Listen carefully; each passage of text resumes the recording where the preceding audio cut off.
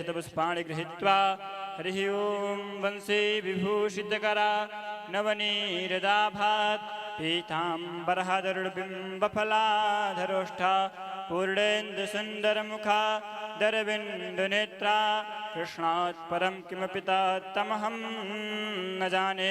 श्रीपुराणपुरुषोत्तमाय नमः। ध्यानं ध्यानार्थे अक्षतपुष्पाणि समर्पयामि। हरिः ओम्। ॐ अथ पाद्योपाद्यं हस्त्योवर्गं मुखे आचमनीयं सर्वाङ्गे स्नानीयं जलं समर्पयामि। हरिः ओं। पुनन्तु मा देवजनाः पुनन्तु मनसा धियः पुनन्तु विश्वाभूतानि जातवेदाः पुनेहि माम् उपरान्तेन अथ चन्दनं लेपयामि। ॐ त्वां गन्धर्वा अखनस्त्वामिन्द्रस्त्वां बृहस्पतिः त्वामोखधे सोमो राजा विद्वान् किमाद्यामुच्यत अक्षतान। हरिः ओं। अक्षन्नामे मारन्तस्जावप्रिया अधूखता अस्तो कारस्वभानविप्राणविष्ठया मतेजो जान्विन्द्रते हरि अच्युतान्तेन पुष्माल्याम्। ॐ हरिः ओं। ओखधेः प्रतिमोर्ध्वं पुष्पवतेः प्रसूवरेः अस्वा इव सजितवारेर्भिरुधः पारैष्णवः पुष्माल्यां समर्पयामि। माल्यादीनि सुगन्धीनि मालित्यादीनि वै प्रभु मया हृतानि पुष्पाणि पूजार्थं प्रतिगृह्यतां पुष्माल्यां समर्पयामि। हस्तौ वृक्षालनम् अथ नैवेद्यम्। लीजिए भोग लगाइए।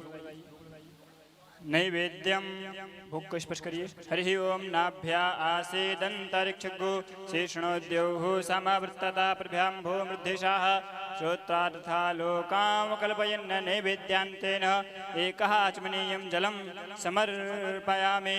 प्राणाय स्वाहा अपानाय स्वाहा व्यानाय स्वाहा समानाय स्वाहा उदानाय स्वाहा मध्ये मध्ये पाणिम् उत्तरपोषणं मुखे आचमनीयं जलं समर्पयामि।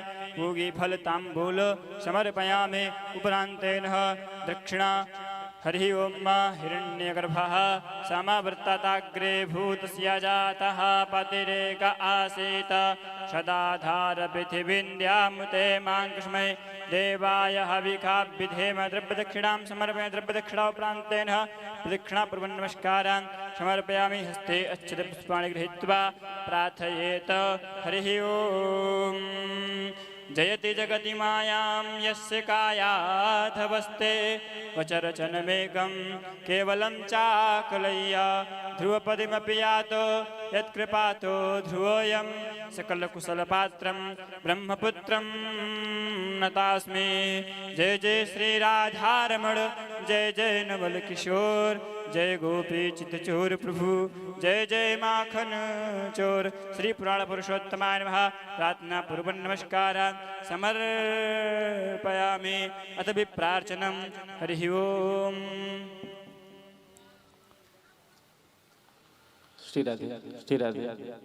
हरिः ओं। नमो ब्रह्मण्ड देवाय। ओम नमो ब्रह्मण्ड देवाय गो ब्रह्मणहिताय च जगद्धिताय कृष्णाय गोविन्दाय नमो नमः। कृष्णं नारायणं वन्दे कृष्णं वन्दे व्रजप्रियं कृष्णं द्वैपायनं वन्दे कृष्णं वन्दे प्रथासुतं। अथ आरार्तिक्यं प्रज्वाल्यः।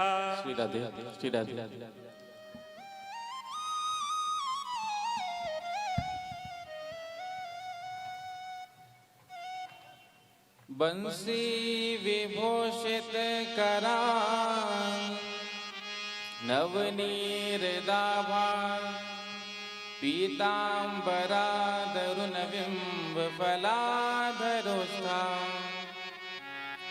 पूर्णेन्दुसुन्दरमुखादरविन्दनेत्रा कृष्णात् परं किमपि तत्त्वमहं न जाने। श्री बाके बिहारी तेरी आरती गाओ। बाके बिहारी तेरी आरती गाओ। गिरधर तेरी आरती गाओ। श्री गिरधर तेरी आरती गाओ। आरती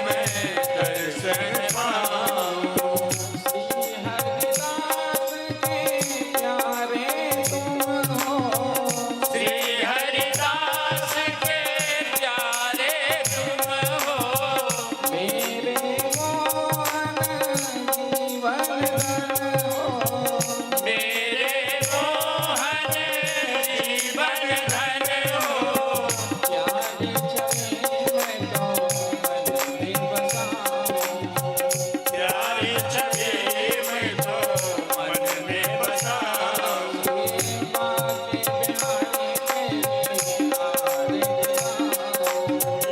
बाके बिहारी तेरी आरती गाऊं।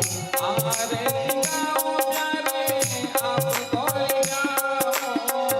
आरती गाऊं प्यारे आपको रिझाऊं।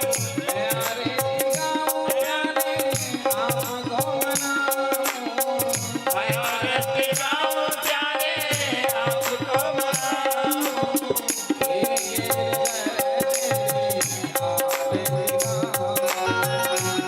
गिरिधर तेरी आरती गाऊं।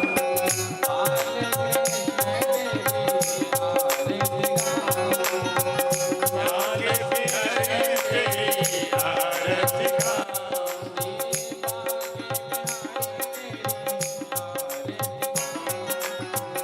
बाके बिहारी तेरी आरती गाऊं। जय हो बिहारी लाल की जय हो। भागवत महापुराण की जय। हनुमान जी महाराज की जय। जय जय श्री राधे जय श्री राधे। जय जय श्री राधे जय जय श्री राधे। श्री राधे। हरिः ओम शीतले तुम जगन्माता शीतले तुम जगत्पिता शीतले तुम जगद्धात्रीं शीतलाय नमो नमः। आरार्तिज्ञं समर्पयामि जलेन शीतलीकरणं पुष्पे देवादिवन्दनं मन्त्रपुष्पाञ्जलिं। हरिः ओम जितनेन जितनेमयजन्त देवास्तानि धर्म प्रथमान्नाशन्नाते हनाकं महिमानः जन्त जत्रा पूर्वे साध्याः सन्ति देवाः। हरिः ओम सेवन्तिकावकुलचम्पकपाठलब्जे पुन्नः गजादिकरवेललसालपुष्पै बिल्वप्रभालतुलसीदलमञ्जरीभिः त्वां पूजयामि जगदीश्वर मे प्रसीद। नानासुगन्धपुष्पाणि यथा कालो भवानि च पुष्पाञ्जलिर्मया दत्त ग्रहाण परमेश्वरः मन्त्रपुष्पाञ्जलिं समर्पयामि। बोले श्रीमद्भागवत महापुराण के जय। सुखदेव जी महाराज के जय। श्री व्यास जी महाराज के जय। बांके बिहारी लाल के जय। हम सभी लोग अपने अपने यथास्थान बैठ करके महाराज जी के मुखारविंद से भागवत कथा को श्रवण करेंगे और अपने जीवन को धन्य बनाएंगे। जय श्री राधे जय श्री श्याम।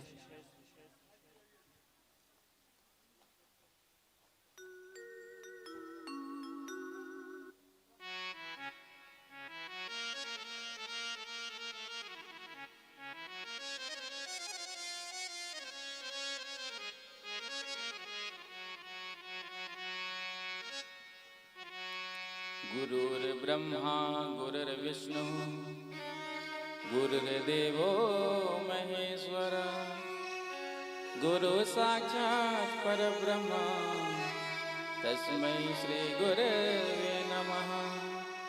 बर्हापीलं नटवरवपुः कर्णयो कर्णिकारं बिभ्रदवासः कनककपिशं वैजयन्तीं च मालाम्। रन्ध्रान् वेणोरधरसुधया पूरयन् गोपवृन्दैर्वृन्दारण्यं स्वपदरमणं प्राविशद्गीतकीर्तिः। नारायणं नमस्कृत्य नरं चैव नरोत्तमं देवीं सरस्वतीं व्यासं ततो जयमुदीरये। ध्येयं सदा परिभवग्नमभीष्टदोहम् तीर्थास्पदं शिवविरञ्जिनुतं शरण्यं वृत्यार्तिहं व्रतपालभवाब्धिपोतं वन्दे महापुरुषते चरणारविन्दं कृष्ण त्वदीयपदपङ्कजपञ्जरान्ते। अद्यैव मे विशतु मानसराजहंस प्राणप्रयाण समय कपवातपित्तैः कंठावरोधन विधौ स्मरणं कुतस्ते। अतुलितबलधामं हेमशैलाभदेहं धनुज्वलकृशानं ज्ञानिनाम् अग्रगण्यं सकलगुणनिधानं वानराणामधीशं रघुपति प्रिय भक्तं वात जातं नमामि।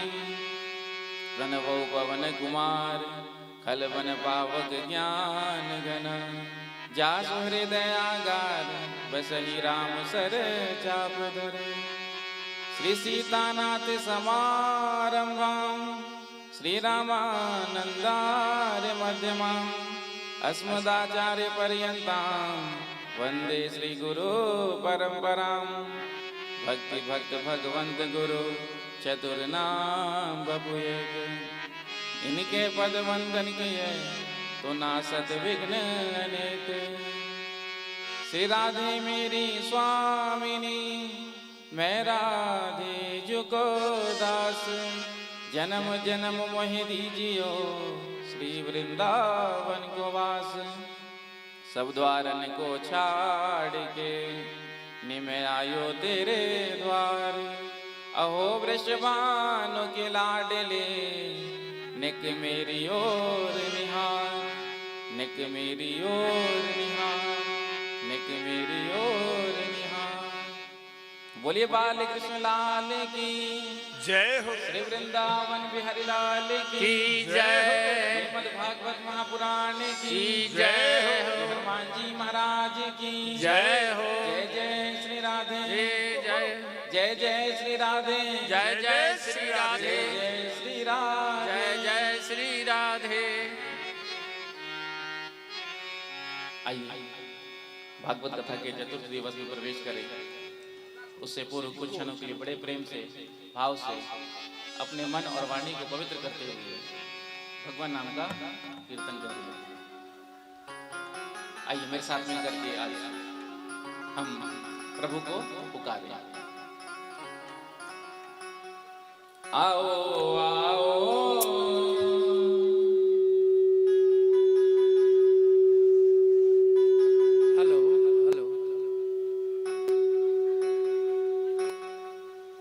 आओ आओ मेरे नंद लाल आ जाओ, आओ आओ मेरे नंद लाल आ जाओ, आओ आओ मेरे नंद लाल आ जाओ, आओ आओ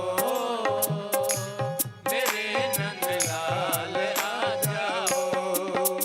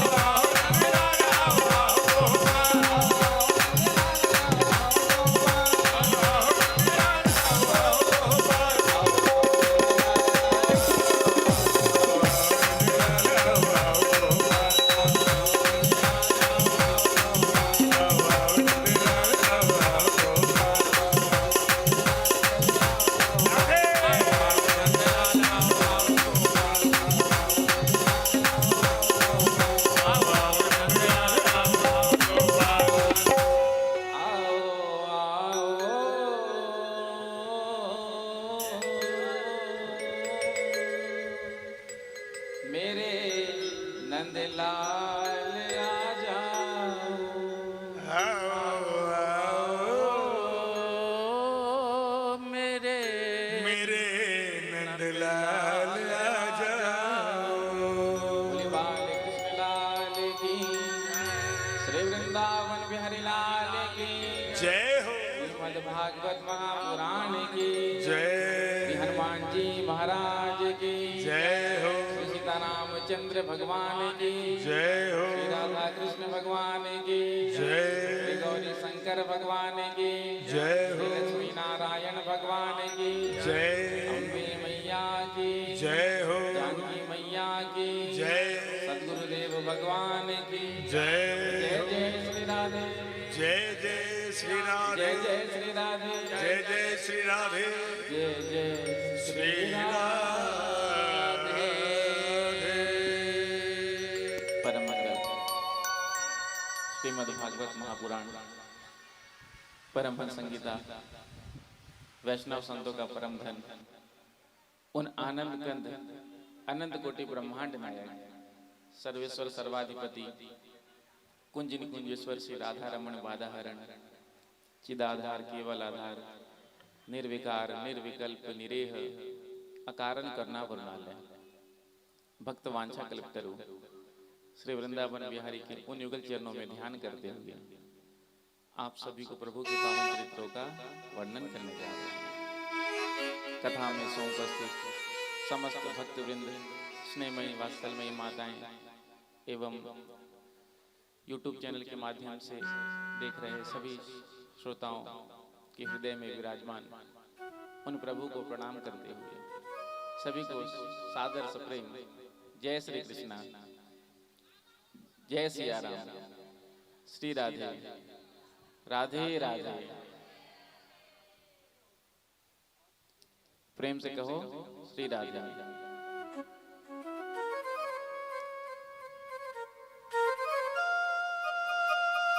बांके बिहारी जी महाराज की असीम अनुकंपा से मानव जीवन का सर्वोत्कृष्ट साधन फल सत्संग जो हम सबको श्रीमद् भागवत कथा रूप में प्राप्त हो रहा है।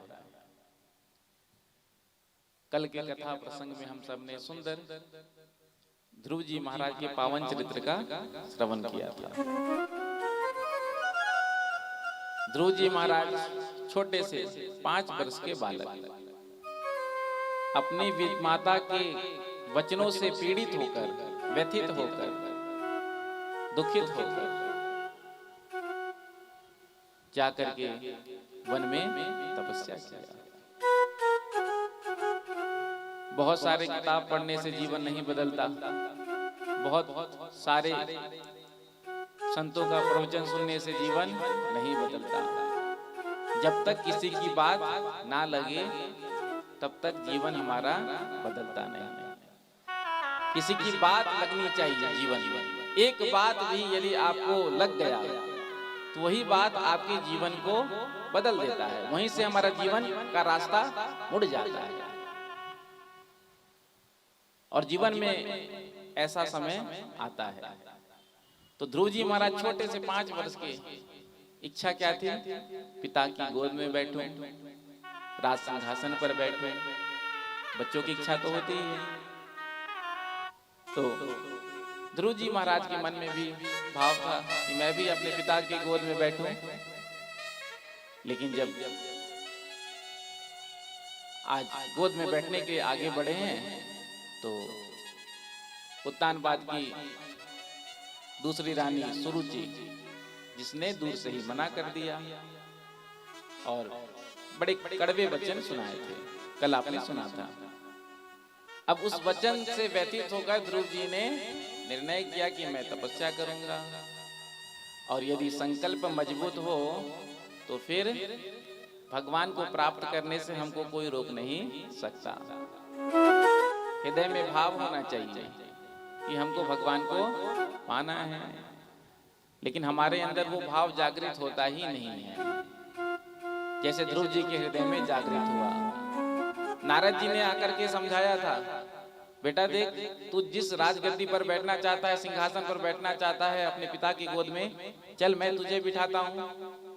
लेकिन ध्रुव जी ने अस्वीकार कर दिया, नहीं, अब तो मैं प्रभु के मार्ग में बढ़ चुका हूँ, अब मैं वापस लौट करके नहीं आऊंगा।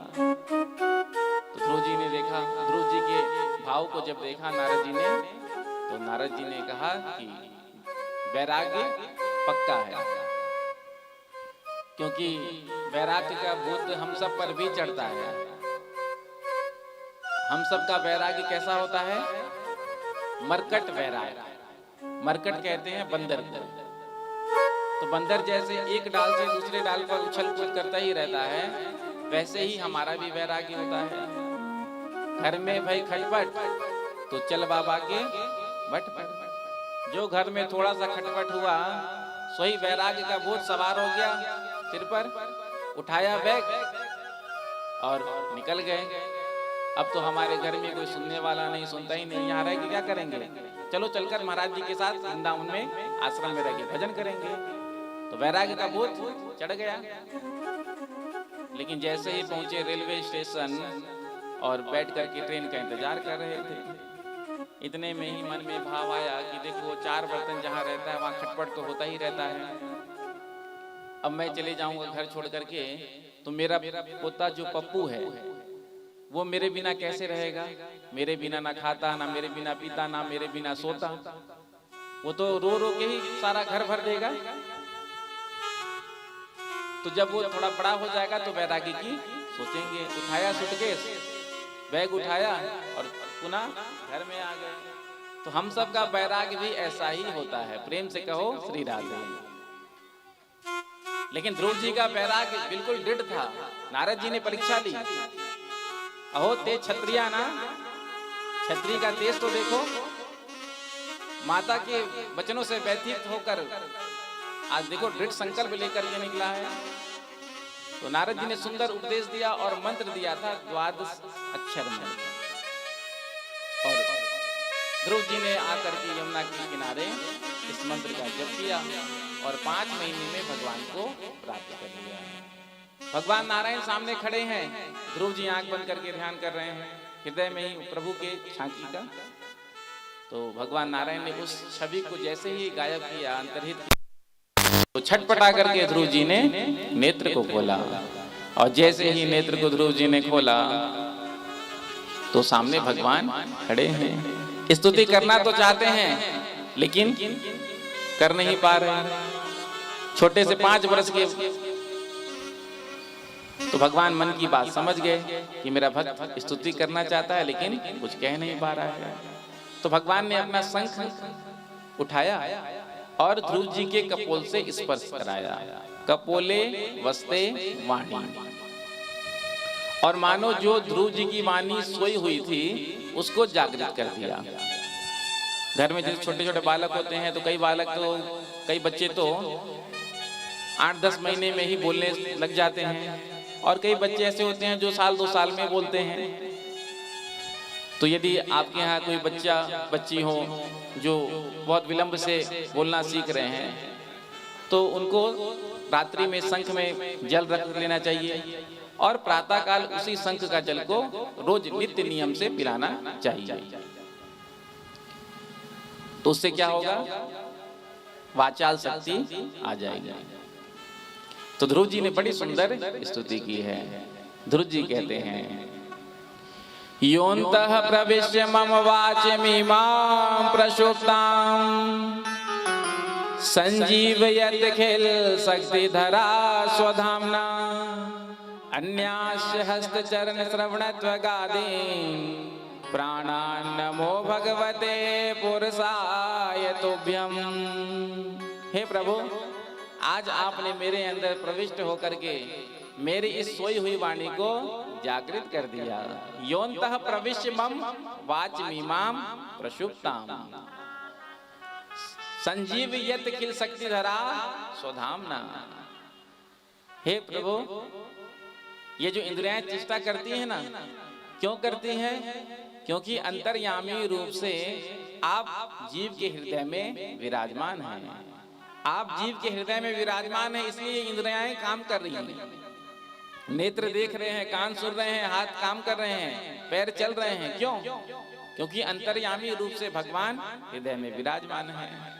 और जिस दिन ठाकुर जी हृदय भवन को छोड़कर चले जाते हैं तो इंद्रियां काम करना बंद कर देती है। हे प्रभु, मुझे तो आपके संतों का, भक्तों का हमेशा सानिध्य मिलता ही रहे।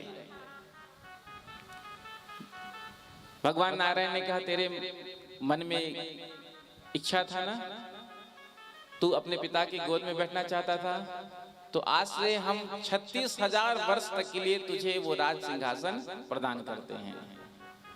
और उसके बाद जब तुम्हारा अंतिम समय आएगा तो तुम मेरे लोक में आओगे। इतना कहकर भगवान अंतर्ध्यान हो गए। ध्रुव जी को बड़ी ग्लानि हुई कि मैंने भगवान से ये क्या मांग लिया, नश्वर राज। जिन प्रभु का दर्शन होने के बाद संसार में कुछ पाना शेष नहीं रहता, उनसे मैं ये राज्य ले लिया। मन में बड़ा पछतावा हुआ।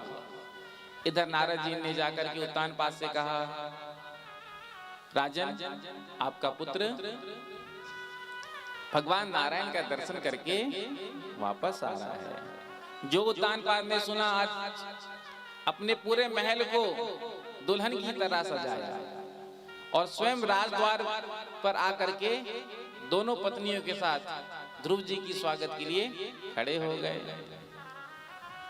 जब ध्रुव जी महाराज आए हैं तो आकर के आज ध्रुव जी महाराज ने सबसे पहले अपनी भी माता के चरणों में प्रणाम किया और उसके बाद अपनी माता के चरणों में प्रणाम किया, उसके बाद अपने पिता के चरणों में प्रणाम किया। आज उत्तानपाद ने ध्रुव जी को राज सिंहासन प्रदान किया। स्वयं तो वन में जाकर भजन करने लगे। एक दिन ध्रुव जी का भाई उत्तम शिकार खेलने के लिए वन में गया। यक्षों से युद्ध हुआ, यक्षों ने मार दिया। जो ध्रुव जी को समाचार मिला तो ध्रुव जी ने यक्षों की पुरी पर आक्रमण कर दिया, लाखों यक्षों का वध कर दिया। तो मनु जी महाराज ने आकर के समझाया, बेटा ये तुम क्या कर रहे हो? ये साधुओं का मार्ग नहीं है हिंसा करना। तुम्हारे भाई को एक यक्ष ने मारा, बदले में तुमने लाखों यक्षों को मार दिया। कब तक ये हिंसा करते रहोगे? हिंसा को बंद कर दो। तो मनु जी के कहने पर ध्रुव जी मान गए। तो यक्षों के राजा कुबेर प्रसन्न हो गए और ध्रुव जी से वरदान मांगने को कहा। तो ध्रुव जी ने भगवान की अखंड भक्ति मांगी है। प्रेम से कहो श्री राधे, जोर से कह दो राधे राधे, राधे राधे। 36,000 वर्ष तक राज सुख होगा। उसके बाद जब अंतिम समय आया तो भगवत धाम से विमान आया। विमान से पार्षद नीचे उतरे और हाथ जोड़ करके कहा, महाराज चलिए प्रवेश करिए विमान में।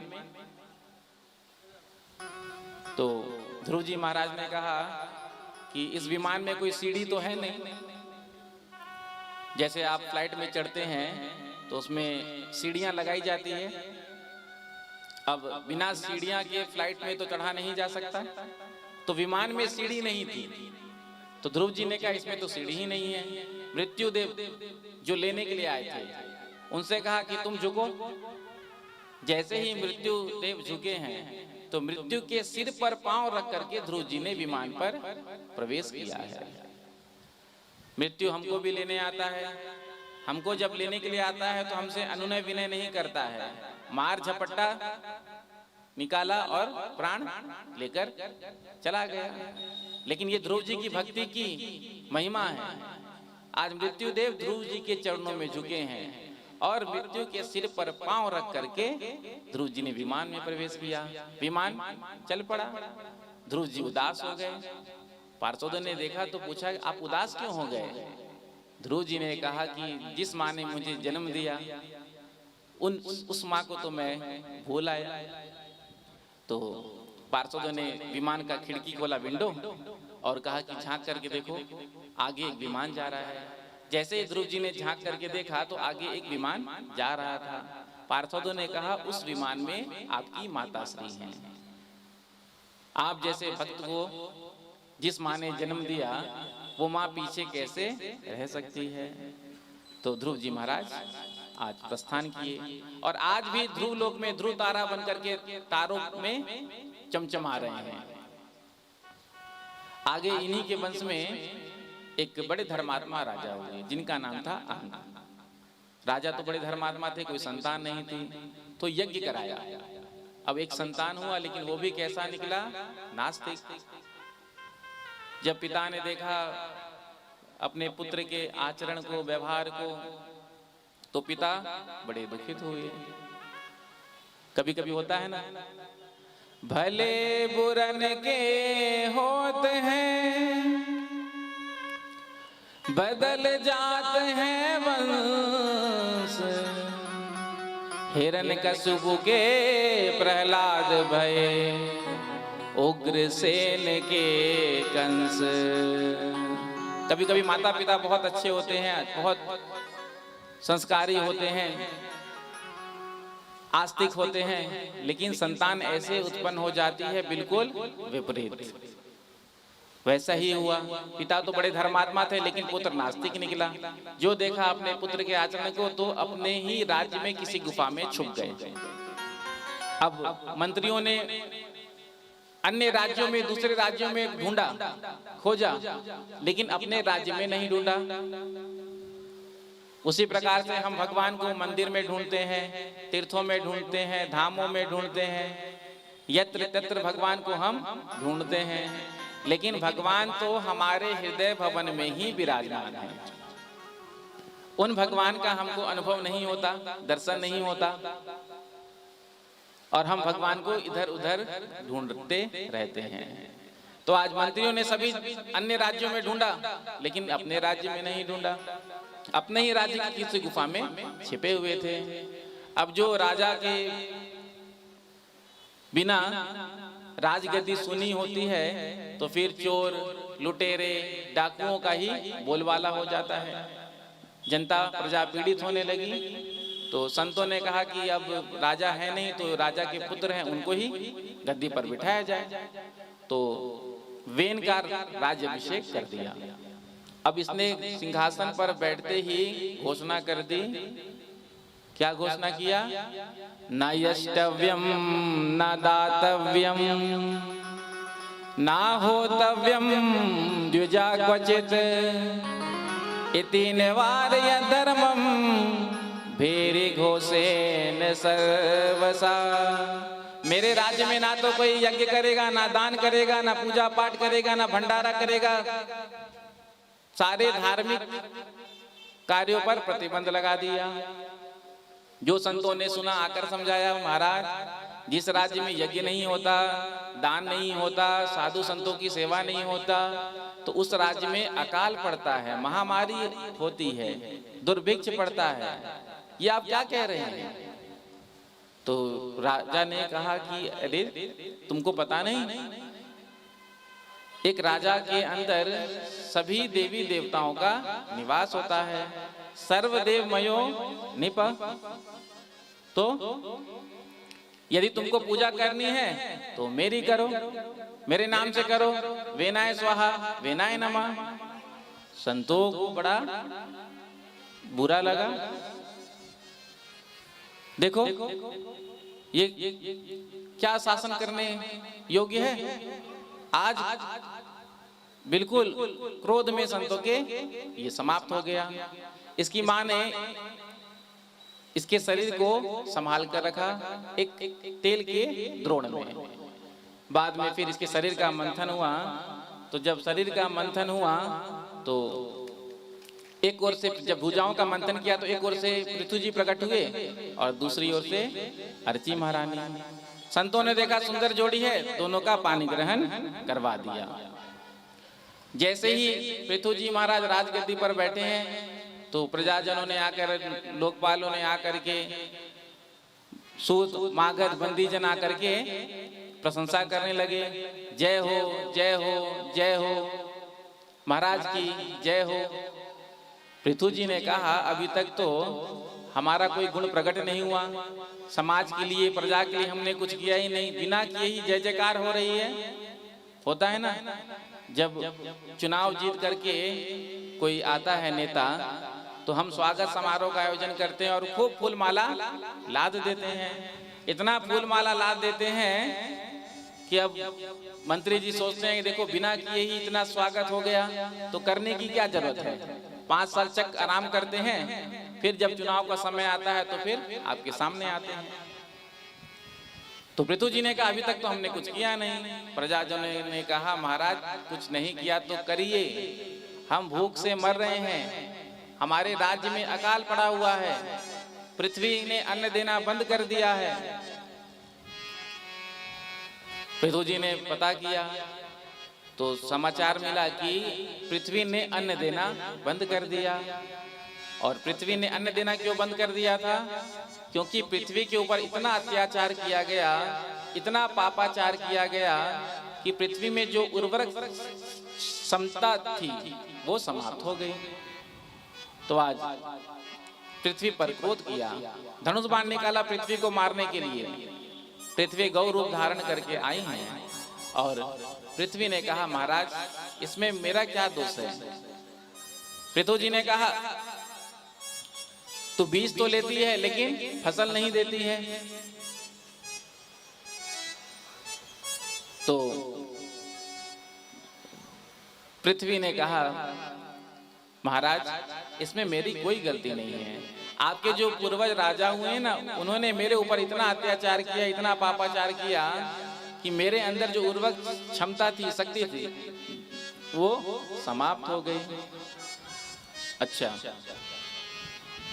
तो आप अलग अलग पदार्थ बनाइए और समस्त अभिष्ट पदार्थों का दोहन करिए। तो पृथु जी ने सभी अभिष्ट पदार्थों का दोहन किया और पृथु जी महाराज ने ही गांव नगर का निर्माण कराया।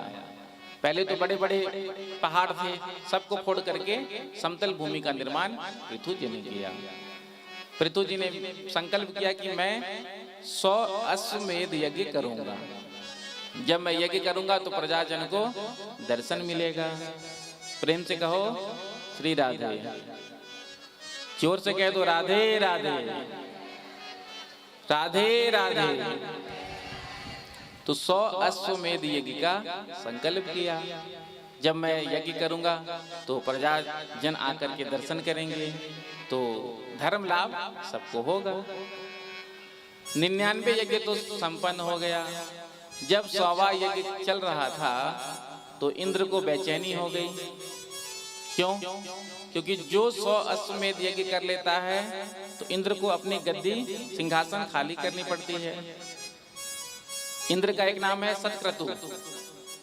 तो जो 100 यज्ञ कर लेता है उसके लिए सिंहासन खाली करनी पड़ती है।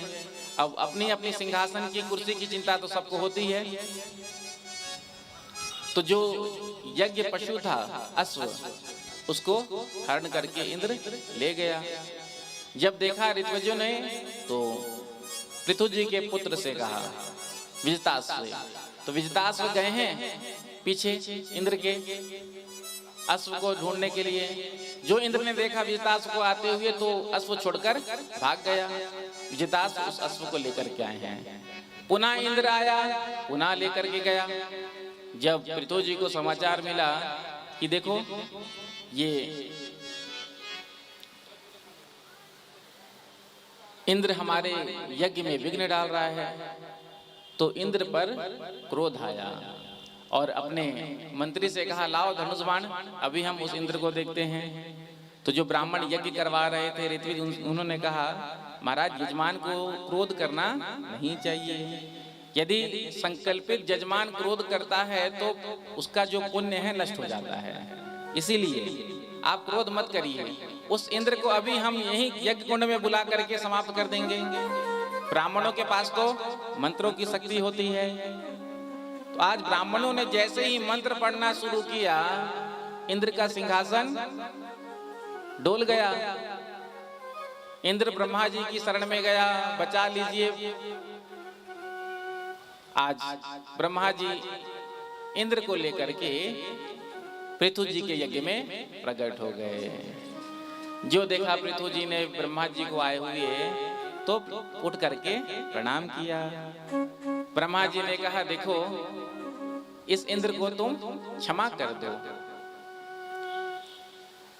तुम तो प्रभु प्रीत्यर्थम यज्ञ कर रहे थे, तुम्हारे अंदर तो ये कामना थी नहीं कि मुझे इंद्र के गद्दी में बैठना है, भगवत प्रीत्यर्थम था तुम्हारा कर्म, तो इस यज्ञ को तुम यहीं पर रोक दो। दूसरा कोई होता तो क्या कहता, मैंने संकल्प लिया है 100 यज्ञ का तो मैं अवश्य करूंगा। लेकिन ब्रह्मा जी के बात का सम्मान करके पृथु जी ने उस यज्ञ को वहीं पर रोक दिया, और जैसे ही उस यज्ञ को वहां पर रोका, इतने में ही भगवान नारायण प्रसन्न हो गए और यज्ञ मंडप में प्रकट होकर दर्शन देने लगे। बोलो यज्ञ नारायण भगवान की, बोलो नारायण भगवान की जय। भगवान नारायण ने पृथु जी से कहा, पृथु तुमने ब्रह्मा जी की बात का सम्मान करके आज बहुत सुंदर कार्य किया। भगवान नारायण कहते, जो अपने बुजुर्गों के बात का सम्मान करते हैं मैं उन पर बहुत प्रसन्न होता हूँ। तो हमसे जो हमारे घर में बड़े हैं, हमसे श्रेष्ठ हैं, तो हमें उनका सम्मान करना चाहिए। यदि बड़े 2-4 बातें सुना भी देना तो आशीर्वाद समझ करके स्वीकार कर लेना चाहिए। होता है ना, कभी बड़े बूढ़े घर में हो तो क्रोध में कुछ बोल देते हैं, तो वो भी हमारे लिए आशीर्वाद ही है। तो जो बड़ों का, बुजुर्गों का सम्मान करते हैं, भगवान उन पर प्रसन्न होते हैं। क्योंकि बुजुर्ग जो होते हैं, बड़े जो होते हैं, वो अपने अनुभव से कहते हैं।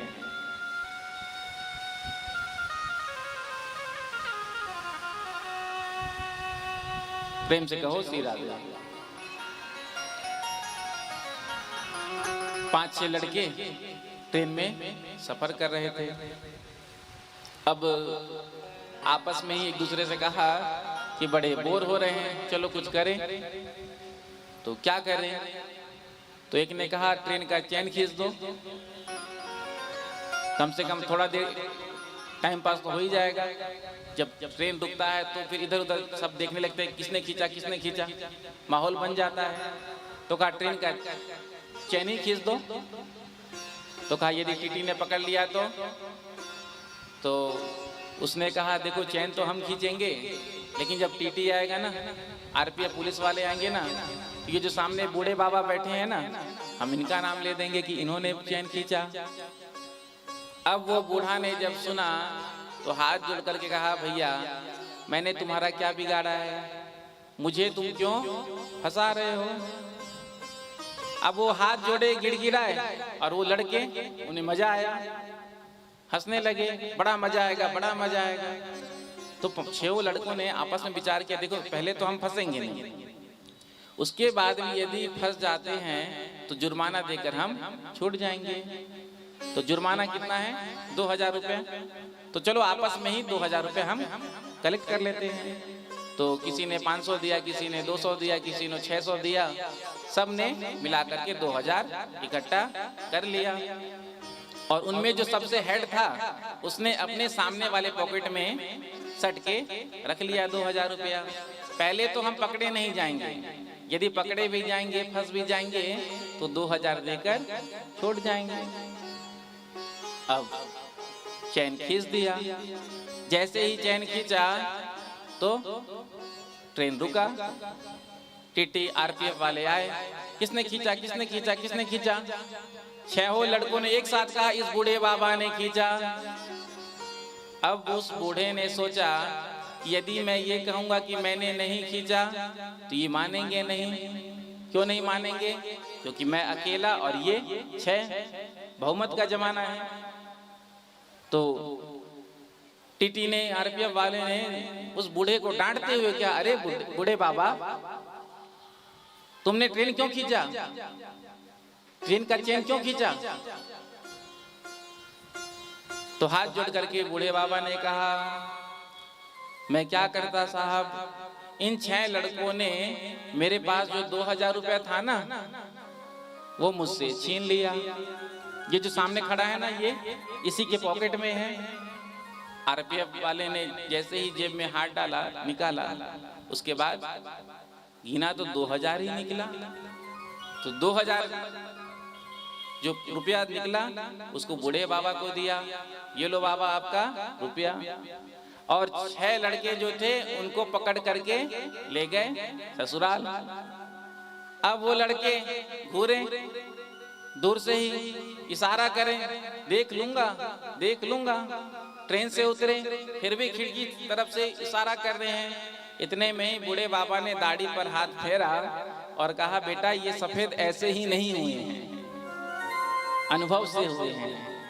तो बुजुर्गों के पास जो अनुभव होता है, जो ज्ञान होता है, उस ज्ञान का हमको सदुपयोग करना चाहिए। हमारे घर में जो हमसे श्रेष्ठ हैं, बड़े हैं, बुजुर्ग हैं, जो कहते हैं अनुभव से कहते हैं। और अनुभव का ज्ञान जो है वो किताबी ज्ञान से श्रेष्ठ होता है। एक होता है पुस्तकीय ज्ञान। आप कितना भी पुस्तक पढ़ लीजिए, 100 पुस्तक आप पढ़ लीजिए, उतना ज्ञान आपको नहीं होगा जितना ज्ञान आपको किसी अनुभवी के पास बैठ करके हो जाएगा। इसलिए अपने से जो बड़े हैं, श्रेष्ठ हैं, हम ऐसा उनसे मिलना चाहिए, उनसे वार्तालाप करनी चाहिए। जब भी आप उनसे वार्तालाप करेंगे तो कुछ ना कुछ आपको सीखने को मिलेगा। प्रेम से कहो श्री राधे।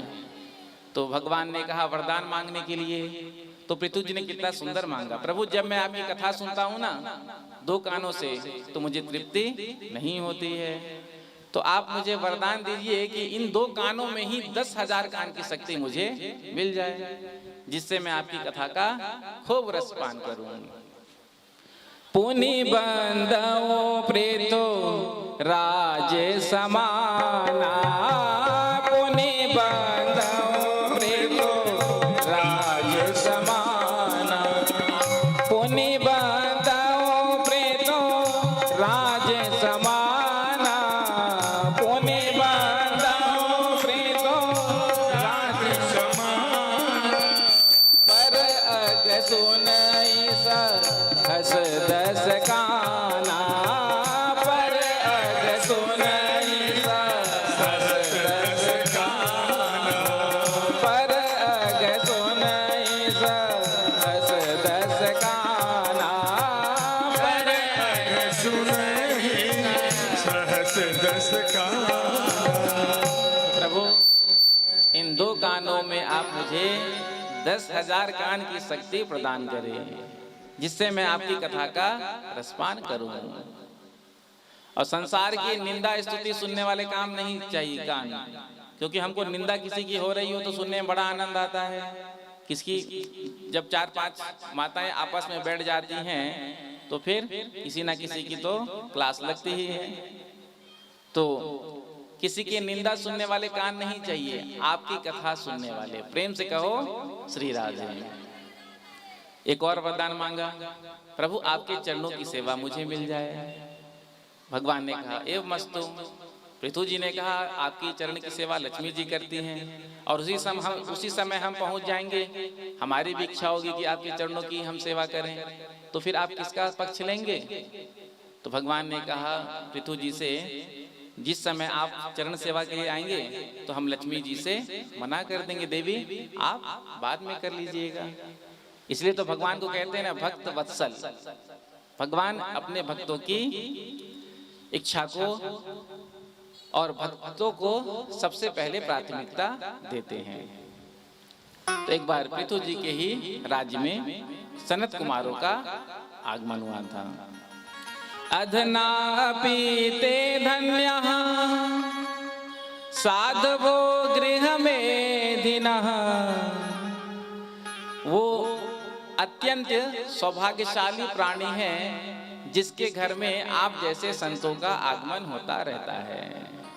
क्योंकि जिस घर में संतों का आगमन होता है, संतों के चरणों तक गिरते हैं, उस घर को साक्षात तीर्थ कहा जाता है। प्रेम से कहो श्री राधे।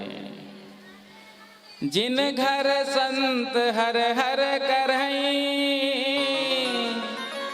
धनपुर सन के भाग, तिनके घर पावन भये, संत पधारे आज। इसलिए तो जब कोई महात्मा, कोई संत, कोई महापुरुष आते हैं नगर ग्राम में, तो हमारी इच्छा होती है कि हमारे घर भी महापुरुष संतों का चरण पड़ जाए। क्यों? जिन घर में संत का चरण पड़ जाता है वो घर तीर्थ रूप बन जाता है। तो जिन घरों में पूजा पाठ, सेवा, कीर्तन, सत्संग होता है, संतों का, ब्राह्मणों का आना जाना होता है, तो वो घर तीर्थ के समान होता है। और जिन घर साधु न पूजिए, हरि की सेवा नाही, ते घर मरघट जानिए, प्रेत बसे तिन माही। जिन घर साधु न पूजिए, हरि सेवा नाही, जिन घरों में कभी साधु संत ब्राह्मण का आगमन नहीं होता, सत्संग नहीं होता, सत्यनारायण भगवान की कथा नहीं होता, हवन नहीं होता, ब्राह्मणों का भोजन नहीं होता, तो कहते हैं वो घर घर नहीं, वो घर तो मरघट के समान है, शमशान के तुल्य है। ते घर मरघट जानिए, और मरघट में कौन रहता है? प्रेत बसे तिन माही। इसीलिए घर परिवार में कम से कम वर्ष में, साल में एक बार कुछ ना कुछ आयोजन, चाहे सत्यनारायण की कथा हो जाए, सुंदरकांड का पाठ हो जाए, भजन कीर्तन हो जाए, हवन हो जाए, साधु संतों का भोजन हो जाए, वर्ष में एक बार करते रहना चाहिए। यदि बच्चे का जन्म दिवस है, मैरिज एनिवर्सरी है, तो पूजा पाठ घर में करना चाहिए। लेकिन हम क्या करते हैं?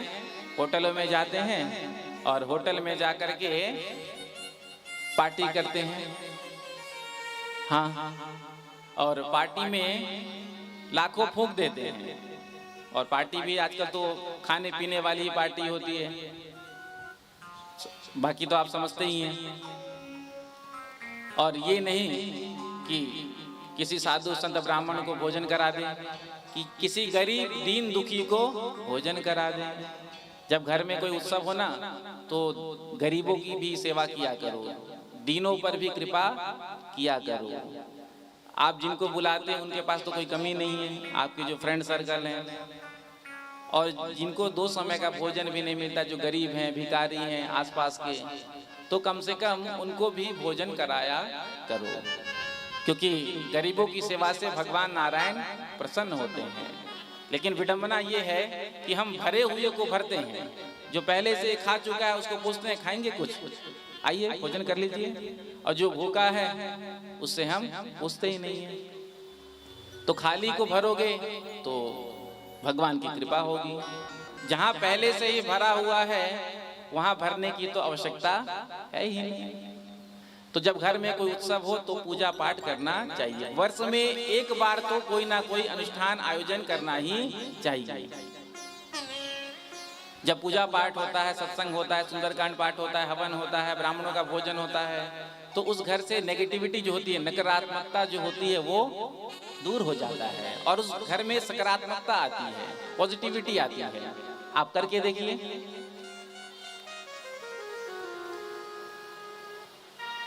तो सनत कुमारों ने सुंदर सत्संग कराया। पृथु जी ने कहा कि प्रभु, मैं अपना सर्वस्व आपके चरणों में निवेदन करता हूं। सनत कुमारों ने कहा कि आपने हमको दे दिया, हमने ले लिया, अब आपको हम पुनः ये वापस करते हैं, आप इस राज्य की सेवा करना। प्रेम से कहो श्री राधे।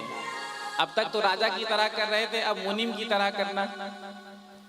पहले तो मालिक थे, अब सेवक की तरह करना। तो सुंदर सत्संग हुआ। आगे इन्हीं के वंश में प्राचीन बरी आदि 6 पुत्र हुए। विजिताश्व के, पृथु जी के पुत्र विजिताश्व के प्राचीन बरी 6 पुत्र हुए और प्राचीन बरी के 10 पुत्र हुए प्रचेता। पिता ने कहा सृष्टि का विस्तार करने के लिए तो सबसे पहले ये नारायण सरोवर पर तप करने के लिए आए हैं। और जब तप करने के लिए आए तो क्या देखते हैं, उस सरोवर से भगवान भोलेनाथ स्वर्ण सी कांति लिए हुए निकल रहे हैं। जो भगवान भोलेनाथ का दर्शन किया, दोनों हाथ जोड़ करके प्रार्थना करने लगे। भोले बाबा ने 36 श्लोकों में रुद्र गीता का उपदेश किया। और कितना सुंदर कहते हैं, क्षणार्धेनापि तुलये ना स्वर्गं न पुनर्भवं भगवत संगी संगस्य मर्त्यानां किमुताशिष। क्षणार्धे नापि तुल्ये ना स्वर्गम ना पुनर्भवम। एक क्षण का जो सत्संग है वो स्वर्ग और अपवर्ग के सुख से बढ़कर है। जैसे तराजू में तौलते हैं तो एक पलड़े पर स्वर्ग और मोक्ष सुख को रखो और दूसरे पलड़े पर एक क्षण का सत्संग। तो क्या होगा? जो एक क्षण का जो सत्संग है वो पलड़ा उसका भारी होगा। क्षणार्धे नापि तुल्ये ना स्वर्गम न पुनर्भवम भगवत संगी संगस्य मर्त्यानाम किमुताशिषा। इसलिए हम सबको भी सत्संग करना चाहिए। एक क्षण का ही सत्संग लंकिनी को हनुमान जी ने दिया, प्रदान किया। हनुमान जी महाराज जा रहे थे जानकी जी की खोज के लिए लंका, तो लंकिनी ने रोक लिया। क्या कहा? मसक समान रूप कपिधारे लंकहि चले उसो मेरे नरहरि। मसक समान रूप कपिधारी लंकहि चले सुमति नरहरि। मसक समान रूप कपिधारी लंकहि चले उसो मेरे नरहरि। मसक सदाई। तो आज हनुमान जी ने मच्छर के जितना छोटा सा अपना रूप बनाया और लंका में प्रवेश करने लगे। लेकिन रावण की चौक व्यवस्था, सुरक्षा व्यवस्था इतनी तगड़ी थी कि लंकिनी ने देख लिया। नाम लंकिनी एक नेशरे, नाम लंकिनी सो कांचन से मोहिनी रे।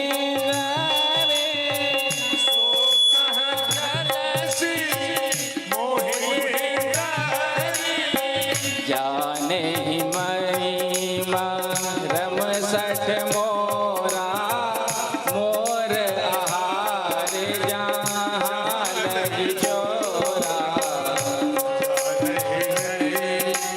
मरम सठ मोरा मोर आहार जहाँ लग चोरा।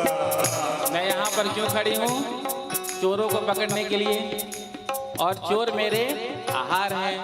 हनुमान जी ने कहा देखो, इसका स्वामी रावण जिसने हमारी माता जी को चुरा लिया उसको तो साधु समझ रही है, और हम अपनी माता का पता लगाने जा रहे हैं हमको चोर कह रही है। तो इसकी बुद्धि बिगड़ गई है, खराब हो गई है। तो हनुमान जी ने कैसे इलाज किया? मुट्ठी का एक महाकपिहानी रुधिर बमत धर निधन मानी। मुझका एक महाकपिहानी रुधिर बमत धर निधन मानी। एक मुक्का हनुमान जी ने मारा, सोई खून की उल्टी करते हुए नीचे गिर गई धराम से, और बुद्धि भी शुद्ध हो गई। पहले क्या कह रही थी? मैं चोर को खाने के लिए यहाँ खड़ी हूँ। वही लंकिनी क्या कह रही है? तात मोर अति पुण्य बहुता देखे नयन राम के दूता। तात मोर पुण्य बहुता देख्यो राम कर दूता। तात मोर अति पुण्य बहुता देखे नयन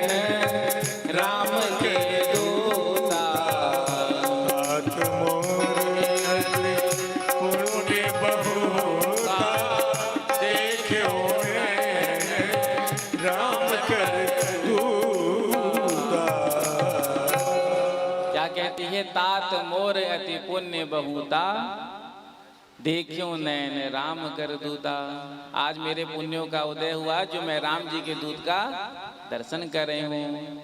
और लंकिनी ने ही कहा, तात स्वर्ग अपवर्ग सुख, धैर्य तुला एक अंग, तूल न ताहि सकल मिले, जो सुख लव सत्संग। तात स्वर्ग अपवर्ग सुख, धैर्य तुला एक अंग, तोल न ताहि सकल मिली, जो सुख लव सत्संग। इसी श्लोक का मानो अनुवाद है। तो एक क्षण का भी सत्संग हमारे महानतम से महानतम पाप अपराध को नष्ट करने वाला होता है। इसलिए जीवन में सत्संग करना चाहिए। लेकिन सब काम करने के लिए हमारे पास समय होता है, लेकिन भजन करने के लिए, सत्संग करने के लिए समय नहीं होता है। 4-4, 5-5 बार लोग भोजन करते हैं, दिन रात खाते ही रहते हैं कई लोग। भगवान ने न जाने कितना बड़ा पेट बना दिया। सुबह से जो चालू होते हैं रात तक चलता ही रहता है, फिर भी पेट नहीं भरता है। 5 बार भोजन करते हैं, 4 बार 3 बार भोजन करते हैं, और भजन में 1 बार बैठते हैं सुबह। और जब भजन में भी बैठते हैं तो भगवान का ध्यान नहीं होता, संसार का ही ध्यान बना रहता है। जैसे ही भगवान के सामने बैठते हैं तो संसार ही याद आता है। तो देखो, जीवन में कल्याण तो हमारा तभी होगा जब हम सत्संग करेंगे, भजन करेंगे, जब तब पूजा पाठ, कथा श्रवण, शास्त्र अध्ययन, तब हमारा कल्याण होगा। सत्संग प्रथम सीढ़ी है। प्रेम से कहो श्री राधे। इसलिए सत्संग करना चाहिए।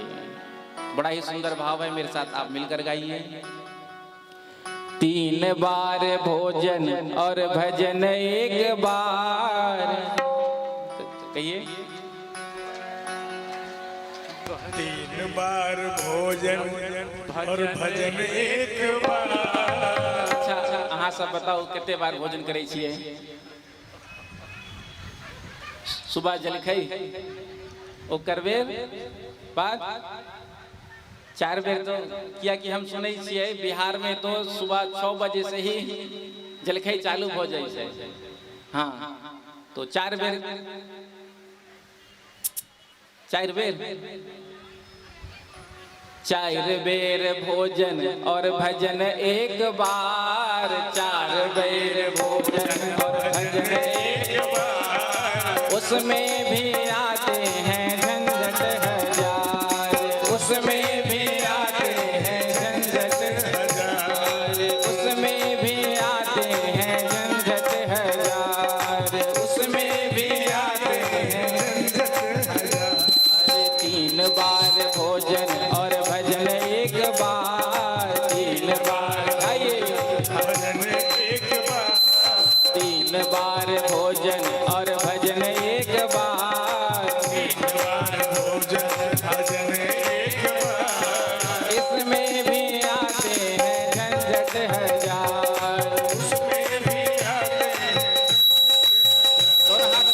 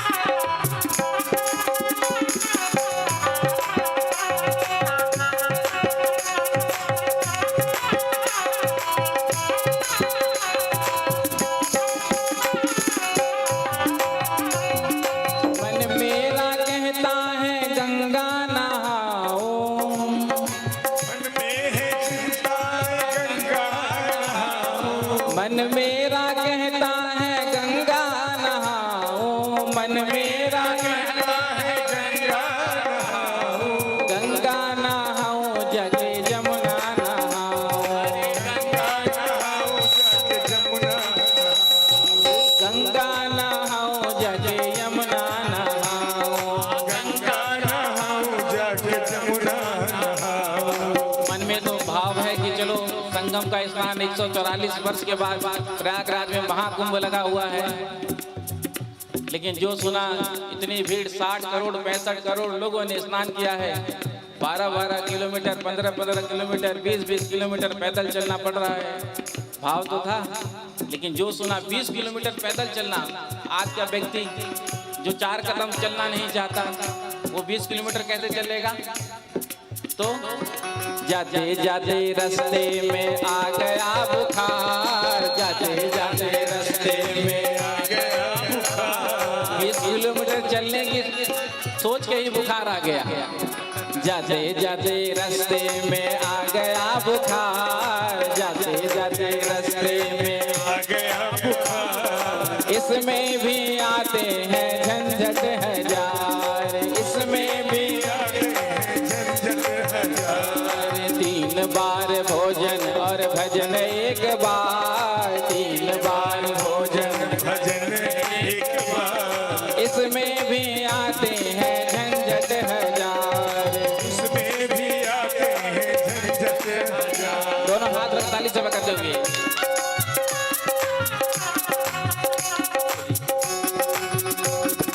GT3 में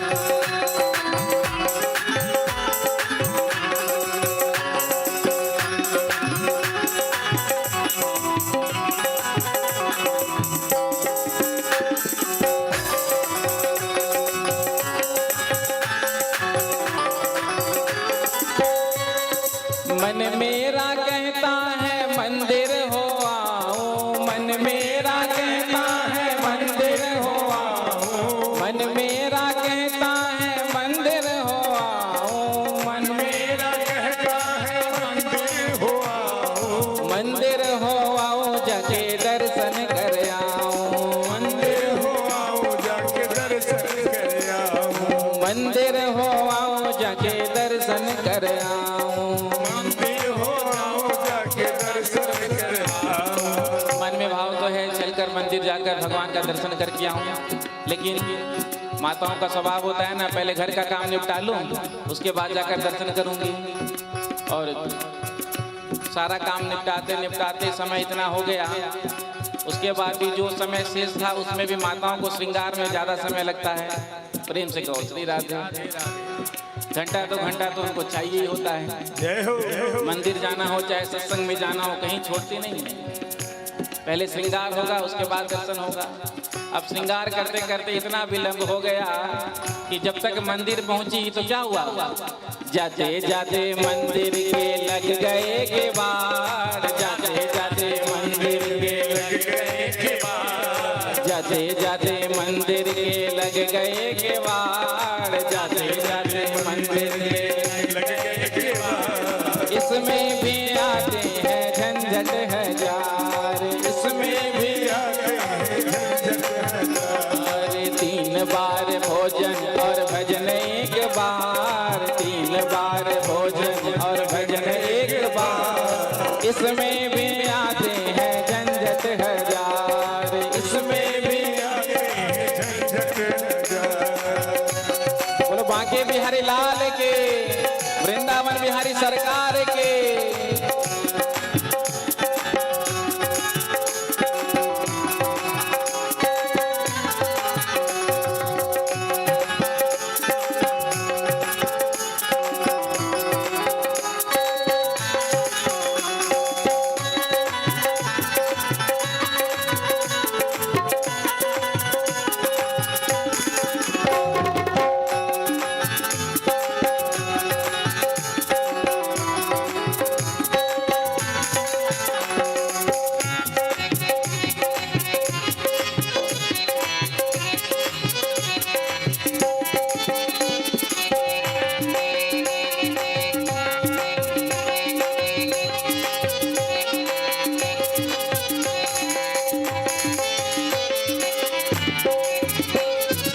मन मेरा कहता है दान कर आऊं, मन मेरा दान कर आओ, मन मेरा कहता है दान कर आऊं, मन मेरा कहता है दान कर आओ, दान कर आऊं रमा पुण्य कर आऊं, दान कर आओ रामा पुण्य कर आओ, दान कर आऊं रमा पुण्य कर आऊं। दान कर आओ रामा पुण्य कर आओ। एक व्यक्ति गया भगवान के मंदिर में मन्नत मांगने के लिए और भगवान से कहा, हे ठाकुर जी, यदि मेरी मन्नत पूरी हो गई तो मुझे यदि 5,000 का मुनाफा होगा तो मैं 500 रुपये आपको चढ़ाऊंगा। राधे तो जैसे ही बाहर निकला मंदिर से दर्शन करके तो संयोग से 5,000 का फायदा हो गया। अब भगवान के सामने पहुंचा और पहुंच करके कहा, प्रभु, जैसा कि मैंने आपसे वादा किया था कि यदि मुझे 5,000 का फायदा होगा तो 500 रुपये में आपको अर्पण करूंगा, आपको दूंगा। तो हे प्रभु, आप वहाँ सामने बैठे हैं, मैं यहाँ हूँ, तो मैं बीच में एक रेखा खींचता हूँ और मैं 5,000 रुपया फेंकता हूँ। जितना आपके तरफ गया वो आपका, रस्सी के उधर आपका और रस्सी की तरफ इधर जितना गिरा वो मेरा। अब फेंकना तो अपने ही हाथों में था। ऐसा उसने फेंका कि 1-2 नोट ही बस 50 के उधर गए भगवान की तरफ, बाकी सब अपने पास। कहा, भगवान आप कितने दयालु हैं, आपने तो कुछ लिया ही नहीं, सब आपने मुझे ही वापस कर दिया। पीछे एक और भक्त दर्शन कर रहा था, जब उसने देखा इस दृश्य को तो कहा, देखो भगवान कितना बेईमान है, आपको ही चूना लगा रहा है, हम ऐसा नहीं करेंगे। उसने भी मन्नत मांगा था कि यदि फायदा हो जाएगा तो प्रभु हम आपको आधा देंगे, 50-50। तो कहा, हे प्रभु, जैसा कि आप ऊपर रहते हैं, भगवान ऊपर रहते हैं ना, ऊपर वाले हैं और हम नीचे वाले हैं, तो हम ऊपर पैसा फेंक रहे हैं, जितना आपको चाहिए होगा रख लीजिएगा, जो नहीं चाहिए होगा छोड़ दीजिएगा। अब जैसे ही पैसा को ऊपर फेंका जाएगा तो क्या होगा, नीचे ही आएगा। तो कई ऐसे भी होते हैं, मन मेरा कहता है दान कर आऊं, मन मेरा मन मेरा कहता है दान कर आऊं, दान कर आऊं रमा पुण्य कर आऊं, दान कर आऊं रमा पुण्य कर आऊं। महंगाई ज्यादा और बड़ा परिवार, महंगाई ज्यादा और बड़ा परिवार। मन तो होता है दान करने का, लेकिन महंगाई कितनी बढ़ गई है कोरोना काल के बाद से, और उसके बाद इतना बड़ा परिवार। इच्छा तो है लेकिन क्या करें, महंगाई ज्यादा बड़ा परिवार, महंगाई ज्यादा और बड़ा परिवार, इसमें भी आते हैं झंझट हजार, इसमें भी 3 बार भोजन और भजन एक बार, 3 बार भोजन, 3 बार भोजन और भजन एक बार, 3 बार। इसमें भी आते हैं झंझट हजार, इसमें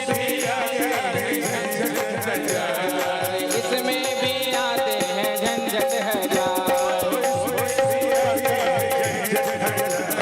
3 बार भोजन और भजन एक बार, 3 बार, 3 बार भोजन और भजन एक बार, 3 बार भोजन। इसमें भी आते हैं झंझट हजार, इसमें भी आते हैं झंझट हजार।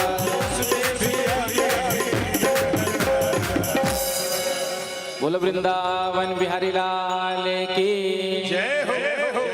तो 3 बार भोजन कह दीजिए, भजन भजन के बाद और भजन के बाद इसमें भी आए झंझट हजार। तो जब हम भजन करने बैठते हैं तो कितने सारे झंझट आ जाते हैं। खाने में आज हम सब बहुत आगे हैं, इसलिए तो कहा ना गोस्वामी जी ने, राम भजन में आलसी, बहुत सोच समझ के कहा है, भोजन में होशियार, तुलसी ऐसे जीव को बार बार हम क्यों कहें, प्रेम से कहो श्री राधे राधे। राम भजन में आलसी, जहाँ कहीं कथा श्रवण हो, सत्संग हो, पूजा पाठ हो, यज्ञ हो, तो वहाँ हम आलस करते हैं जाने में। और जहाँ भोज भंडारा पार्टी रिसेप्शन हो, वहाँ देखो कितनी भीड़ होती है ना। तो तुलसी ऐसे जीव को बार बार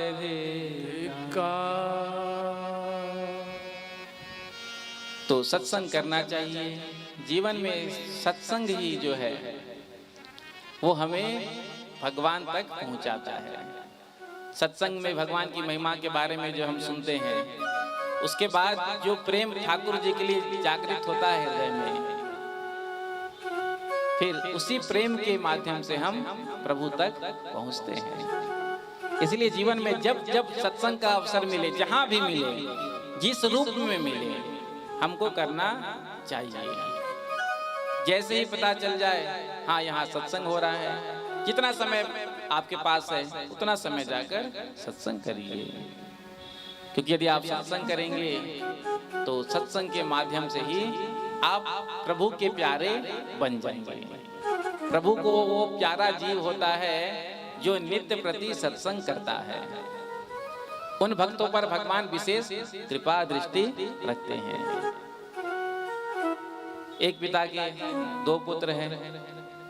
अब एक दिन रात सेवा में लगा रहता है पिता का, और एक पूछता भी नहीं है। तो पिता का प्रेम किस पर ज्यादा होगा? जो बेटा दिन रात सेवा में लगा रहता है। तो उसी प्रकार से जो हमेशा सत्संग में लगे रहते हैं, भगवान के भक्ति भाव भजन में लगे रहते हैं, तो उन पर भगवान की कृपा दृष्टि विशेष रूप से बनी रहती है। तो सुंदर सत्संग की महिमा के बारे में बताया।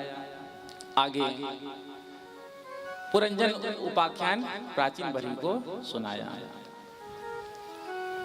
श्री सुखदेव जी महाराज कहते हैं, प्रिय व्रतो भागवत आत्मा राम कथम मुने गृहे रमत यन्मूल कर्म बंधा पराभव। मनु जी के पुत्र प्रियव्रत जी जो गंधमादन पर्वत पर आज ब्रह्म विद्या का उपदेश ले रहे थे नारद जी के माध्यम से, तो मनु जी ने आकर के कहा, बेटा तुम गृहस्थ आश्रम में प्रवेश करो, हमको सृष्टि का विस्तार करना है। जब हम सृष्टि का विस्तार करते हैं ना, तो ब्रह्मा जी बड़े प्रसन्न होते हैं। मनु जी ने जब कहा प्रियव्रत जी को, तो मना कर दिया, हम तो भगवान का भजन करेंगे। तो स्वयं ब्रह्मा जी ने आकर के प्रियव्रत जी से कहा, बेटा तुम गृहस्थ आश्रम में प्रवेश करो। ऐसा नहीं है कि केवल वन में ही जाने जैसे भजन बनता है, वन में ही जाकर के भजन होता है। यदि मन को ही वन बना लिया जाए तो घर बैठे भी भजन होता है। मन के मारे वन गए, वन तज बस्ती मां, कह कबीर मन लालची, ये कहूँ ठहरत नाए। जब आप घर में रहते हैं तो ये मन कहता है कि घर गृहस्थी में तो भजन हो नहीं सकता, जाएंगे वृंदावन में, वहीं रहेंगे, वहीं भजन करेंगे। और जब आप वृंदावन पहुंच जाओ, 15 दिन 20 दिन महीना दिन रह लो, तो उसके बाद वही मन कहेगा कि इससे अच्छा तो अपना घर ही था, कम से कम सुविधा तो था। तो मन जो है एक जगह कहीं ठहरता नहीं है। एक संत अपने शरीर से विचरण करते रहते हैं, संतों का काम ही है। रमता जोगी बहता पानी, कभी यहाँ कभी वहां, कभी इधर कभी उधर। लेकिन उनका मन एक जगह स्थिर होता है। और एक गृहस्थी, वो उसका शरीर तो एक स्थान पर रहता है, लेकिन उसका मन पूरे संसार में घूमता रहता है। तो यही अंतर है एक गृहस्थ में और एक संत में। तो अपने मन को ही वन बनाओ। अर्जुन भी भाग रहे थे युद्ध से, भगवान श्री कृष्ण ने समझाया कि देख, तू तो बस केवल निमित्त है, करने वाला तो मैं हूं। अर्जुन को रोका था गीता का प्रवचन दे करके, तो आज वैसे ही ब्रह्मा जी ने समझाया तो बात मान गए। विश्वकर्मा की पुत्री बृहस्पति से विवाह किया पुरवजी महाराज ने, और अग्निद्र आदि 10 तेजस्वी पुत्र हुए। एक बार पुरवजी जी ने विचार किया कि मैं रात होने नहीं दूंगा। रात्रि का होना मानो अधर्म का बढ़ना। जितने भी गलत कार्य है, बुरे कर्म है, कब होता है? संध्या के बाद, अंधकार आने के बाद, रात्रि में ही होता है। एक चोर सुबह से लेकर शाम तक प्रतीक्षा करता है कब रात्रि हो और मैं अपना काम करने निकलूं। तो हम रात्रि होने ही नहीं देंगे। दिव्य तेजों में विमान पर बैठ करके पृथ्वी की 7 परिक्रमा कर दिया, और 7 दिन तक रात हुआ ही नहीं। देवताओं ने जाकर के भगवान से कहा, ब्रह्मा जी से कहा, प्रभु ये रात्रि ही नहीं हो रही है, ऐसे में तो हमारे सारे धर्म कर्म का लोप हो जाएगा। तो ब्रह्मा जी ने कहा कि प्रियव्रत ने संकल्प किया है, उसी के चलते रात्रि नहीं हो रही है, अभी हम समझा करके आते हैं। और आज ब्रह्मा जी आए हैं और आकर के प्रियव्रत जी को समझाया, बेटा जिस प्रकार से दिन का होना आवश्यक है, उसी प्रकार से रात्रि का होना भी आवश्यक है। प्रेम से कहो श्री राधे, जोर से कह दो राधे राधे, राधे राधे। तो जैसे दिन का होना आवश्यक है, वैसे ही रात्रि का भी होना आवश्यक है। दिन में हम कार्य करते हैं, कर्म करते हैं, मेहनत करते हैं, परिश्रम करते हैं, और रात्रि में विश्राम करते हैं। यदि रात्रि में आराम विश्राम नहीं करेंगे तो दूसरे दिन कार्य नहीं कर सकते। यदि एक रात्रि जागरण करना पड़ जाए तो कितना भारी हो जाता है। तो जैसे दिन की आवश्यकता है, वैसे ही रात्रि की भी आवश्यकता है। जिस समय रात्रि में एक संसारिक व्यक्ति भोग में लगा हुआ होता है, उस समय एक योगी योग में बैठकर भगवान का ध्यान करता है। या निशा सर्वभूतानां तस्य जागृति संयमी। तो जिस प्रकार से दिन का होना आवश्यकता है, उसी प्रकार से रात्रि का होना भी आवश्यक है। ब्रह्मा जी ने जो कुछ भी संसार में बनाया, बहुत सोच समझ करके बनाया है, लेकिन ये हम पर निर्भर करता है कि हम उसका उपयोग कैसे करते हैं। एक बहू ने भोजन बनाया, प्रेम से कहो श्री राधे। बड़ा ही सुंदर भोजन बनाया, साग, कड़ी, चावल, रोटी आदि बनाने के बाद सास जी को भोजन परोसा। जैसे ही सास जी ने रोटी कढ़ी में लगा करके अपने मुख में रखा, तो आज नमक ज्यादा कढ़ी में गिर गया था। जैसे ही सास जी के मुख में गया, तो अब सास जी भड़क गई। बुलाया, बहू। बहू रानी आई, जी मम्मी जी क्या हुआ, भोजन तो ठीक बनाया ना? ऐसा भोजन तूने बनाया है, कड़ी में सारा नमक ही डाल दिया, पूरा मुंह का टेस्ट खराब हो गया। और सास जी चालू हो गई गालियां देने। अब सास पुराण के सारे श्लोक तो हम यहाँ से गा नहीं सकते। बेचारी बहू चुपचाप, गलती था सुन लिया, और कहा मम्मी जी ठीक है, आगे से ध्यान रखूंगी। अब दूसरे दिन जब भोजन बना रही थी, तो आज इतना ध्यान रखा कि नमक थोड़ा कम गिर गया। जैसे ही सास जी को भोजन परोसा, जैसे ही सास जी ने एक कवल लिया भोजन, ये जैसे ही कवल लिया, नमक कम। फिर बुलाया, बहू जी मम्मी जी, फिर चालू हो गई। ऐसा भोजन बनाती है, तेरा तो मन ही नहीं लगता है भोजन बनाने में। यदि मन नहीं होता है तो बोल दे, मैं खुद बना लिया करूंगी। वो तो पहले की बहू थी, क्षमा मांग लिया, गलती हो गया, आगे से ध्यान रखूंगी। आज की बहू होती तो क्या बोलती, बना लो खुद। प्रेम से कहो श्री राधे। तीसरे दिन बहुत सावधान रही, नमक डालना ही भूल गई। फिर सास जी को भोजन परोसा, जैसे ही सास जी ने लिया, बहू, और फिर चालू हो गई। अब बहू को गुस्सा आया, सास जी से तो कुछ नहीं कहा, जा करके रसोई घर में नमक का डब्बा उठाया और डस्टबिन में फेंक दिया। तेरे कारण मुझे रोज सुनना पड़ता है। अब बताओ इसमें नमक का क्या दोष है? दोष तो हमारा है, हम उस नमक का उपयोग ठीक से नहीं कर पा रहे हैं। नमक फेंकने से क्या हो जाएगा? उसी प्रकार से भगवान ने जो भी सृष्टि में बनाया है, हम पर निर्भर करता है कि हम उसका उपयोग कैसे करते हैं। तो ब्रह्मा जी के समझाने पर समझ गए। इधर आगे इन्हीं के वंश में राजा नाभि हुए, जिनका स्वर्ग की अप्सरा पूर्वचिति से विवाह हुआ और इनके यहाँ ऋषभ देव जी महाराज का प्राकट्य हुआ। बोलो ऋषभ देव जी महाराज की जय हो। ऋषभ देव जी महाराज का विवाह इंद्र की कन्या जयंती के साथ हुआ और इनके यहाँ 100 पुत्र का जन्म हुआ। एक बार ऋषभ देव जी ने 100 पुत्रों को सामने बिठाया और बड़ा सुंदर शिक्षा दिया। पूछा, पुत्रों, ये मानव शरीर क्यों मिला है? ये मानव शरीर केवल भोग भोगने के लिए नहीं मिला है। ये मानव शरीर हमको भजन करने के लिए मिला है, उपासना करने के लिए मिला है। इस शरीर से हम विषयानंद का भी सेवन करते हैं और ब्रह्मानंद की भी अनुभव करते हैं मानव तन से।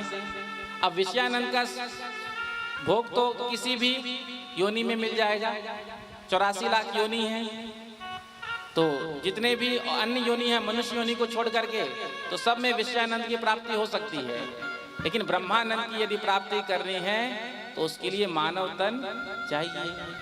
तो मानव तन मिलने के बाद भी जो ब्रह्मानंद की प्राप्ति नहीं करते हैं तो वो अभागे हैं। कहते हैं वही गुरु गुरु है, वही स्वजन स्वजन है, वही माता माता है, वही पिता पिता है, वही बंधु बंधु है, जो अपने सुरहित जनों को भगवान से जोड़े। प्रेम से कहो राधे राधे। तो इसलिए माता पिता का कर्तव्य है कि वो अपने बच्चों को भी सत्संग में लाएं और भगवान से जोड़े। आज ऋषभ देव जी महाराज उपदेश किसको कर रहे हैं? अपने पुत्रों को। बेटा, ये मानव तन मिला है ना, भगवान का भजन करने के लिए मिला है। प्रेम से कहो श्री राधे। क्या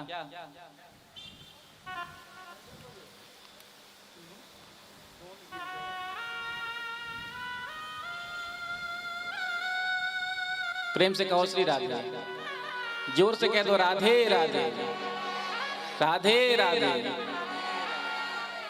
तो ब्रह्मानंद की प्राप्ति करने के लिए ये शरीर मिला है।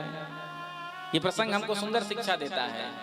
जब भगवान श्री राम जी ने बाली को छिप करके तीर मारा था और जब बाली का प्राण निकलने ही वाला था तो राम जी निकट आए थे। तो बाली ने राम जी से क्या कहा था? मैं बहरी सुग्रीव प्यारा, कारण कवन नाथ मोहि मारा। आपने मेरी सेवा क्यों नहीं ली? आपको सुग्रीव ही ज्यादा प्रिय था। तो मरने से पहले बड़ा सुंदर काम बाली ने किया था। अपने पुत्र अंगद को बुलाया था और अंगद का हाथ राम जी के हाथ में देते हुए क्या कहा था? यह तनय मम सम विनय, बल कल्याण प्रद प्रभु कीजिए। तो हम सबका भी कर्तव्य है कि हम अपने बच्चों को भगवान से जोड़ें, बचपन से ही सत्संग में लेकर के आए।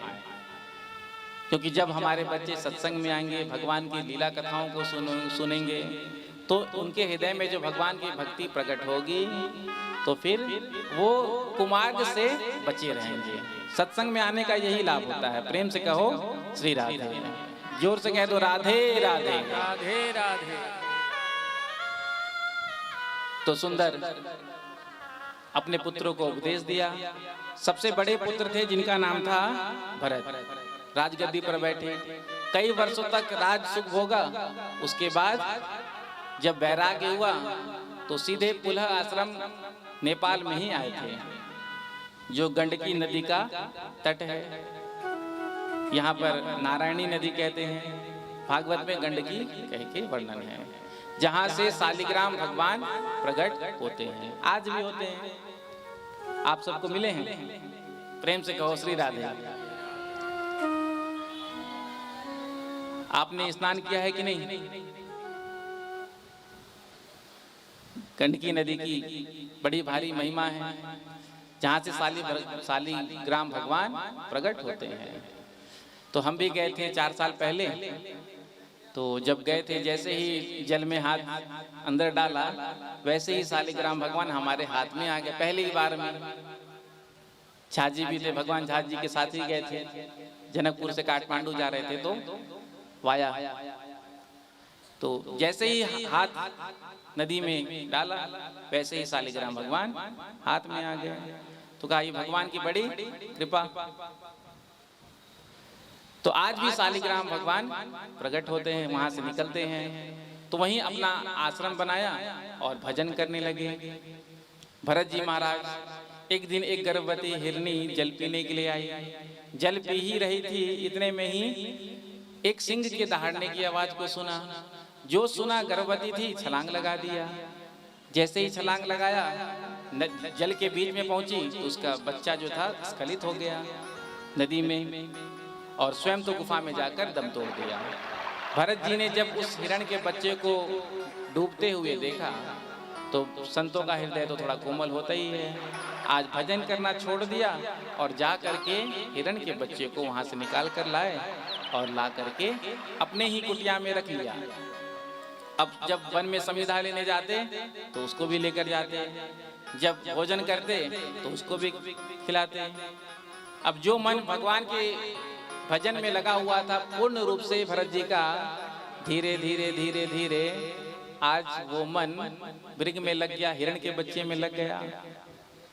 और जब वो हिरण का बच्चा अन्य हिरणों को झुंड को देखकर कहीं चला गया, तो विरह में व्याकुल होकर भरत जी कह रहे हैं कि कहाँ गया। इतने विरह में व्याकुल हुए कि पास में एक हिरण था, उसको देखते देखते शरीर को छोड़ दिया। तो अंतिम समय में हिरण का स्मरण बना था, तो हिरण का योनि मिल गया। अंते यामति सागति। हमारे यहाँ कहा गया है, अंतिम समय में जिसका स्मरण होता है वैसा ही शरीर जीव को मिलता है।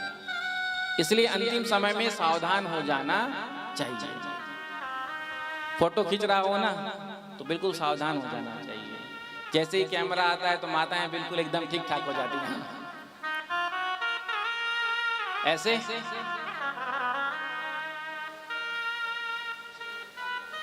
जो कैमरा सामने आया एकदम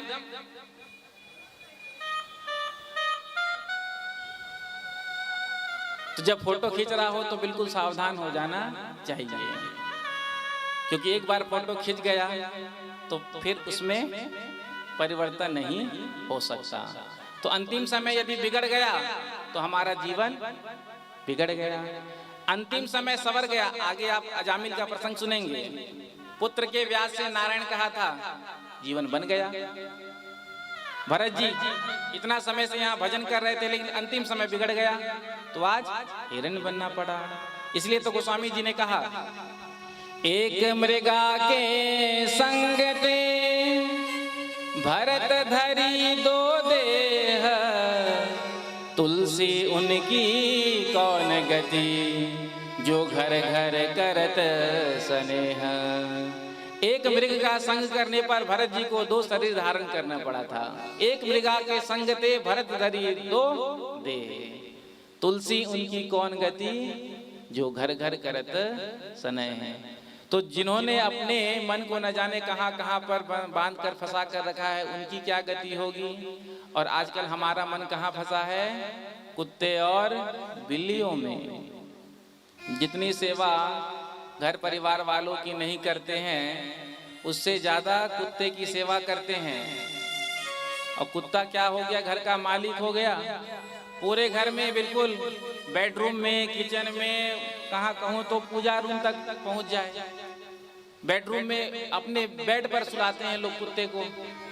आपने भी दृश्य देखा हो कुत्ते को, मतलब वो क्या कहते हैं, किस करते हुए, सोचो। इतना लगाव कुत्ते से है आजकल लोगों का, क्या कहें। अब ठीक है, कुत्ता से लगाव तो है, लेकिन यदि अंतिम समय में कुत्ता का ही स्मरण हुआ तो अगला जन्म, प्रेम से कहो, पक्की बात है, हंसी के लिए नहीं कह रहा हूं भाई। जिससे ज्यादा अटैचमेंट होता है, जिससे ज्यादा प्रेम होता है, उसी का स्मरण अंतिम समय में होता है। और आजकल हमारा प्रेम कुत्ते और बिल्लियों से ही है। जब कुत्ते बिल्लियों से प्रेम होगा तो फिर अगला जन्म कुत्ता बिल्ली के रूप में ही मिलेगा। इसलिए कुत्ता पालना नहीं चाहिए। जिस घर में कुत्ता पाला जाता है उस घर में देवता और पितर हव्य कभी स्वीकार नहीं करते।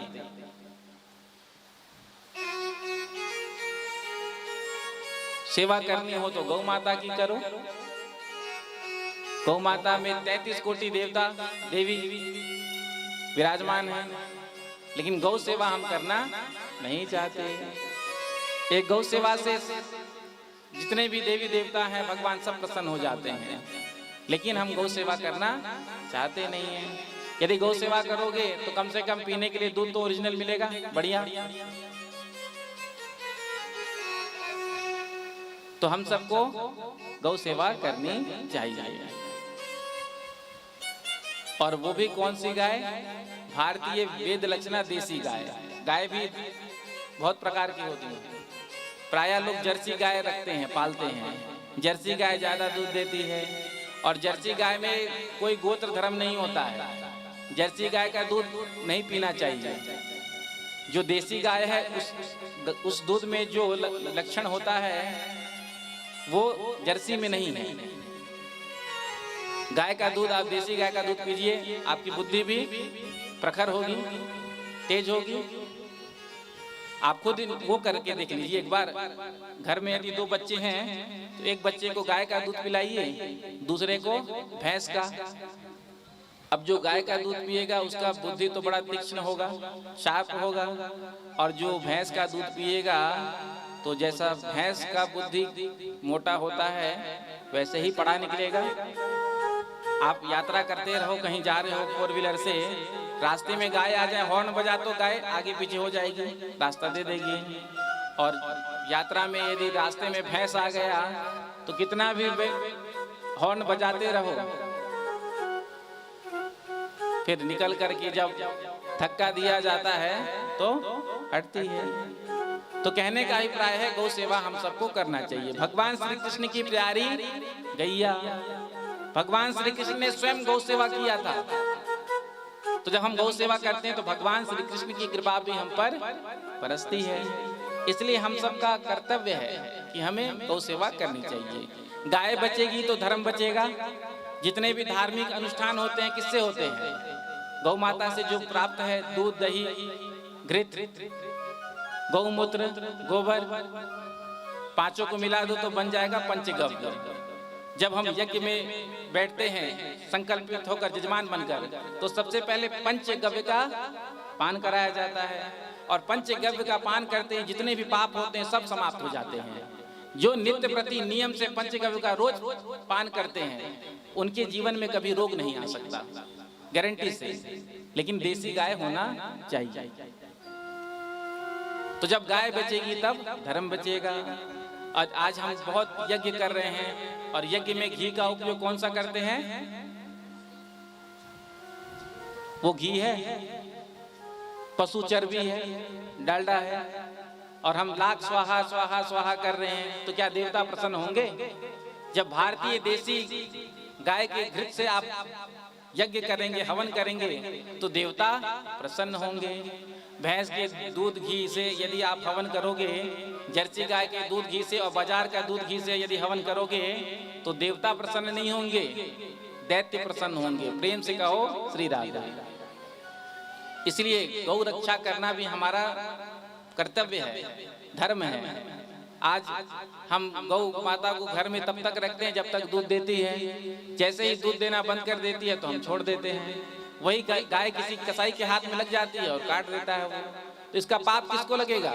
जिसने गाय को छोड़ा है। तो गौ सेवा करना हम सबका कर्तव्य धर्म है। हमारे यहाँ तो प्राचीन परंपरा थी, जब घर में भोजन बनता तो सबसे पहला रोटी बनाया जाता तो गौ माता के लिए, गौ ग्रास निकाल करके। लेकिन समय परिवर्तन हो गया, अब तो लोग सब भूलते जा रहे हैं। तो पहला रोटी किसके लिए होता था? गौ माता के लिए। और अंतिम रोटी कुत्ते को। कुत्ता घर में रखना नहीं चाहिए, पालना नहीं चाहिए, लेकिन जीव है तो उसको भी रोटी देना चाहिए। तो गौग्रास निकालना चाहिए नित्य नियम से। यदि आसपास गाय नहीं है तो गौग्रास के नाम पर कुछ द्रव्य निकाल के रख लो, साल भर इकट्ठा करो और किसी गौशाला में दे दो। तो हम सब भी नियम लेके गौग्रास हम नित्य प्रति निकालेंगे। आपके आसपास गौ माता है कि नहीं? हाँ है ना? तो नित्य नियम से पहला रोटी गौ माता को और अंतिम रोटी जोर से कह दो। हाँ, लेकिन आजकल लोग क्या करते हैं मालूम है? आपके यहाँ का तो नहीं पता, लेकिन हमारे यहाँ अब जब माताएं जब हमारे यहाँ घर में रोटियां बनाती हैं तो सबसे पहला रोटी जो गौ माता को खिलाना चाहिए वो रोटी अपने पति को खिला देती है। तो पति तो बेचारा गौ की तरह सीधा हो गया, पत्नी जो कहे। आज्ञाकारी पति होते हैं आजकल, पहले आज्ञाकारी पत्नियां होती थी, अब आज्ञाकारी पति। आपकी आज्ञा में जो कहे बस हाँ हाँ, ना तो है ही नहीं। तो अब माताएं पहला रोटी बना करके अपने पति को खिला देती हैं। तो जो रोटी गौ माता के लिए होनी चाहिए वो पति को खिला देती है, तो पति तो बेचारा गौ की तरह सीधा हो गया। और जो अंतिम रोटी कुत्ते को खिलाना चाहिए वो स्वयं खा जाती है। आगे आप समझदार हो। मुझे 3 दिन और यहाँ पर कथा करना है। प्रेम से कहो श्री राधे। तो इससे ये शिक्षा मत लेना कि आज से जो पत्नी अपने पति को पहला रोटी नहीं खिलाती है तो आज से खिला दिया करूंगी। होता है ना, हम लोग नेगेटिव ही लेते हैं, पॉजिटिव में लेना। आज से हम गौग्रास निकालेंगे, ये शिक्षा लेना। तो एक मृगा के संग करने पर भरत जी महाराज को 2 शरीर धारण करना पड़ा, लेकिन भगवान का भजन कभी व्यर्थ नहीं जाता। हिरण योनि में भी पूर्व जन्म का स्मरण बना हुआ है। आज उस हिरण योनि को छोड़ दिया और एक ब्राह्मण के यहाँ जन्म मिला। अब पिताजी ने पढ़ने के लिए स्कूल भेजा तो शिक्षक ने पढ़ाया क से कबूतर, ख से कहो खरगोश, ग से गधा। अब भरत जी ने सोचा यदि मैं कहूंगा ख से खरगोश, क से कबूतर, ग से गधा और गधा कहते ही मेरी मृत्यु हो गई तो मुझे गधा बनना पड़ेगा। क्योंकि आज ब्राह्मण के शरीर में पूर्व जन्म का स्मरण बना हुआ है कि पिछले बार जो मुझसे भूल हो गया, गलती हो गया, दोबारा नहीं करूंगा। तो कुछ पढ़कर सुनाया ही नहीं। तो नाम तो पिता ने रखा था भरत, लेकिन पागल की तरह रहने लगे तो नाम पड़ गया जड़ भरत। पिताजी गायत्री मंत्र पढ़ाते पढ़ाते स्वयं चले गए ऊपर, पढ़कर नहीं सुनाया।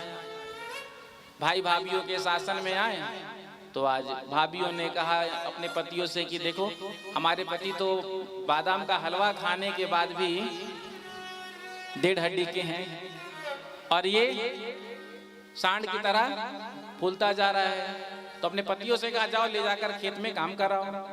तो पतियों ने ले जाकर के भरत जी को खेत में खड़ा कर दिया, एक डंडा दे दिया, कहा कि देखो यहाँ कोई पशु पक्षी ना आने सके। भरत जी खड़े हो गए। इतने में ही जब पक्षी आने लगे तो भरत जी ने सोचा कि पक्षियों को किसने बनाया? भगवान ने। खेत किसका है? भगवान का। तो हम कौन होते हैं रोकने वाले? बुला बुला करके खिलाने लगे। राम जी रो चिड़िया, राम जी रा खेत, खाओ मेरी चिड़िया भर भर पेट। राम जी रा चिड़िया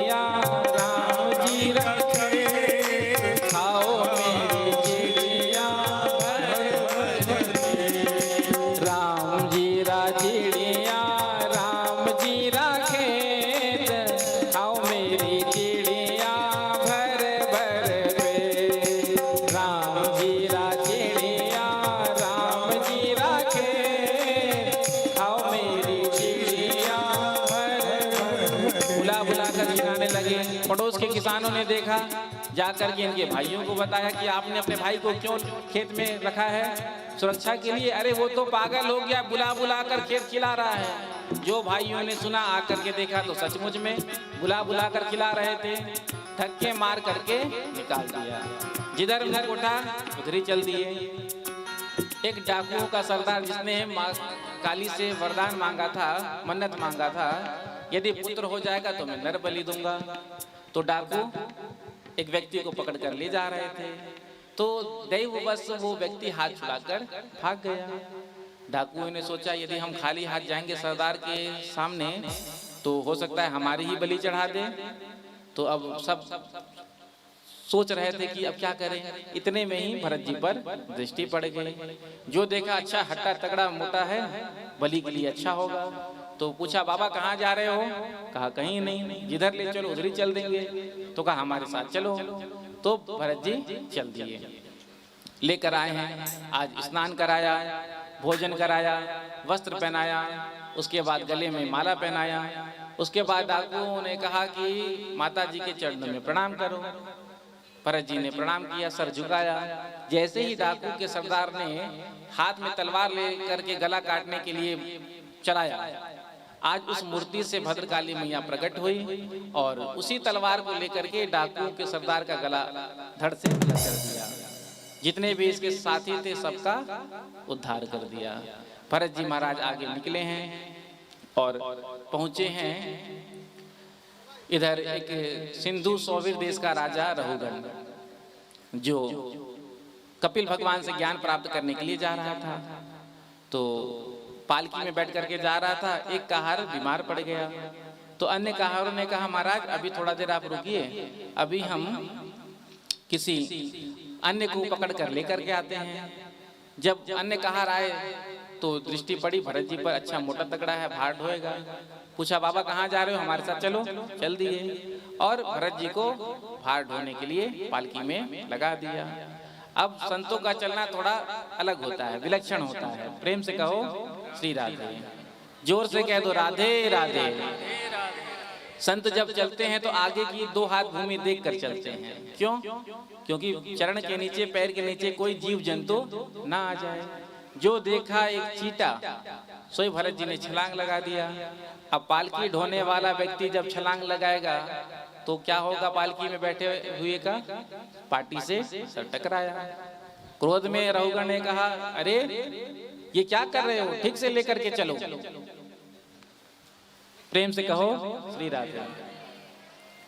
तो अन्य कहारों ने कहा महाराज ये जो नया नया कहार अभी आया है ना, ये कभी जल्दी चलता, कभी धीरे चलता, इसके कारण ही जो है गड़बड़ हो रहा है। कहा ठीक से ले चलो, नहीं तो मैं दंड दूंगा। पुनः लेकर चले। जो देखा एक कीड़ा, भरत जी ने छलांग लगा दिया। फिर राजा रहुगण का सर पालकी से टकरा गया। झांक करके जैसे पालकी से बाहर देखा राजा रहुगण ने भरत जी को, तो देखा हट्टा तगड़ा शरीर, लेकिन भार ढोने में नौटंकी कर रहा है। कहा ओहो, व्यंग करते हुए कहा लगता है सारा भार इसने ही अपने कंधे पर उठा रखा है, इसलिए इसे बड़ी पीड़ा हो रही है। भरत जी ने सोचा कहीं साधु ब्राह्मण का अपमान करने के चलते इस राजा को नरक में ना जाना पड़े। तो आज तक भरत जी नहीं बोले थे, आज पहली बार भरत जी ने कहा। और भरत जी ने ऐसा उपदेश दिया कि राजा रहुगण को, जो जा रहे थे कपिल भगवान से ज्ञान प्राप्त करने के लिए गंगा सागर, वहीं से वापस लौट गए। निज आत्म स्वरूप का वर्णन किया और भवाटवी का वर्णन करके आज सुंदर शिक्षा प्रदान किया। प्रेम से कहो श्री राधे, जोर से कह दो राधे राधे। पंचम स्कंद के अंतिम अध्याय में नरकों की कथा का वर्णन किया। 28 प्रकार के नरक बताए हैं भागवत में। तामिस्त्र, अंधतामिस्त्र, रौरव, महारौरव, कुंभीपाक। कौन सा पाप करने से कौन से नरक में जीव जाता है विस्तार से वर्णन किया। जब नरकों की कथा का श्रवण किया परीक्षित ने तो भयभीत हो गए, घबरा गए और सुखदेव जी से कहा महाराज यदि भूलवश अज्ञानवश जीव से कोई पाप बन जाए और वो नरक जाने से बचना चाहे तो क्या कोई उपाय नहीं है? तो श्री सुखदेव जी कहते हैं बड़ा ही सुंदर, देखो परीक्षित,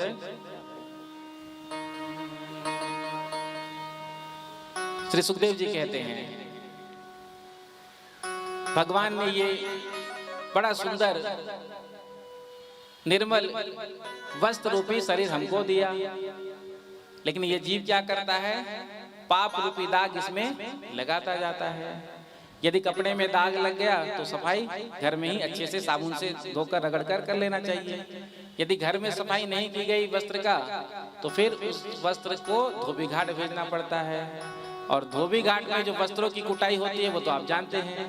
तो यदि जीव से कोई पाप बन जाए तो उस पाप का प्रायश्चित कर ले, कृच्छायन चंद्रायन आदि व्रत करके।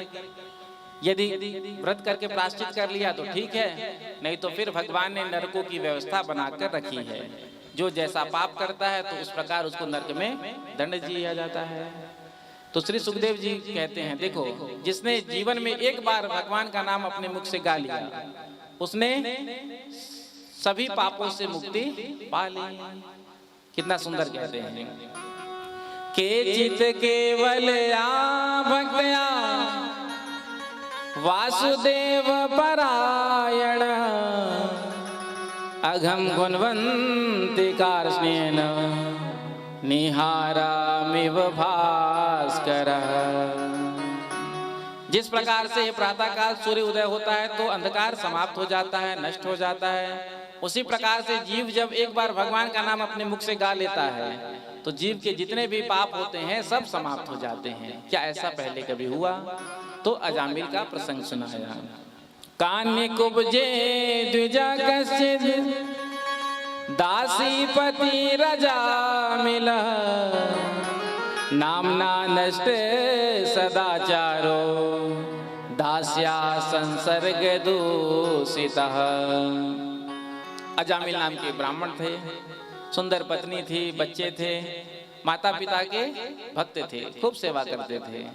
एक दिन माता पिता की आज्ञा से समिधा लेने के लिए जब वन में गए हैं तो एक गणिका को देखा पर पुरुष के साथ क्रीड़ा करते हुए।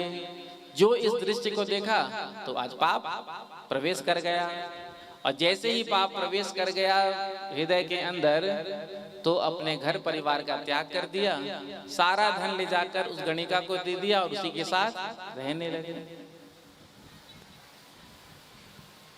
इधर एक दिन संतों की मंडली जो अयोध्या से वृंदावन जा रही थी, जब अजामिल के गांव पहुंचे हैं तो संध्या का समय हो गया था। तो सभी ने विचार किया कि आज संध्या हम सब यहीं विश्राम करेंगे, प्रातःकाल आगे की यात्रा करेंगे। तो अजामिल के गांव पहुंचने पर बच्चों से पूछा कि यहाँ कोई भक्त रहता है क्या?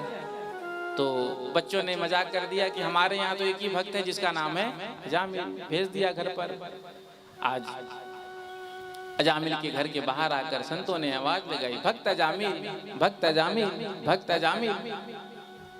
अजामिल तो घर पर था नहीं। गणिका बाहर निकल कर के आई, पूछा महाराज ये आप क्या कह रहे हैं? मेरे पति कोई भक्त नहीं है, स्पष्ट रूप से कह दिया। तो कहा हमको तो बच्चों ने कहा कि इस गांव में केवल एक ही भक्त है जिसका नाम अजामिल है, कहा आपसे परिहास किया होगा। संतों ने कहा कोई बात नहीं, हम कहीं और चले जाएंगे। लेकिन गणिका ने चरणों में गिरकर कहा आज जब आप मेरे यहाँ आ ही गए हैं तो आप आंगन में जो वृक्ष के नीचे वहीं बैठकर विश्राम कर लीजिए, मैं आपको सूखी सामग्री दे देती हूँ, आप भोजन प्रसाद बनाकर पाइए। तो संतों ने भोजन प्रसाद बना करके पहले ठाकुर जी को भोग लगाया और उसके बाद कीर्तन करने लगे। प्रेम से कहो श्री राधे। ब्रज गलियन में झूम झूम कर मन की तपन मिटाओ, राधे राधे गाओ, राधे राधे गाओ। ब्रज गलियन में झूम झूम कर मन की तपन बुझाओ, राधे राधे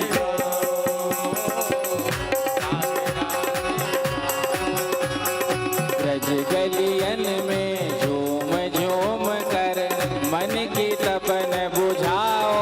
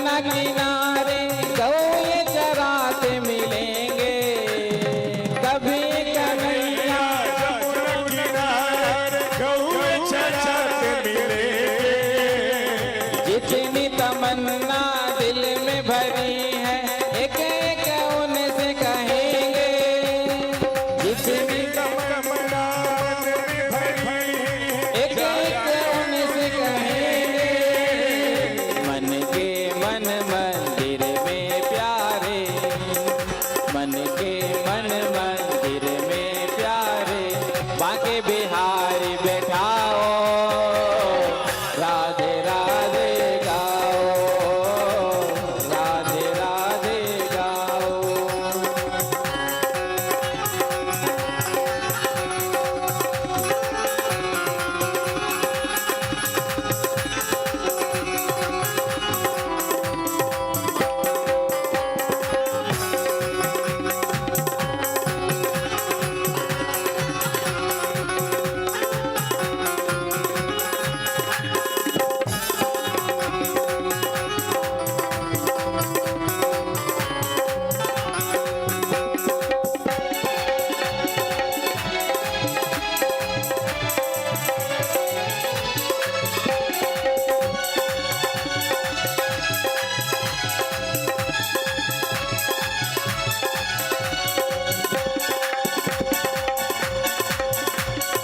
मोर बबीहा कोयल मैना यही राग दोहरा दे। मोर बबीहा कोयल मैना यही राग दोहरा दे। कदम डार पे बैठ सभी यहाँ राधे राधे गा दे। कदम डार पे बैठ सभी यहाँ राधे राधे कृपा करो श्री राधा रानी कृपा करो श्री राधा रानी अपना दर्श दिखाओ राधे राधे गाओ राधे राधे गाओ राधे राधे गाओ राधे राधे गाओ।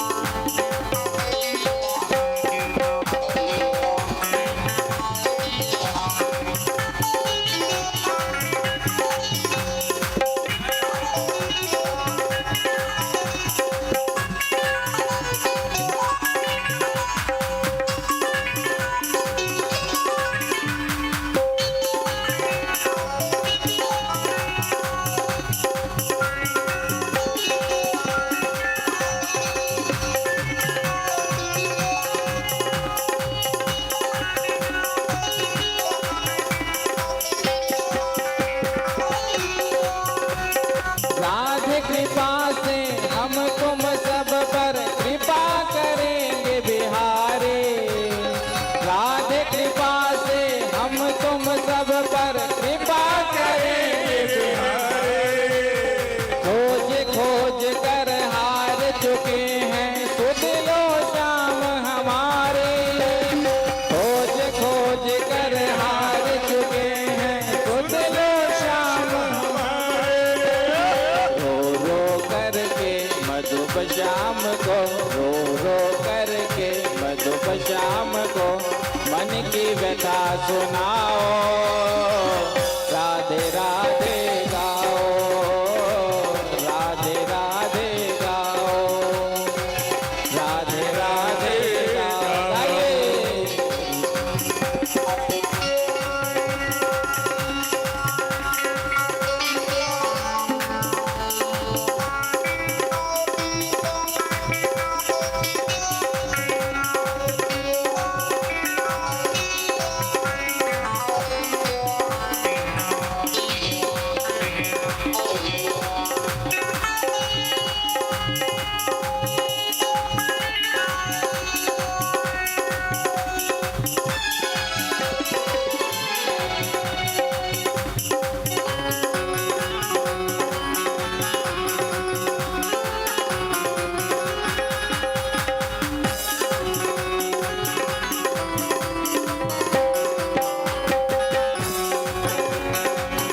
कलियन में झूम झूम कर मन की तपन मिटाओ राधे राधे गाओ राधे राधे गाओ राधे राधे गाओ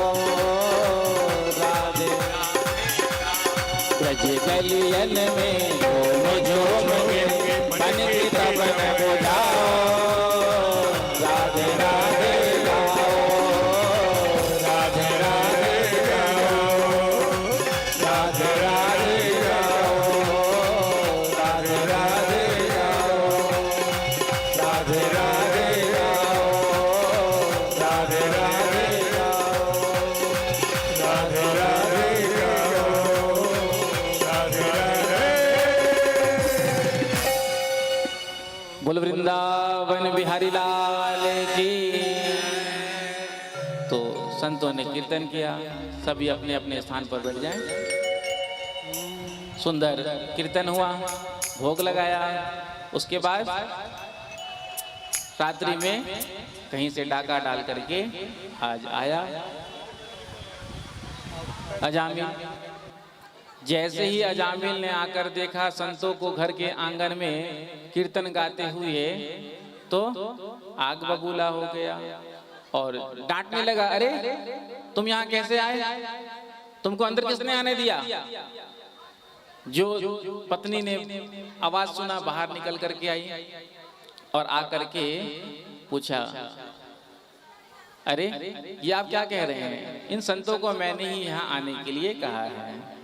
प्रेम से कहो श्री राधे, जोर से कह दो राधे राधे, राधे राधे।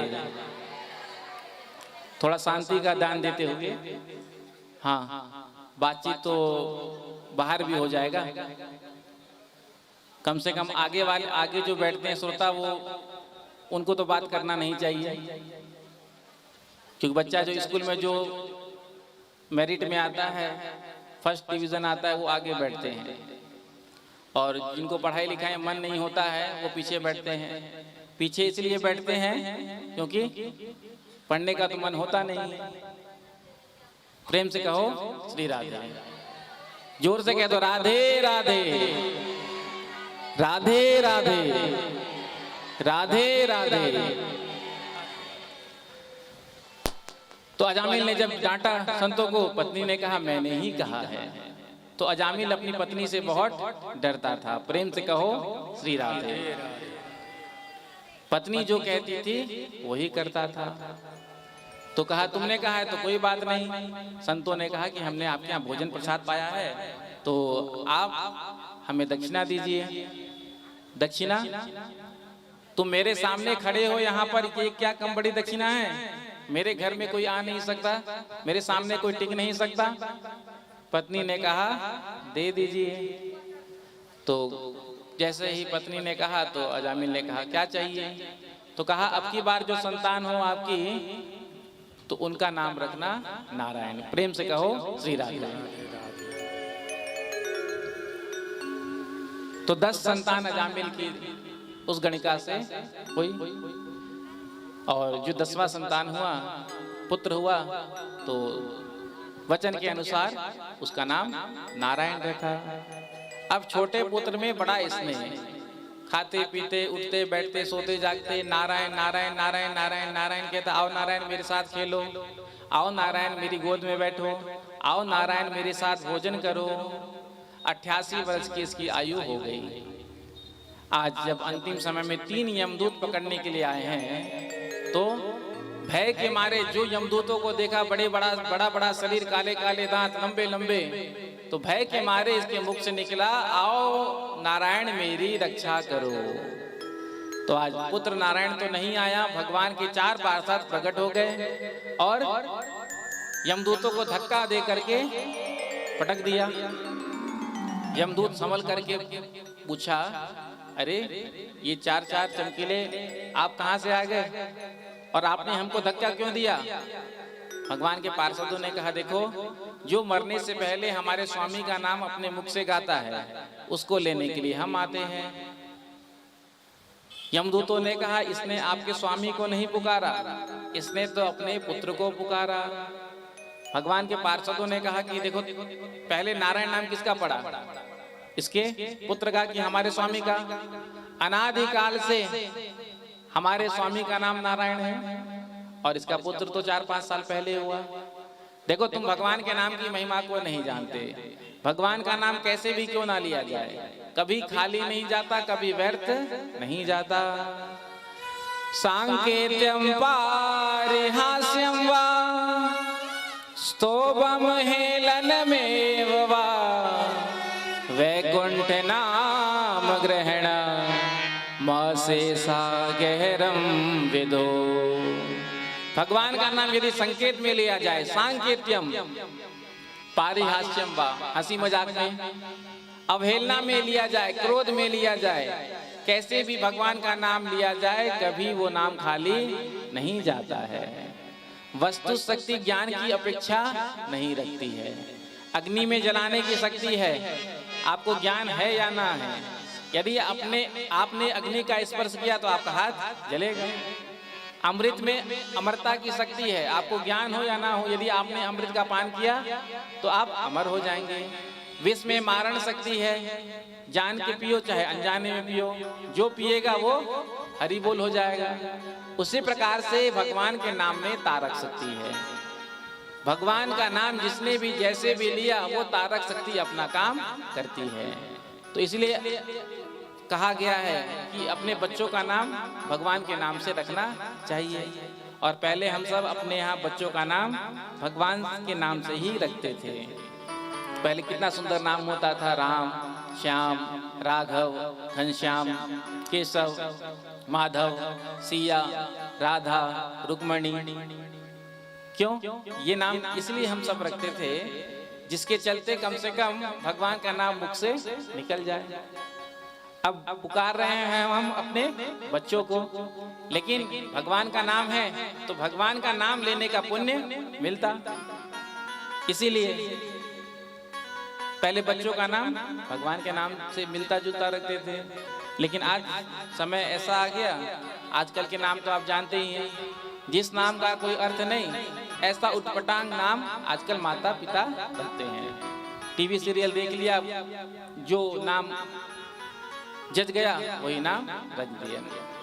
भगवान के नाम से यदि अपने बच्चों का नाम आप रखेंगे तो कम से कम 2, 4, 10, 20, 25, 50 बार तो दिन में पुकारेंगे ही। उसी बहाने भगवान का नाम भी निकल जाएगा। तो एक माता जी ने हमसे प्रश्न किया बिहार में ही, हमारे स्वामी जी का नाम राम है, अब अपने यहाँ पति का नाम तो लिया नहीं जाता। प्राय पहले जो है पत्नियां पति का नाम नहीं लेती थी अपने मुख से, इशारों में ही एजी ओजी करके काम चला लेती थी। एजी ओजी, बचुआ के पापा ज्यादा से ज्यादा, इसमें ही काम चला लेती थी। लेकिन आजकल तो माताएं जो है प्रायः अपने पति का नाम लेकर ही पुकारती हैं। हाँ, आ गए पीयूष, पता ही नहीं चलता है कि पति को बुला रही है कि नौकर को। होता है ना। तो यदि भगवान के नाम पे, यदि आपके स्वामी जी का नाम है, पतिदेव का नाम है, तो नाम लेने में कोई दोष नहीं है, क्योंकि पहला नाम भगवान का ही पड़ा।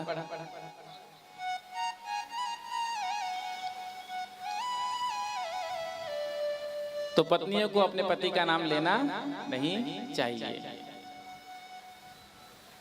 2 सहेली थी, कथा में आती थी और एक साथ ही आती थी, अगल बगल ही बैठती थी। तो व्यास जी कीर्तन कराते जब कथा के प्रारंभ में, तो बड़े प्रेम से कीर्तन गाते। व्यास जी कीर्तन कराते थे कौन सा? कालिया मर्दन कंस निकंदन, देवकी नंदन तव शरणम। यही कीर्तन व्यास जी रोज कराते थे।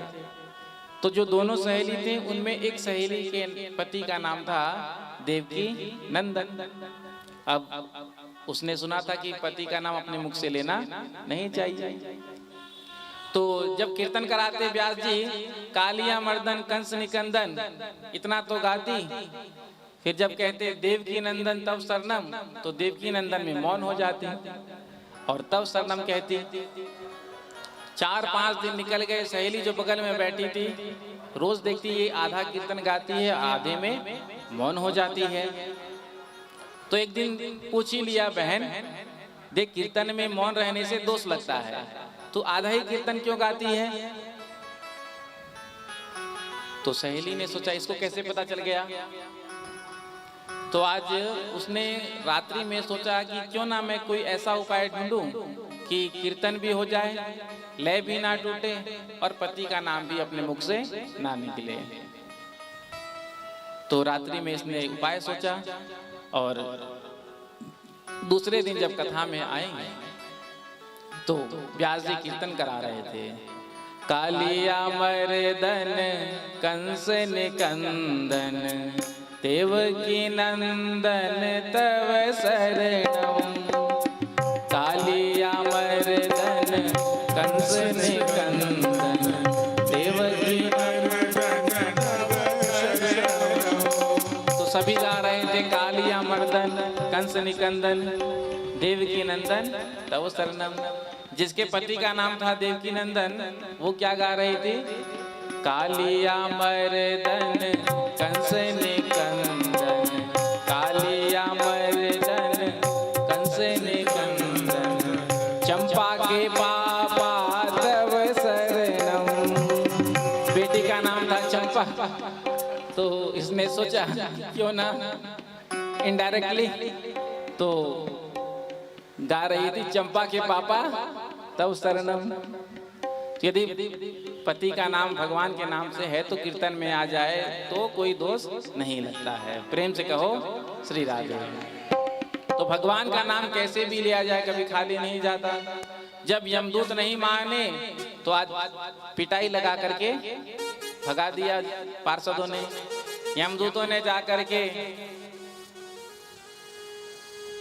यमराज से कहा महाराज ये लीजिए अपना दंड, हम आपकी नौकरी नहीं करेंगे आज से। यमराज ने पूछा क्या बात है, क्यों इस्तीफा दे रहे हो? तो कहा कि आज हम एक पापी को पकड़ने के लिए गए थे, तभी भगवान के 4 पार्षद वहां प्रकट हुए और हमको ही मार करके भगा दिए। मरने से पहले उसने कहा था नारायण। यमराज ने मुख पर हाथ रख दिया और कहा ये शब्द दोबारा मत कहना यहाँ। यदि नरक में जो जीव हैं उनके कानों में पड़ गया तो सबके सब स्वर्ग पहुंच जाएंगे और हमारा बिजनेस ठप हो जाएगा। तो यमराज ने भगवान के नाम की महिमा का बखान किया और कहा देखो जिसके मुख से भगवान का नाम निकलता है उसके पास तुम कभी मत जाना। जो भगवान की कथा सुनते हैं, जो भगवान के चरणों में अपने सिर को झुकाते हैं, जिनके गले में तुलसी की माला है, उसकी रक्षा भगवान की गदा करती है। इसीलिए उनके पास तुम कभी मत जाना। इसलिए गले में हम सबको तुलसी की माला धारण करनी चाहिए। तुलसी माला को देख करके यमदूत की हिम्मत नहीं, यमराज की हिम्मत नहीं कि हमारी ओर निगाह उठाकर देख ले। यमदूतों ने कहा स्पष्ट रूप से आप बता दीजिए किसको लाना है। तो कहा कि जिन्होंने अपने जीवन में कभी भगवान का नाम नहीं गाया अपने मुख से, जिन्होंने कभी कथा का श्रवण नहीं किया अपने कानों से, जिन्होंने कभी भगवान के चरणों में अपने मस्तक को नहीं झुकाया, ऐसे भगवत विमुख पापियों को तुम मेरे पास लाया करो। इधर अजामिल 8 वर्ष तक और जीवित रहा, हरिद्वार में जाकर भजन किया और भगवान को प्राप्त किया। आगे वृत्तासुर का पावन चरित्र सुनाया। उसके बाद पुंसवन व्रत की कथा सुनाई। परीक्षित ने प्रश्न किया जब हम भगवान की लीला को देखते हैं तो हमें बड़ी विषमता लगती है। भगवान समदर्शी कहे जाते हैं, लेकिन भगवान हमेशा देवताओं की रक्षा करते हैं और दैत्यों को मारते हैं। तो फिर भगवान समदर्शी क्यों कहे जाते हैं जब भगवान पक्षपात करते हैं? सम प्रिय सुहृद ब्रह्मन भूतानां भगवान स्वयं इंद्र से आर्थे कथम दैत्यान अवधित विस्मो यथा। सुखदेव जी कहते हैं देखो भगवान जिन जिन असुरों को, दुष्टों को, राक्षसों को मारा तो मारा नहीं, उनको तार दिया। जो भगवान के बाण से मरते हैं, चक्र से मरते हैं, वो सीधे मुक्त हो जाते हैं। एक ही बाण प्राण हरि लीना, एक बाण प्राण हरि लेना, एक ही बाण प्राण हरि लेना, एक ही बाण दीन जान दे निज पद देना, दीन जान दे निज पद देना, एक ही बाण प्राण हरि लेना, एक ही बाण प्राण हरि एक ही बाण प्राण एक ही बाण प्राण एक ही बाण प्राण तो भगवान ने ताड़का का उद्धार एक ही बाण से कर दिया। और दीन जानते ही निज पद दीना, जो योगी 1000 वर्ष तक योग में बैठते हैं, तप करते हैं, यज्ञ करते हैं, तो उसके बाद भी उनको वो गति नहीं मिलती है जो भगवान के हाथ से असुर मरकर प्राप्त कर लेते हैं। और देखो तुमने कहा ना भगवान भेद करते हैं, हमेशा दैत्यों को मारते हैं, ऐसा नहीं है। भगवान ने हिरण्यकशिपु को मारा, लेकिन हिरण्यकशिपु के पुत्र प्रहलाद को भगवान ने बचाया। प्रहलाद जी का जन्म दैत्य वंश में हुआ था। जब वराह भगवान हिरण्याक्ष का उद्धार कर दिए, हिरण्यकशिपु को पता चला कि हमारे भाई को नारायण ने मार दिया, तो अपने भाई की मृत्यु का बदला लेने के लिए इसने पहले सोचा कि मैं तप करूं, तप करके बल प्राप्त करूं, उसके बाद हम अपने भाई की मृत्यु का बदला लेंगे। सीधे पहुंच गया मंदराचल पर्वत पर और एक टांग पर खड़े होकर के तप करने लगा, ऊपर की ओर दृष्टि करके। कई वर्षों तक तप किया, ब्रह्मा जी प्रसन्न हो गए। उत्तिष्ठोत्तिष्ठ भद्रम ते तपा सिद्धोऽसि काश्यप, वरदो हमनु प्राप्तो वीर्यतामिप्सितो वरा। उठो उठो वरदान मांगो। हिरण्यकशिपु ने कहा, हे विधाता, यदि आप मेरे तपस्या से प्रसन्न हैं तो मुझे वरदान दीजिए कि मैं अमर हो जाऊं। ब्रह्मा जी ने कहा, देखो अमर तो हम भी नहीं हैं, तो कहा दूसरा वरदान मांग लो। तो हिरण्यकशिपु ने वरदान की झड़ी लगा दी, ना मैं दिन में मरूं, ना रात में मरूं, ना घर में मरूं, ना बाहर मरूं, ना पृथ्वी में मरूं, ना आकाश में मरूं, ना अस्त्र से मरूं, ना शस्त्र से मरूं, 12 महीने में नहीं मरूं, ना नर से मरूं, ना पशु से मरूं। जितना भी इसकी बुद्धि ने काम किया सब मांग लिया। ब्रह्मा जी ने कहा, देख ये वर बड़ा दुर्लभ है, लेकिन तेरे जैसा तब भी आज तक किसी ने नहीं किया, तो ये वरदान हम तुझको देते हैं। जो वरदान प्राप्त किया सीधे स्वर्ग पर चढ़ाई कर दिया। देवता स्वर्ग सिंहासन बिना लड़े खाली कर कर चल दिए। इधर देवताओं ने जाकर भगवान से प्रार्थना किया, यदा देवेषु वेदेषु गोषु विप्रेषु साधुषु धर्मे मयि च विद्वेषः सवासु विनश्यति। भगवान ने कहा, देखो जब कोई व्यक्ति गौ माता से, ब्राह्मण से, संत से द्वेष करने लग जाता है तो फिर वो अपने आप ही समाप्त हो जाता है। तो तुम सब बिल्कुल चिंता मत करो, मैं तुम सबकी रक्षा करूंगा। हिरण्यकशिपु के 4 पुत्र हुए, लाद, अनुलाद, संलाद, प्रहलाद। सबसे छोटे प्रहलाद जी। प्रहलाद जी पर विशेष प्रेम। जब थोड़े बड़े हुए गुरुकुल पढ़ने के लिए भेजा, पढ़ करके वापस जब आए, पिता ने पूछा, बेटा तुमने क्या पढ़ा, बताना मुझे। तो प्रहलाद जी महाराज कहते हैं, पिताजी मैंने तो बस एक ही बात पढ़ा है, यदि जीव अपना कल्याण चाहे तो वन में जाकर के भगवान हरि का भजन करे। जो अपने बैरी विष्णु का नाम सुना पुत्र के मुख से, क्रोध तो बहुत आया लेकिन पुत्र को कुछ नहीं कहा। कहा बेटा जाओ अपने गुरुजी को भेजना। प्रहलाद जी ने जाकर के सन्नामर्ग से कहा, पिताजी ने आपको याद किया है। सन्नामर्ग आए, आकर के प्रणाम किया। हिरण्यकशिपु ने कहा, ये तुमने मेरे पुत्र को क्या सिखाया है, पढ़ाया है? मेरा पुत्र मुझसे ही कहता है कि जंगल में जाकर, वन में जाकर हरि का भजन करो, ये तुम शिक्षा दे रहे हो? सन्नामर्ग ने कहा, महाराज हमने ऐसी कोई शिक्षा नहीं दी है, आपने जो शिक्षा नीति निर्धारित की है हम तो वही पढ़ाते हैं। आपने कहा ग से गणेश पढ़ाना बंद कर दो, क्यों? ग से यदि गणेश पढ़ाओगे तो सांप्रदायिकता फैलेगी, तो हमने ग से गणेश पढ़ाना बंद कर दिया, अब ग से गधा पढ़ाते हैं, इससे किसी को कोई प्रॉब्लम नहीं है। तो जो शिक्षा नीति आपने निर्धारित किया है हम वही पढ़ाते हैं, न जाने ये कहाँ से सीख लिया। हिरण्यकशिपु ने कहा अब की बार ले जाओ, ध्यान रखना। ले जाकर के प्रहलाद को अकेले में समझाया, बेटा तुझे पता नहीं तेरे चाचा को नारायण ने मारा था और तू उसी का नाम लेता है। डांट के समझा दिया, अब की बार कभी नाम मत लेना नारायण का। पढ़ करके जब वापस अपने घर आए हैं प्रहलाद जी, तो आज माता ने सुंदर स्नान कराया, श्रृंगार कर दिया और पिता की गोद में ले जाकर बैठा दिया। पिता ने पुनः पूछा, बेटा कौन सा पाठ तुमको अच्छा लगा, जरा हमको भी सुनाना। तो प्रहलाद जी कहते हैं, श्रवणम कीर्तनम विष्णु स्मरणम पाद सेवनम अर्चनम वंदनम दास्यम सख्यम आत्मनिवेदनम। जो नवदा भक्ति का उपदेश प्रहलाद जी ने किया, उठाया गोद से पुत्र को और पटक दिया जमीन पर। अपने सैनिकों से कहा मार दो इस दुष्ट को।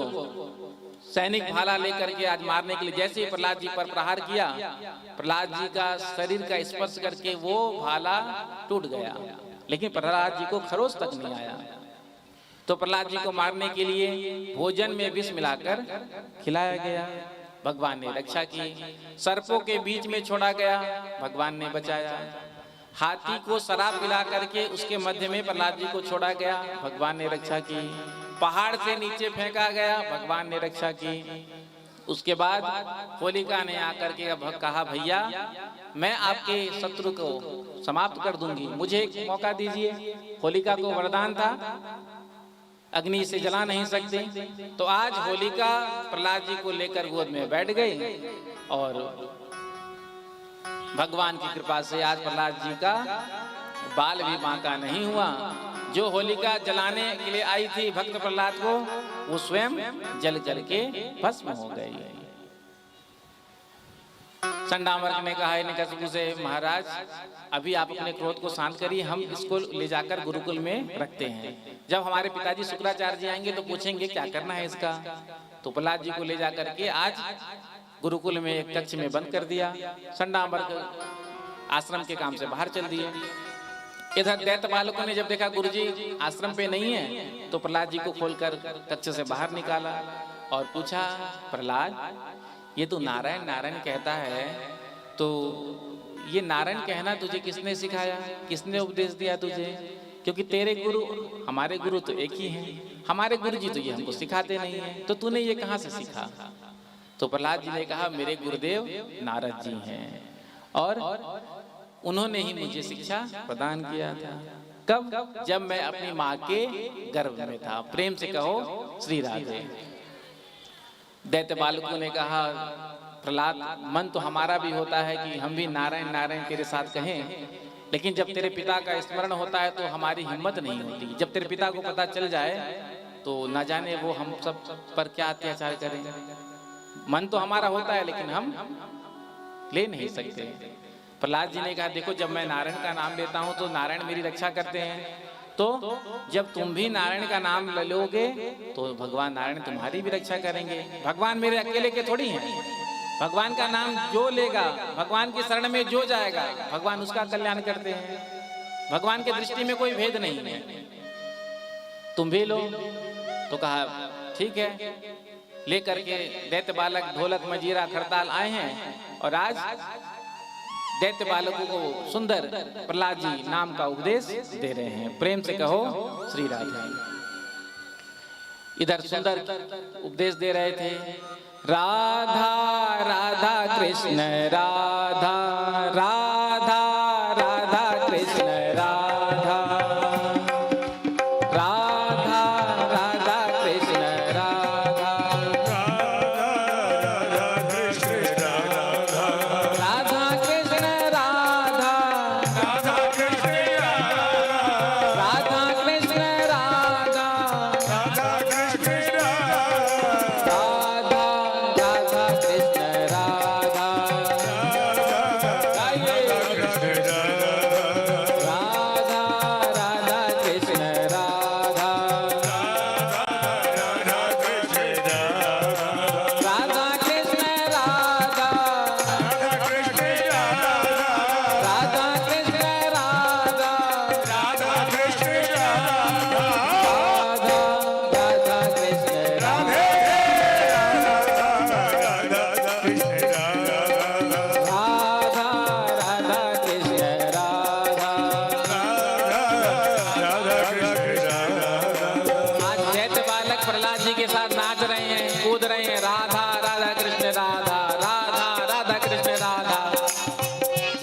चंडामर्द ने आकर के देखा गुरुकुल में, तो पहले तो केवल प्रहलाद ही नारायण नारायण गाता था।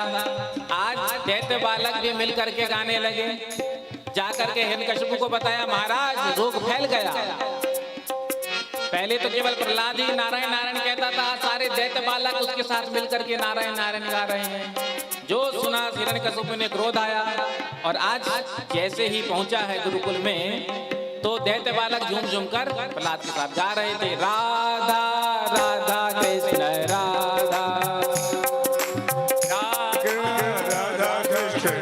राधा राधा राधा कृष्ण राधा राधा कृष्ण राधा राधा कृष्ण राधा राधा कृष्ण राधा राधा कृष्ण राधा राधा कृष्ण राधा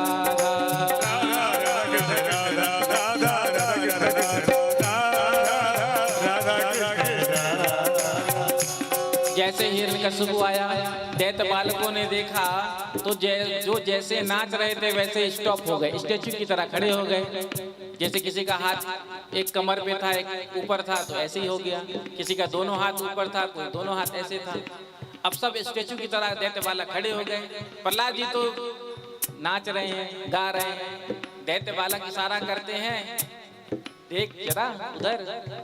प्रहलाद जी ने जब देखा, अरे पिताश्री आए हैं, पिताश्री प्रणाम। हिरण्यकशिपु को क्रोध आ गया, तू नारायण नारायण नारायण कहता है, बता तेरा नारायण कहाँ है। प्रहलाद जी ने कहा, पिताश्री मोह में तो में खड़ग खंभ में जित देखूं तितरा। मैं जहां भी देखता हूं मुझे नारायण दिखते हैं, आपको नजर नहीं आते। हिरण्यकशिपु कहता है, मैं तो तेरे नारायण को बैकुंठ तक ढूंढ आया लेकिन मुझे मिला नहीं। तो प्रहलाद जी ने कहा कि मुझे तो हर जगह नजर आते हैं।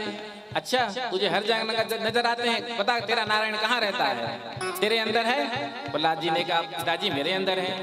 तो जब तेरे अंदर है तो मेरे भी अंदर होगा। प्रहलाद जी ने कहा, हाँ पिताजी आपके अंदर भी है। अच्छा, जब तेरे अंदर है मेरे अंदर है तो इस खंभ में भी होगा। प्रहलाद जी ने कहा, हाँ पिताश्री इस खंभ में भी मेरे नारायण है। जो हिरण्यकशिपु ने एक मुष्टि का प्रहार खंभ में किया, सोई खंभ फाड़ कर नरसिंह भगवान प्रकट हुए। नरसिंह भगवान की। और नरसिंह भगवान ने जोर की दहाड़ लगाई। जो हिरण्यकशिपु ने देखा, कहने लगा, पहचान गया, आज ये नरसिंह बन करके आया है। आज मैं अपने भाई की मृत्यु का बदला इससे जरूर लूंगा। और लड़ने लगा। दिन के ठीक 12 बजे नरसिंह भगवान प्रकट हुए थे, और युद्ध लड़ते लड़ते संध्या का समय हो गया। देवता घबराने लगे, क्या बात है, प्रभु इतने समय से इसके साथ खेल खेल रहे हैं। तो जैसे ही संध्या का समय हुआ तो हिरण्यकशिपु को भगवान ने अपने गोदी में महल के दहरी पर लाकर बिठा लिया। अब हिरण्यकशिपु तो बिल्कुल कॉन्फिडेंस था कि मैं मरूंगा नहीं, ब्रह्मा जी ने वरदान दिया है।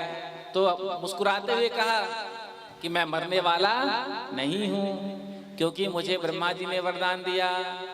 नरसिंह भगवान ने कहा, कौन सा वरदान? तो कहा, ना मैं दिन में मरूं ना रात में मरूं। नरसिंह भगवान ने कहा, देख ना दिन है ना रात है, संध्या का समय है। मैंने वरदान मांगा था, ना मैं पृथ्वी पर मरूं ना आकाश में। भगवान ने कहा, तू मेरी गोद में बैठा है। हिरण्यकशिपु ने कहा, मैंने वरदान मांगा था, मैं 12 महीना में कभी नहीं मरूं। भगवान ने कहा, मैंने तेरे लिए एक स्पेशल मास बनाया जिसको कहते हैं अधिक मास। भगवान ने अधिक मास हिरण्यकशिपु को मारने के लिए ही बनाया था, क्योंकि इसने वरदान मांगा था 12 महीने में नहीं मरूं। तो हर 3 साल में अधिक मास आता है, और अधिक मास को कहते हैं पुरुषोत्तम मास। भगवान का ही वो मास है। उस मास में जितना भी हम जब तब भजन कीर्तन साधन सत्संग करते हैं, उसका अनंत गुना फल हमको मिलता है। तो हमने तेरे लिए नया मास बनाया। हिरण्यकशिपु ने कहा कि मैंने वरदान मांगा था कि ना मैं नर से मरूं ना पशु से मरूं। नरसिंह भगवान ने कहा, देख ना तो हम नर हैं ना पशु हैं। हिरण्यकशिपु ने कहा, मैंने एक और वरदान मांगा था, ना मैं अस्त्र से मरूं ना शस्त्र से मरूं। तो नरसिंह भगवान ने कहा बेटा ना तो आज हम तुझे अस्त्र से मारेंगे ना शस्त्र से मारेंगे। नरसिंह भगवान ने अपने नख को प्रकट किया और हिरण्यकशिपु के उदर को, पेट को विदीर्ण कर दिया और आंत निकाल करके नरसिंह भगवान ने अपने गले में धारण किया। देवता लोग आकर स्तुति करने लगे, बोलो नरसिंह भगवान की। जैसे जैसे देवता स्तुति करते जा रहे हैं वैसे वैसे नरसिंह भगवान का क्रोध बढ़ता जा रहा है। देवताओं ने कहा देखो पति कितना भी क्रोध में क्यों ना हो, पत्नी सामने आ जाती है तो पति का सारा क्रोध समाप्त हो जाता है। तो चलो लक्ष्मी मैया को लेकर के आते हैं। सारे देवता पहुंचे लक्ष्मी जी के पास, माता जी आज आपके पति बड़े क्रोध में हैं, चलकर उनको शांत करिए। लक्ष्मी जी ने कहा बाएं हाथ का काम है मेरा, अभी चलती हूँ। 16 श्रृंगार किया, आरती का थाल सजाया और नरसिंह भगवान के सामने पहुंच गई। जैसे ही आरती का थाली नरसिंह भगवान के सामने घुमाया लक्ष्मी जी ने, सोई नरसिंह भगवान ने जो दहाड़ लगाई, दैया मैया करते हुए लक्ष्मी जी भागी बैकुंठ में, क्योंकि ऐसा स्वरूप तो भगवान का आज तक लक्ष्मी जी ने भी नहीं देखा था। अंत में ब्रह्मा जी ने कहा प्रहलाद जी से बेटा तुम्हारे लिए ही आए हैं, तुम ही जाकर के अब इनके क्रोध को शांत कर सकते हो। तो प्रहलाद जी महाराज आज आगे बढ़े हैं और आगे बढ़ करके दोनों हाथ जोड़ करके कहा प्रभु कहाँ तो बड़े बड़े देवता वेद स्तुति करके चले गए, लेकिन आप उनकी स्तुति से प्रसन्न नहीं हुए। और मेरा जन्म तो दैत्य वंश में हुआ है, दैत्य कुल में हुआ है, तो क्या आप मेरी स्तुति से प्रसन्न हो सकते हैं? मैं एक बात जानता हूं, आप तो केवल भक्ति से ही प्रसन्न हो जाते हैं। भगवान नरसिंह ने कहा बेटा मैं तेरी भक्ति से बहुत प्रसन्न हूं और तू मुझे क्षमा कर दे, क्योंकि मुझे आने में थोड़ा विलंब हुआ। वरदान मांगने को कहा तो कहा कि ये भक्तों और भगवान के बीच में कैसे होगा? यदि कोई आपका भजन इसलिए कर रहा है कि कुछ मिल जाए तो वो आपका भक्त है ही नहीं। मैं आपकी भक्ति इसलिए नहीं कर रहा हूँ कि मुझे आपसे कुछ चाहिए, मैं तो आपको चाहता हूँ। नरसिंह भगवान ने कहा बेटा मेरी बड़ी इच्छा है कि मैं तुझे कुछ दूँ, कुछ वरदान मांगो। तो प्रहलाद जी ने कितना सुंदर मांगा कि मेरे हृदय में कभी कोई कामना का जन्म नहीं हो। यदि राशि से मेरा वरदर्शभ कामानां हृदय संरोहम भवतस्तु वृणे वरम। यदि आप मुझे कुछ देना ही चाहते हैं तो ऐसी कृपा करें कि जीवन में कभी भी मेरे हृदय में किसी कामना का उदय ही ना हो। उसके बाद नरसिंह भगवान ने कहा बेटा ठीक है, अब इस राजगद्दी पर तुम बैठो। जैसे ही प्रहलाद जी महाराज राजगद्दी पर बैठे तो भगवान से एक चीज मांग लिया। भगवान से कहा एक वस्तु मैं आपसे मांगना चाहता हूँ। भगवान ने कहा बेटा हम तो तुझसे कब से कह रहे थे मांग ले। तो कहा क्या चाहिए? तो प्रहलाद जी ने कहा कि मेरे पिता ने इस गद्दी पर बैठकर, इस सिंहासन पर बैठकर आपको खूब गालियां दी हैं, तो उसके कारण मेरे पिता को नरक में जाना पड़ेगा। तो आप मुझे वरदान दीजिए कि मेरे पिता की सदगति हो।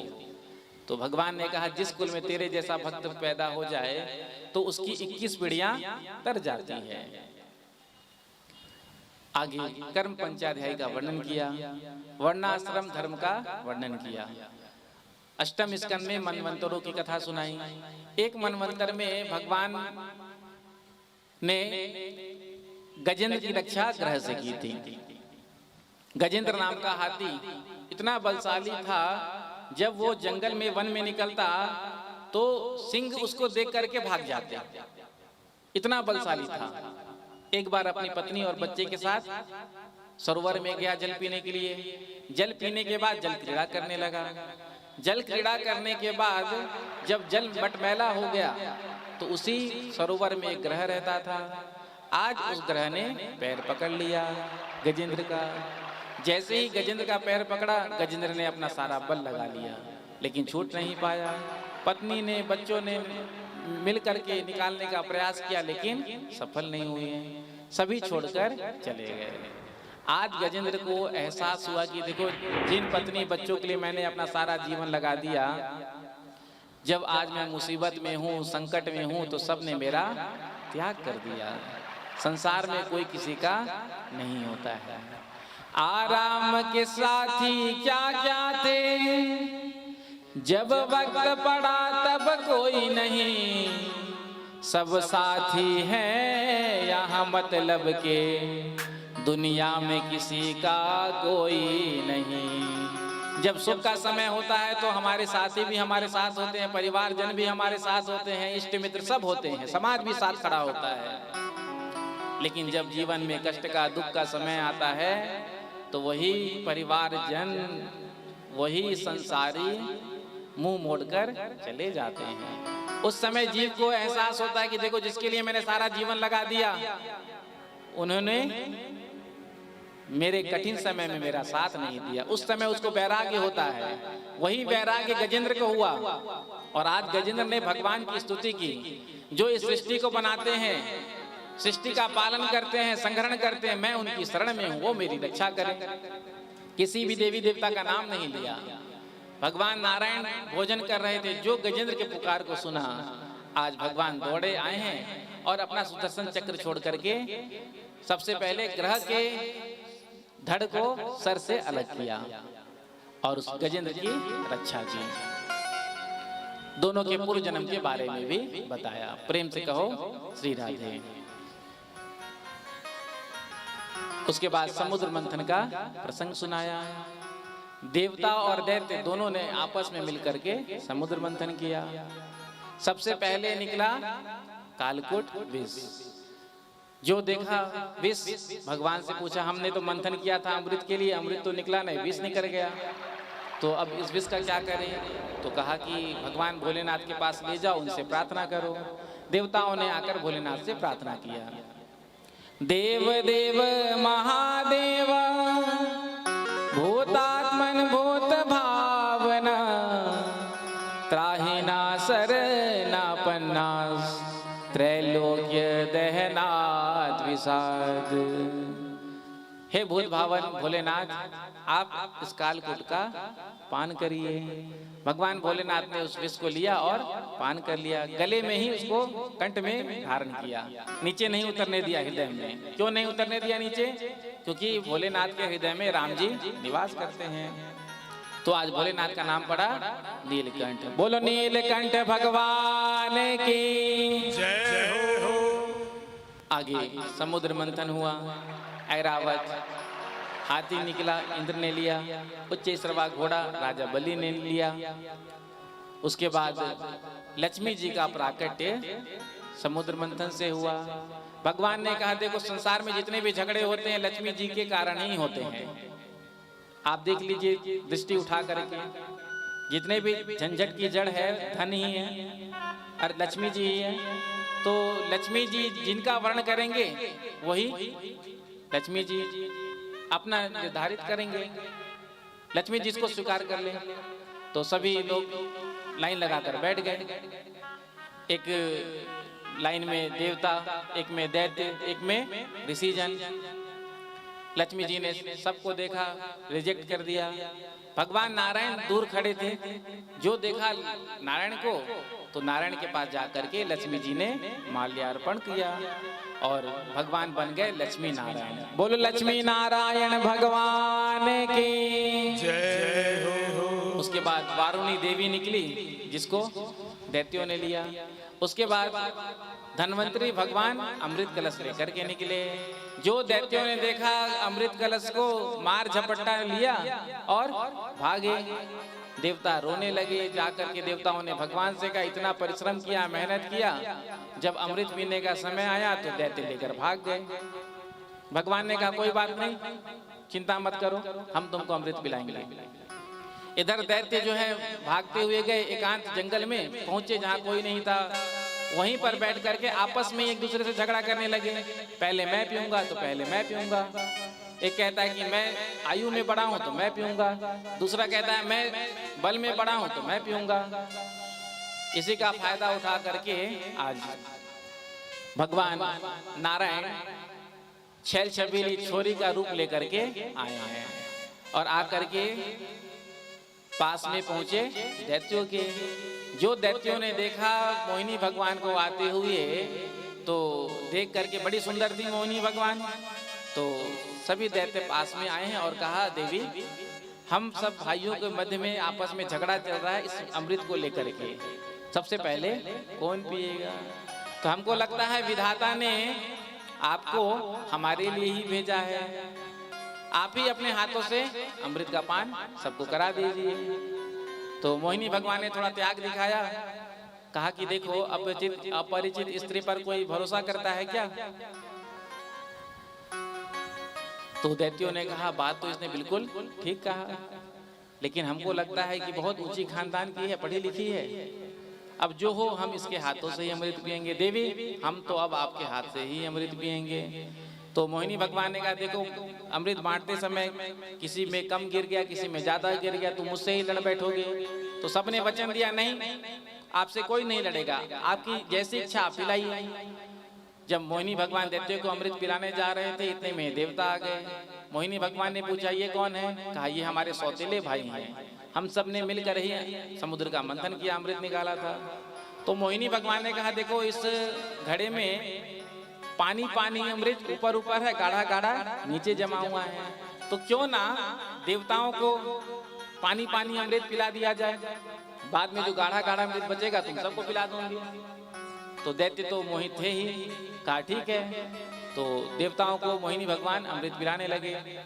इतने में ही स्वर भानु नाम का दैत्य पहुंच गया सूर्य और चंद्र के मध्य में और बैठ करके अमृत का पान कर लिया। सूर्य चंद्र ने कहा महाराज ये देवता नहीं ये तो दैत्य है। भगवान का सुदर्शन प्रकट हुआ और स्वर भानु का सर धड़ से अलग हो गया, जो ग्रह बने राहु और केतु। इधर भगवान ने देवताओं को अमृत का पान कराया और मोहिनी भगवान अंतर ध्यान हो गए। जब दैत्यों को होश आया तो दैत्यों ने कहा अरे कहाँ गई वो, कहाँ गया अमृत? एक ने कहा हमको तो लगता है वो थी नहीं था, आज वो नारायण मोहिनी बनाकर हम सबको चूना लगाकर चले गया। लाठी डंडा उठाया दैत्यों ने और देवताओं को मारना शुरू किया। अमृत पीने के बाद भी देवता पिट करके आ गए। देवासुर संग्राम हुआ जिसमें राजा बलि की मृत्यु हो गई इंद्र के हाथों। बाद में शुक्राचार्य जी ने मृत संजीवनी विद्या के द्वारा उनको जीवित किया। शुक्राचार्य जी के पास दैत्यों ने आकर प्रार्थना किया महाराज कोई ऐसा उपाय बताओ जिससे हमको स्वर्ग का राज मिले। तो कहा कि ब्राह्मणों की सेवा करो, ब्राह्मण जिसके पक्ष में नारायण उसके पक्ष में, तो ब्राह्मण को सेवा से प्रसन्न कर लो तो नारायण तुम्हारे पक्ष में होगा। तो आज ब्राह्मणों की सेवा में लग गए। ब्राह्मणों को प्रसन्न करने में देरी कितना लगता है, चकाचक माल खिला दो, बढ़िया दक्षिणा दे दो, ब्राह्मण आशीर्वाद की झड़ी लगा देते हैं। सोई ब्राह्मणों ने सुंदर एक तेजोमय विमान बना करके दिया और कहा कि इस विमान पर आप बैठ कर जाओ, जहां भी जाओगे आपको विजय ही मिलेगा। उस विमान पर बैठकर राजा बलि जब स्वर्ग में गए हैं तो आज इंद्र अपना आसन छोड़ करके भाग गए। देवता सब भागे भागे वन में फिर रहे हैं। देवता की माता अदिति को बड़ा कष्ट हुआ, रो रही थी। कश्यप जी आए, उनसे निवेदन किया तो कश्यप जी ने पयोव्रत नाम का व्रत बताया। फाल्गुन के महीने में शुक्ल पक्ष में 12 दिन तक किया जाता है। जिस व्रत को किया आज उस व्रत के प्रभाव से अदिति के गर्भ से बड़े सुंदर समय भादव का महीना में शुक्ल पक्ष विद्या नाम द्वादशी तिथि के दिन के ठीक 12 बजे वामन भगवान का अवतार हुआ। बोलो वामन भगवान की जय। बड़ा ही सुंदर वामन भगवान का स्वरूप था। छोटे से वामन भगवान आज बृहस्पति जी ने यज्ञोपवीत संस्कार कराया, भगवती उमा ने भिक्षा दिया, देवताओं ने छत्र दिया, कुबेर ने कमंडल दिया। जो भी भिक्षा मिला ले जाकर बृहस्पति जी को अर्पण किया। बृहस्पति जी ने कहा देखो इससे हमारा क्या होगा, हमको तो त्रिलोकी की भिक्षा चाहिए। वामन भगवान ने कहा त्रिलोकी के राजा कौन है इस समय? कहा त्रिलोकी के राजा इस समय है बलि, जो नर्मदा के तट पर यज्ञ कर रहे हैं। तो आज छोटे से वामन भगवान नर्मदा की तट की ओर निकल पड़े हैं। प्रेम से कहो श्री राधे। और जैसे ही दूर से राजा बलि ने आते हुए वामन भगवान को देखा तो जो यज्ञ करा रहे थे ब्राह्मण उनको साथ में लिया और स्वागत के लिए द्वार पर आकर खड़े हो गए और वामन भगवान का कितना सुंदर स्वागत किया। स्वागतम ते नमस्तुभ्यं ब्रह्मन् किं करवाम ते ब्रह्मर्षिणां तपः साक्षात् मन्ये त्वार्य वपुर्धरम्। स्वागत है आपका। कहिए मैं आपकी क्या सेवा करूं। आपको देख करके तो ऐसा लगता है कि आज मानो मेरे पितर प्रसन्न हो गए हैं। वामन भगवान के अंग अंग से कांति टपक रहा, इतना तेज था शरीर में, ऐसा लग रहा था कि मानो सूर्य भगवान पृथ्वी पर प्रकट हो गए हैं। कहिए प्रभु मैं आपकी क्या सेवा करूं, कैसे सेवा करूं। जैसे छोटे से आप हैं ऐसे ही एक छोटी सी कन्या लाकर आपका विवाह करा दूं, क्योंकि बौने हैं वामन भगवान छोटे से हैं तो अब उसी हाइट की लड़की कहाँ मिले। तो राजा बलि ने कहा जैसे छोटे से आप हैं वैसे ही छोटी सी कन्या लाकर विवाह करा दूं। तो कहा नहीं हमको विवाह नहीं करना। तो जैसे छोटे से आप में एक छोटी सी गैया आपको दे दूं दान में, खूब चकाचक दूध पीना। भगवान ने कहा ना तो हमको गैया चाहिए ना हमको बहू चाहिए, तो क्या चाहिए आपको। वामन भगवान ने कहा देखो हम तो यज्ञ का दर्शन करने के लिए आए थे और यज्ञ का दर्शन हो गया बस हो गया। राजा बलि ने कहा मेरे द्वार पर कोई ब्राह्मण देवता आए और बिना कुछ लिए चले जाएं तो इससे तो समाज में मेरी अपकीर्ति होगी, कलंक लग जाएगा कि राजा बलि के द्वार से एक ब्राह्मण खाली हाथ चला गया। मेरी प्रसन्नता के लिए कुछ मांग लीजिए। राजा बलि ने जब ज्यादा कहा तो वामन भगवान ने कहा ज्यादा आपकी इच्छा है तो 3 पग भूमि वो भी हमारे चरण से हम खुद नाप करके लेंगे, हमको प्रदान कर दो। जो सुना राजा बलि ने जोर से ठाका मारकर हंसने लगा। मांगा भी तो क्या मांगा, 3 पग भूमि, वो भी अपने पैर से बिलस्त भर के तो पाँव वामन भगवान के।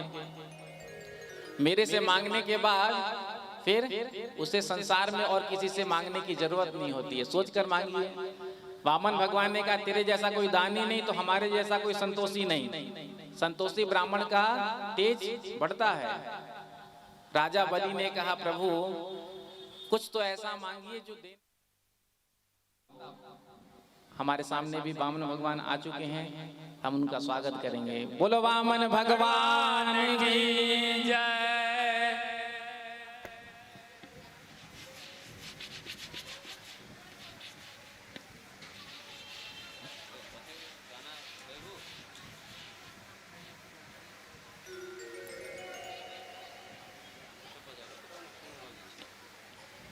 बोलो वामन भगवान की जय। इधर शुक्राचार्य जी ने आकर देखा ये बौना बड़े देर से बात बना रहा है। दिव्य दृष्टि लगा करके देखा तो शुक्राचार्य जी समझ गए और शुक्राचार्य जी ने कहा राजन तू मना कर दे, यदि तूने दान का संकल्प ले लिया तो 3 पग में तेरा सर्वस्व हरण कर लेंगे, क्योंकि ये साक्षात नारायण है। ऐसा वैरोचने साक्षात भगवान विष्णुरव्ययः कश्यपाददितिर्जातो देवानां कार्य साधका। मना कर दे।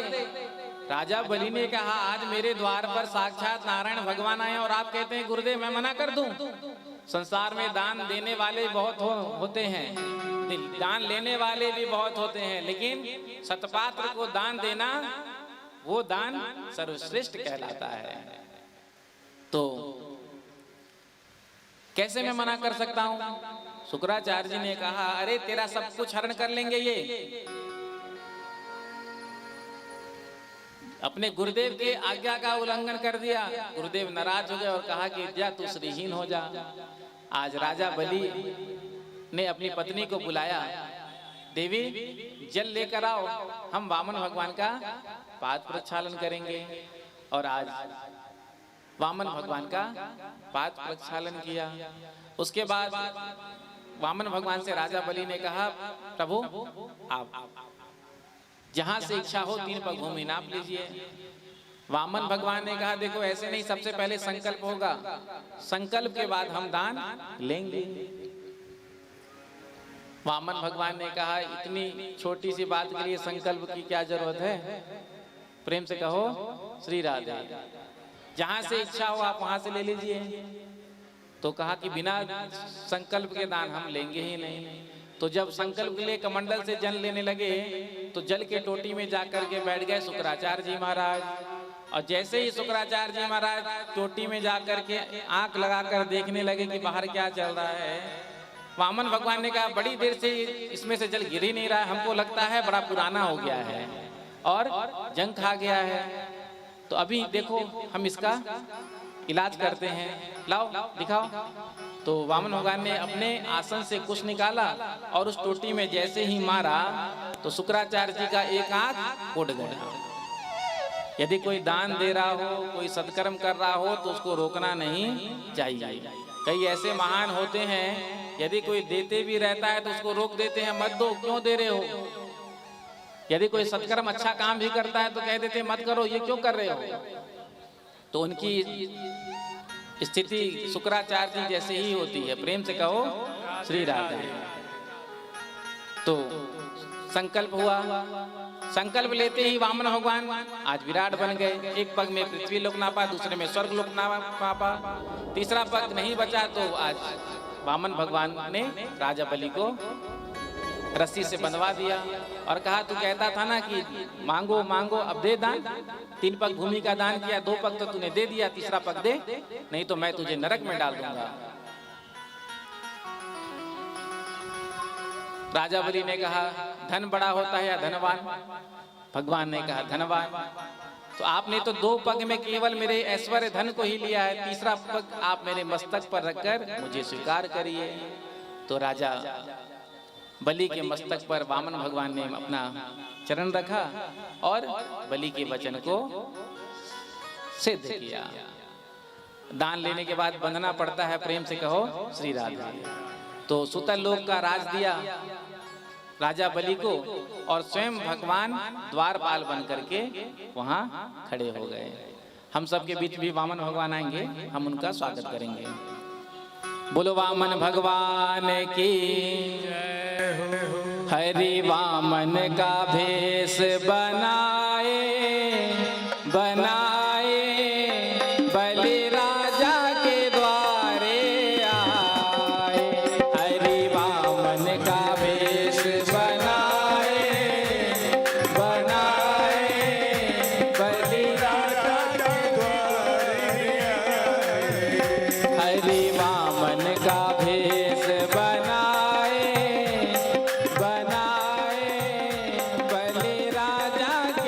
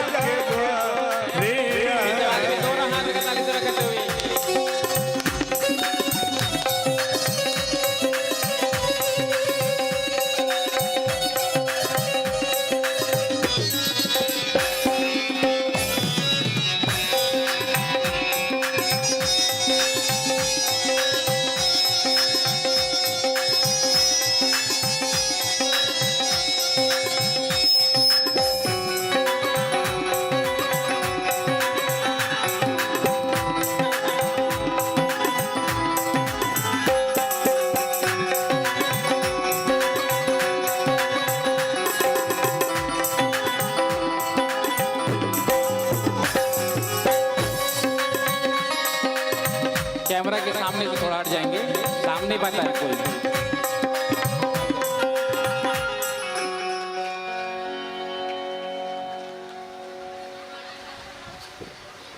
कैमरा के सामने आप आ रहे हैं, लोग आपको देख रहे हैं देश विदेश में बैठ करके, कम से कम सामने से तो हट जाइए। इतना बड़ा पंडाल लगाया है आयोजकों ने और आप बिल्कुल सामने ही कैमरे के आकर के खड़े हैं। पीछे पीछे झोली कंधे पड़ी गले माला पड़ी, झोले कंधे पड़ी गले माला पड़ी, झोले कंधे पड़ी गले माला पड़ी, झोली कंधे गले माला पड़ी। ब्रह्मचारी का भेष बनाए बनाए बलि राजा के द्वारे आए, हरि वामन का भेष बनाए बनाए बलि राजा के भेष बनाए। दोनों हाथ करते हुए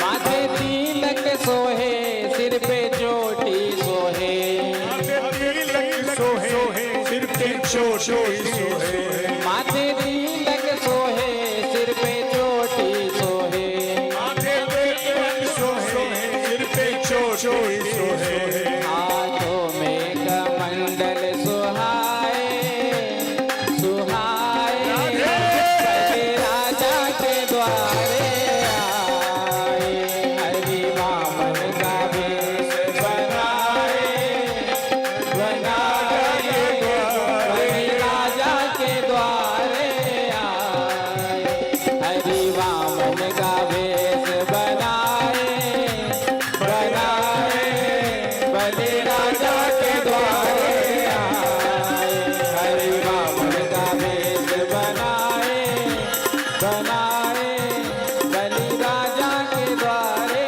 आए।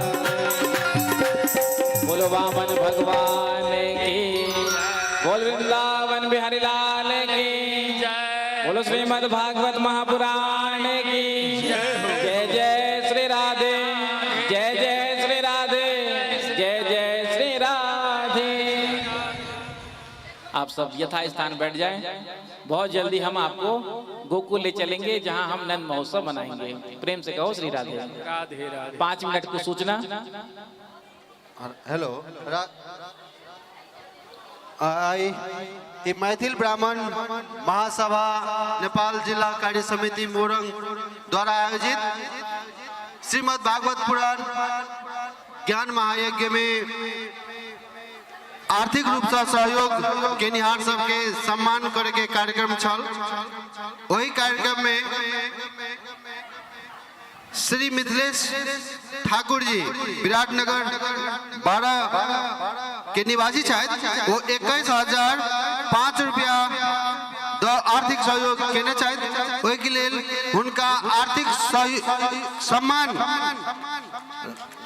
ग्रहण करने के लिए मंच पर हम उनका बजावा चाहिए और इस सम्मान प्रदान करने के लिए मैथिल ब्राह्मण महासभा नेपाल केंद्रीय कार्यालय अध्यक्ष श्री भगवान झा सर के हम आमंत्रण करना चाहिए। श्री मिथिलेश ठाकुर सर एक बेर जोरदार ताली से उनका धन्यवाद दिल जाए और उनका सम्मान करने के लिए रुद्राक्ष के माला, पाग, रामनामी चादर, दोसल्ला और गोल्डन सम्मान पत्र।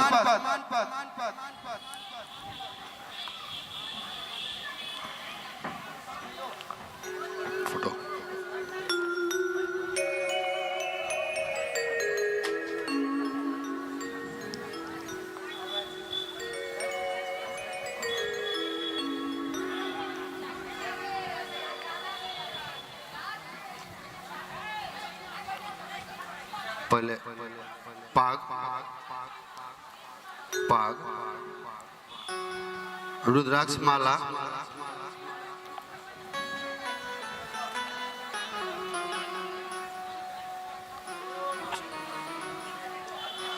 और राघव सर के हम अनुरोध करबे जे दोसल्ला और आगे सम्मान कर देथिन।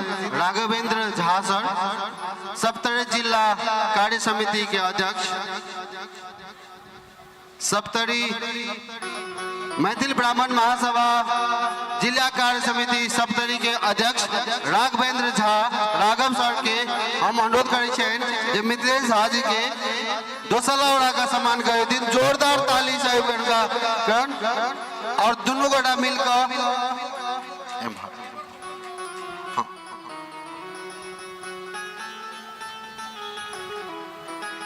और प्रमाण पत्र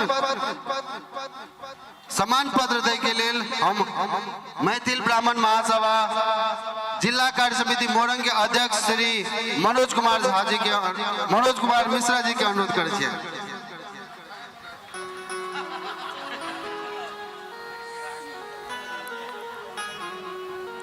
मैथिल ब्राह्मण महासभा जिला कार्य समिति मोरंग के अध्यक्ष श्री मनोज कुमार मिश्रा जी द्वारा सम्मान पत्र श्री मिथिलेश ठाकुर जी के ग्रहण बढ़ौले। अब हम और गोटा के नाम वाचन करे छी जे छी सम्मान पत्र लेल धन्यवाद सर। अब जे तैना श्री भगवान झा विराटनगर 4 111,000 प्राप्त भेल अछि। यदि एठाम छी तो अपने सम्मान ग्रहण करे के लेल एठाम हम आबक लेल अनुरोध करे छी। तहिना डॉक्टर KN ठाकुर विराटनगर 13 से 11,111 रुपया प्राप्त भेल अछि। तहिना राम प्रवेश शाह विराटनगर 711,005 रुपया प्राप्त भेल अछि। तहिना इंजीनियर फूल कुमार देव सर विराटनगर 10 से 11,000 रुपया प्राप्त भेल अछि। और ये हम छाइत उनका सम्मान ग्रहण करे के लेल हम उनका आबक लेल अनुरोध करे छी।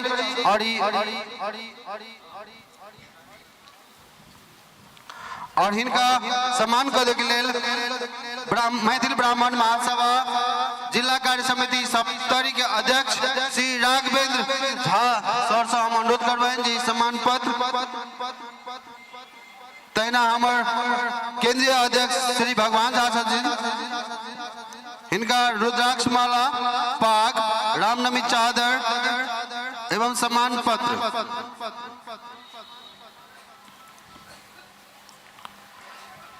तहिना विनय कुमार झा विराटनगर 15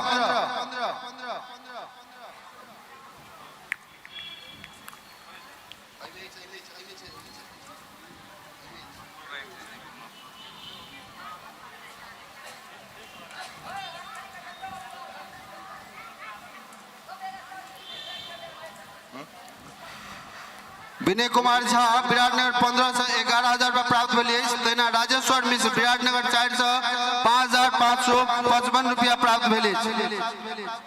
नीरज मिश्र विराटनगर 10 से 5,105 रुपया प्राप्त भेल अछि। तहिना सुनीता ठाकुर विराटनगर 3 से 5,100 रुपया प्राप्त भेल अछि। जोरदार ताली से माला छूट गेल। इंजीनियर फूल कुमार देव सर के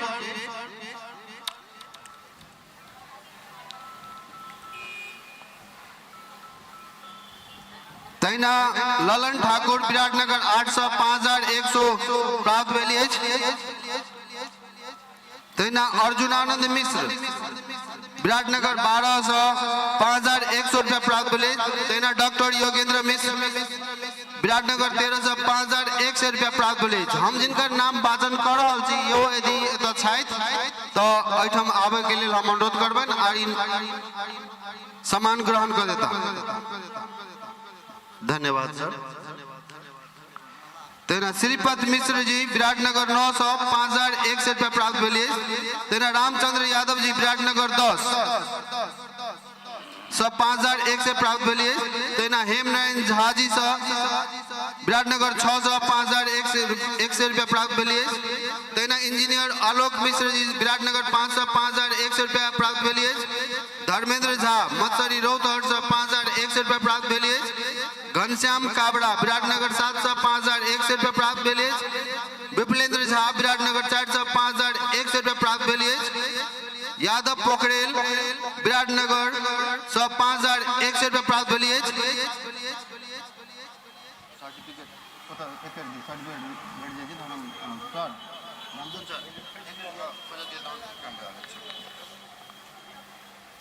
यादव पोखरेल जी विराटनगर से 5100 रुपया प्राप्त भेलिए। तेना कृपानंद झा विराटनगर 1300 5100 रुपया प्राप्त भेलिए। आरोन एडवर्टाइजिंग विराटनगर 900 5100 प्राप्त भेलिए। तेना नारायण झा विराटनगर 400 5100 रुपया प्राप्त भेलिए। तेना अरुण कुमार ठाकुर विराटनगर 200 5100 रुपया प्राप्त भेलिए।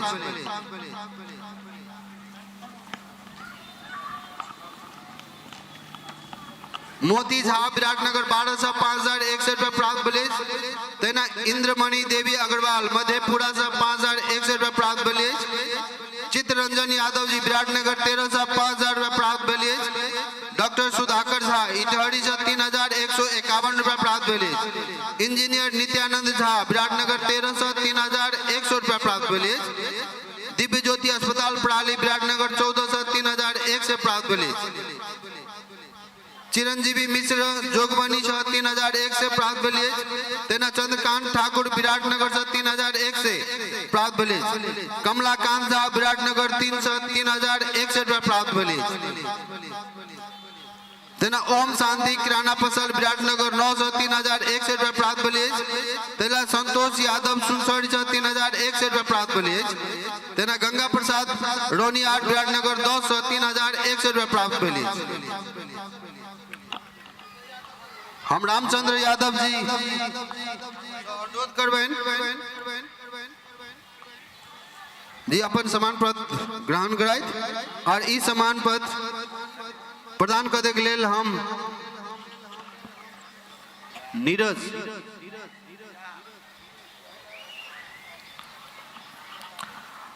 प्रदान करने के लिए हम माला पैरागर राघवेंद्र मिश्र राघवेंद्र झा सर के अनुरोध करै छियनि और सम्मान पत्र प्रदान करने के लिए श्री भगवान झा सर से अनुरोध करै छियनि।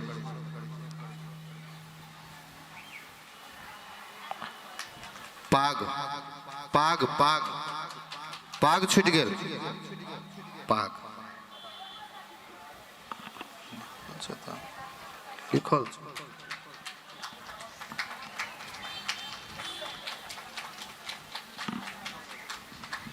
धन्यवाद सर। तेना एहिठाम हम कमलाकांत झा सर के देखने छलियै ने। कमलाकांत झा अखने छलखिन है। विपुलेंद्र झा सर सेहो छलखिन है अखन।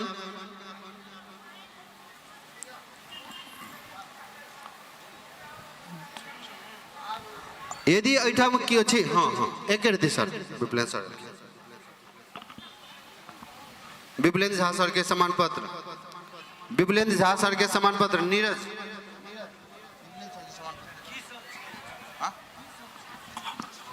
विपुलेंद्र सर के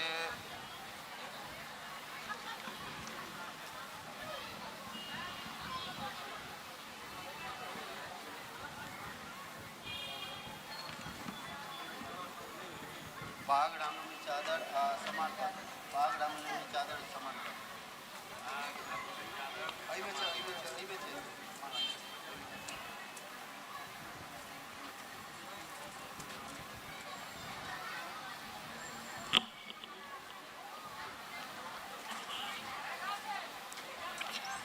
तेना हम कमलाकांत झा जी के हम देखने छलहुँ अखने एहिठाम ओ ए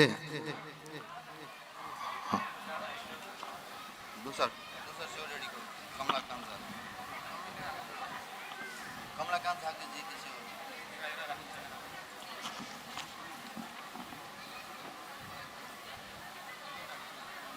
बाम रामन चादर समान पत्र बाग रामन चादर समान पत्र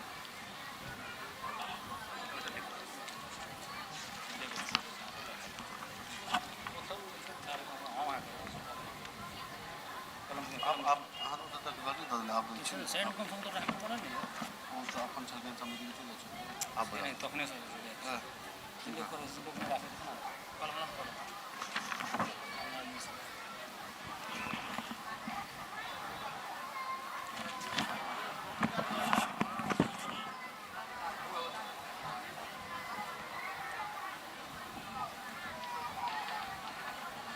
विराटनगर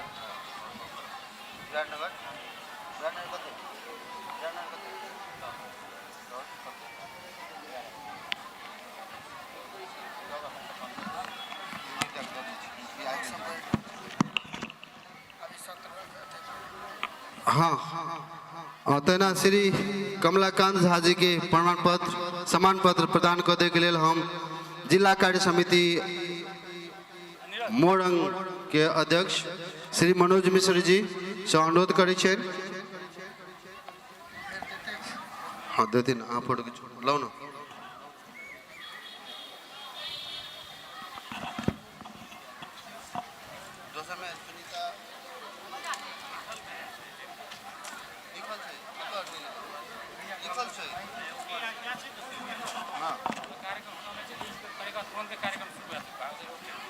अब एक बाद तुरंत फिर दोसर कार्यक्रम शुरू है कि गोटा नहीं जाब अगर आरो आनंद लेल जाए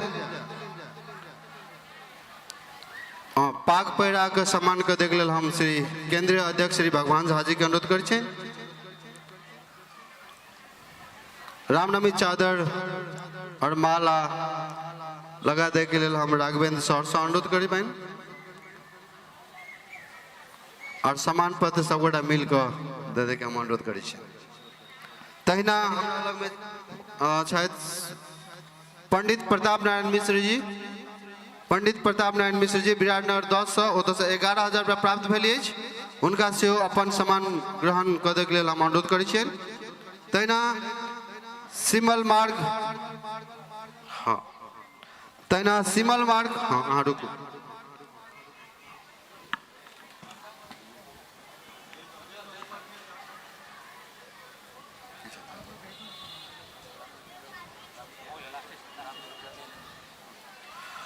पंडित प्रताप नारायण मिश्र जी विराटनगर 10 के निवासी उनका सम्मान करे के लिए हम केंद्रीय अध्यक्ष श्री भगवान झा सर के और राघवेंद्र सर के अनुरोध करे छियनि।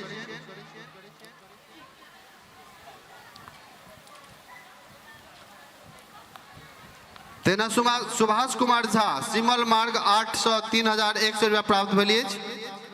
सुभाष कुमार झा सिमल मार्ग 8 से 3,001 से प्राप्त होले उनको सम्मान के लिए अनुरोध कर छे। तेना संजय झा बूढ़ी गंगा 4 से 11 से 5 रुपया प्राप्त भेल उनको अनुरोध करे छे। तेना सुजीता झा बूढ़ी गंगा 4 से 1,105 रुपया प्राप्त भेल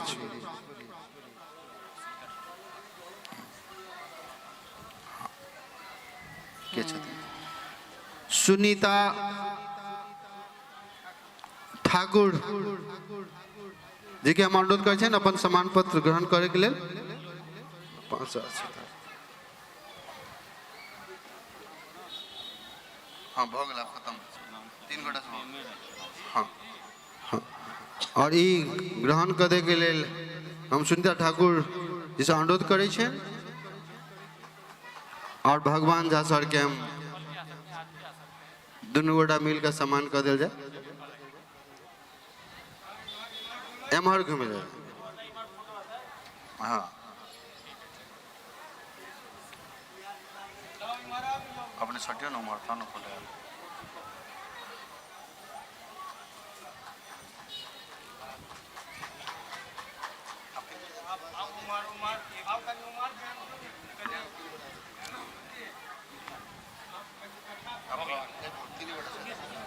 सुभाष झा भैया सुभाष झा आबि गेल छथिन न तीनों गोटा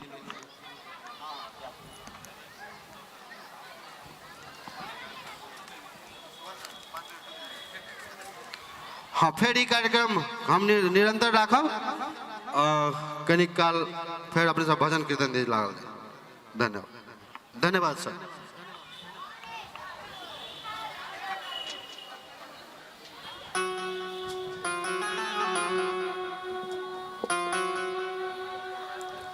बोल वृंदावन बिहारी लाल की जय हो श्री राम जय राम जय जय राम श्री राम जय राम जय जय राम श्री राम जय राम जय जय राम श्री राम जय राम जय जय राम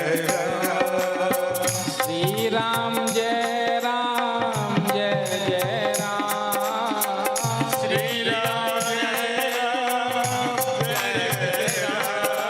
श्री राम जय राम जय जय राम श्री राम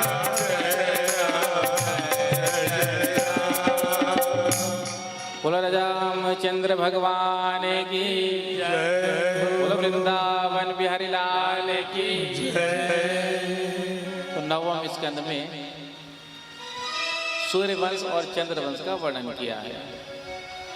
ज़्यादा देर आपका नहीं लेंगे तो बहुत जल्दी हम सब पहुंचेंगे गोकुल, तो थोड़ा सा धैर्य और शांति के साथ कथा का श्रवण करेंगे। बातें तो बाद में भी हो ही जाएगा।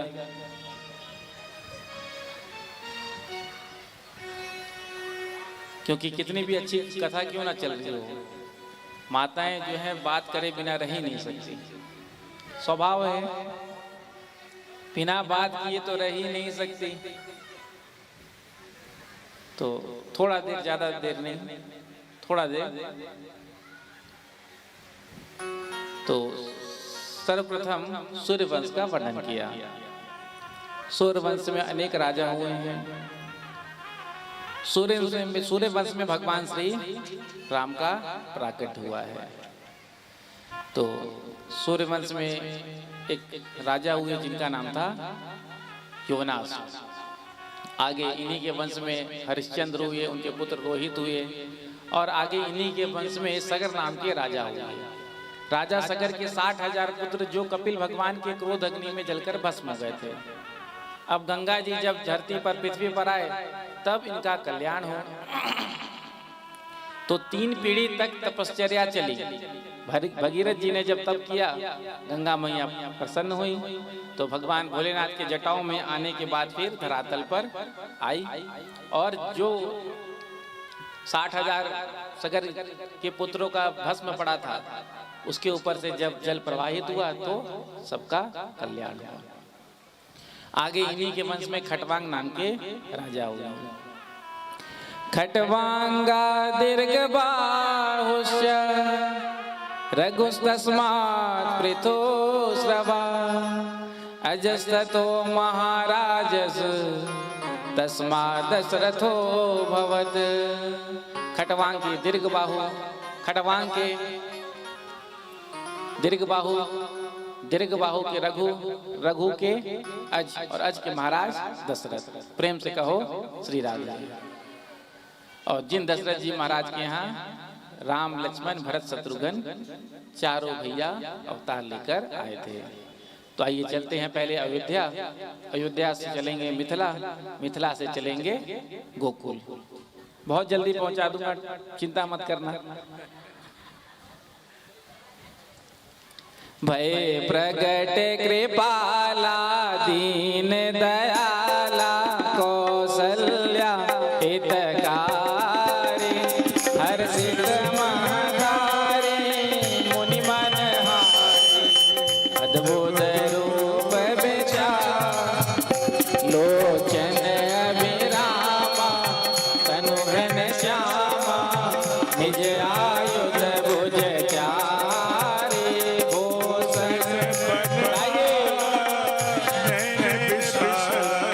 शोभा से दुख कहीं दुई कर जोरी असुरी दोरी के विध करो अनंता। माया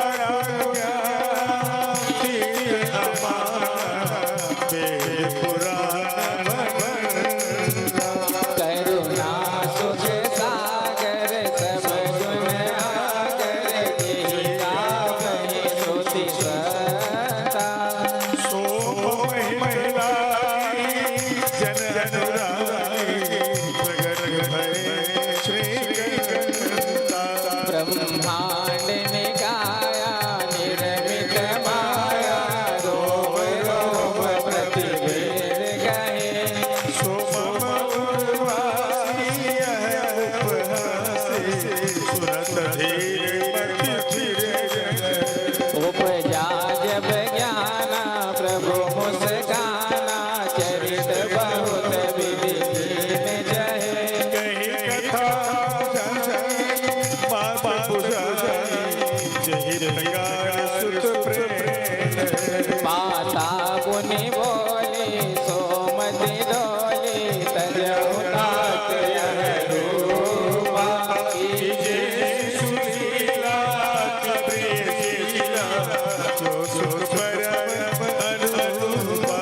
सुनी भजन सुजाना रूप खाना हुई बालक सुर भूपा। या चरित जो गावै हरि पद पावै तेन परै भव भूपा। विप्रधेनु सुर संत हिता लीन मनुज अवतार। निज इच्छा निरमित माया गुण गोपाल। सियावर रामचंद्र की जय उमापति महादेव की जय। पवन सुत हनुमान की जय बोलो भाई सब संतन की। तो अयोध्या में चारों भैयाओं का प्रागट्य हुआ। दास दासियां बधाई लेकर दौड़ी हैं। 2 मिनट बधाई गा लेते हैं। गा ले। हाँ, माताएं तो नाचने के लिए बिल्कुल तैयारी बैठी रहती हैं।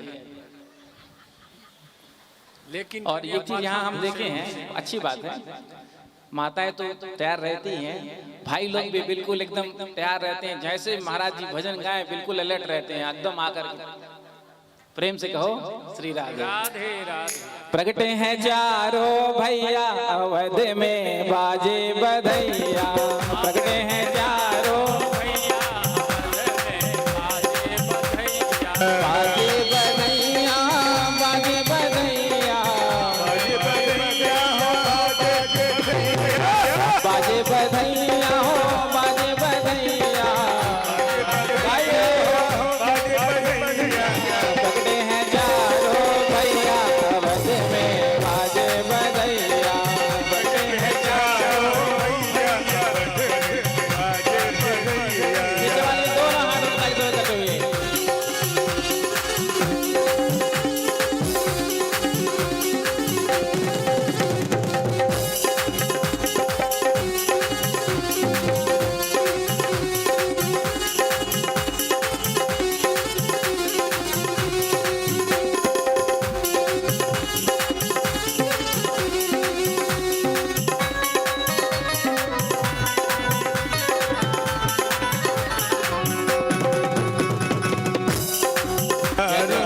जगमग दिया जलत है।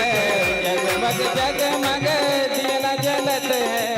झिलमिल होते अटरिया अवध में बाजे बधैया। पकड़े हैं चारों भैया अवध में बाजे बधैया बाजे बधैया बाजे बधैया बाजे बधैया बाजे बधैया बाजे बधैया। पकड़े हैं चारों भैया अवध में बाजे बधैया।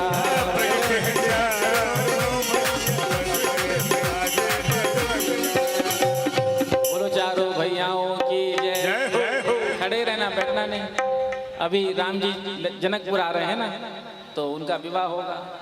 चारों भैया थोड़े बड़े हुए, पढ़ने के लिए गुरुकुल में गए। विश्वामित्र जी यज्ञ कर रहे हैं, जिस यज्ञ में जो असुर हैं, दुष्ट हैं, दैत्य हैं, यज्ञ को पूरा करने देना चाहते नहीं। तो विश्वामित्र जी आए हैं और दशरथ जी से प्रार्थना किया, और राम और लक्ष्मण जी को लेकर के आज विश्वामित्र जी आए हैं। राम जी ने आकर के ताड़का का उद्धार किया। उसके बाद विश्वामित्र जी राम जी और लक्ष्मण जी को लेके पहुंचे हैं जनकपुर। जनकपुर में जब पहुंचे हैं, जनक जी को पता चला। जनक जी ने आकर जो राम जी का दर्शन किया, गदगद हो गया मन, प्रफुल्लित हो गया हृदय। जैसा कि जनक जी की प्रतिज्ञा थी, जो धनुष को तोड़ेगा उसी का विवाह जानकी जी से होगा। तो बड़े बड़े राजा आए, महाराजा आए, लेकिन किसी ने धनुष को उठा नहीं पाया। उठाने की क्या बात, हिला नहीं पाया। राम जी महाराज पहुंचे गुरुदेव का आज्ञा पा करके, और लेते चढ़ावत खेचत गाढ़े, लेते चढ़ावत खेचत गाढ़े, काहू न लगा देख सब ठाड़े, काहू न लगा देख सब ठाड़े। देखते ही देखते धनुष भंग कर दिया, और फिर वरमाला हुआ। जानकी जी ने राम जी के गले में माल्यार्पण किया। प्रेम से कहो श्री राधे। तो अपने यहाँ तो सबसे पहले परीक्षण होता है ना, उसके बाद विवाह। हाँ, परीक्षण चलियो साखी, सुंदर जमैया है, सुहावन लागे हो, सुहावन लागे। बरछत बड़ सुकुमार है, सुहावन लागे।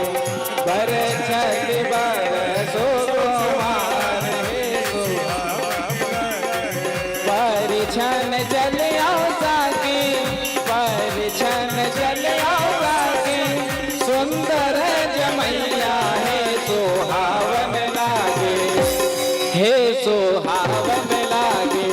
बरछत बड़ सुकुमार है, सुहावन लागे। बरछत बड़ सुकुमार है, दोनों हाथ लगा मस्ती से झूमते हुए।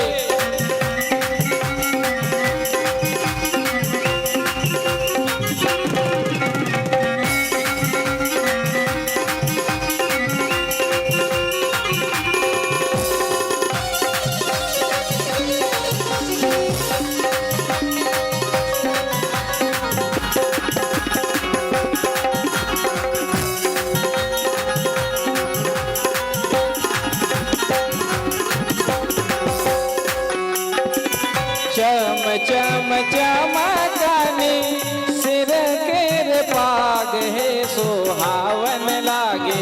राजी के माथे पर सिर के पाग सुहावन लागे।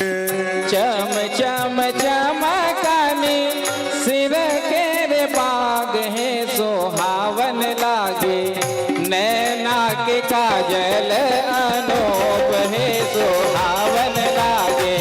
नैना के काजल अनूप है, सुहावन लागे। परिछन चल आओ साके, परिछन चल आओ साके, सुंदर जमैया है, सुहावन लागे हे, सुहावन लागे।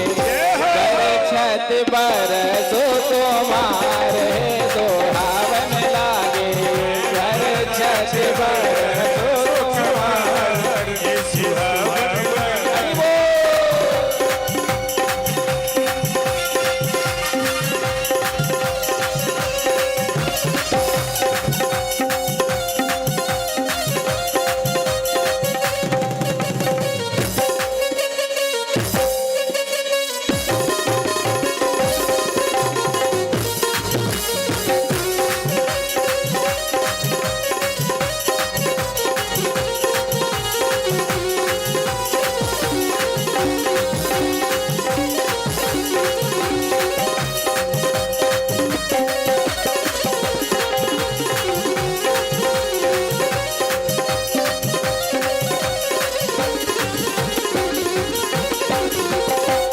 सिया सुकुमारी दिलखिन अजरा उछाए सुहावन लागे सिया सुकुमारी दिलखिन अजरा उछाए सुहावन लागे चलतिन पहुन मासे रे राम है सुहावन लागे चलतिन पहुन मासे रे राम है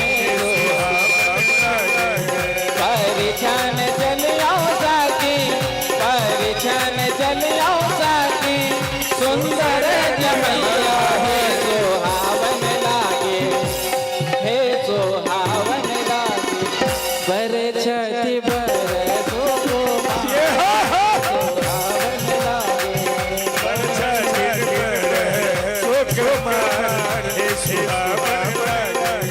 धीरे धीरे चलियो रघुबर धीरे धीरे चलियो रघुबर अचरा न फाटे सुहावन लागे धीरे धीरे चलियो रघुबर धीरे धीरे चलियो रघुबर अचरा न फाटे सुहावन लागे अचरा के दाम अनमोल है सुहावन लागे अचरा के दाम अनमोल है सुहावन दोनों हाथ रख करके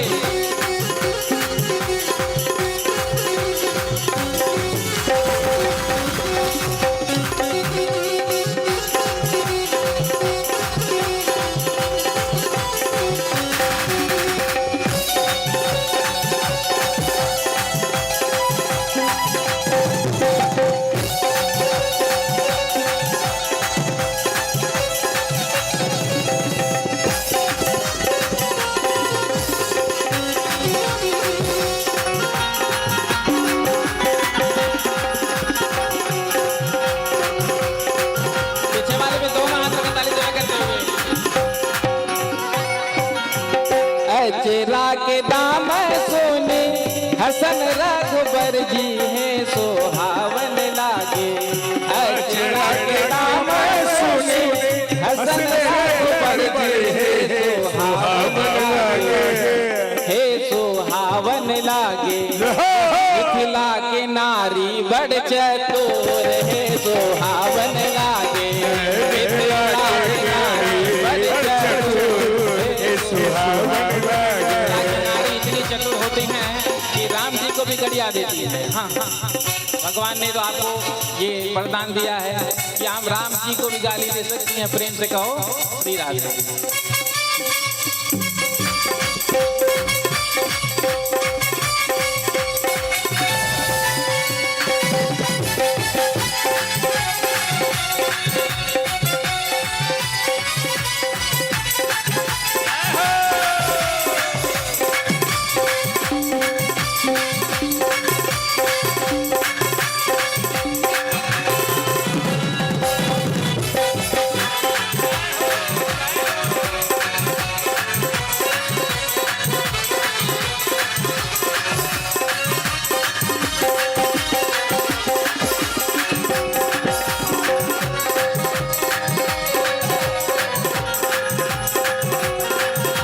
परिछन चलियो साकी परिछन चलियो साकी सुंदर जमैया है सुहावन लागे सुहावन लागे बरछति बरसो कुमार है सुहावन लागे बरछति बरसो कुमार है सुहावन लागे बरछति बरसो कुमार है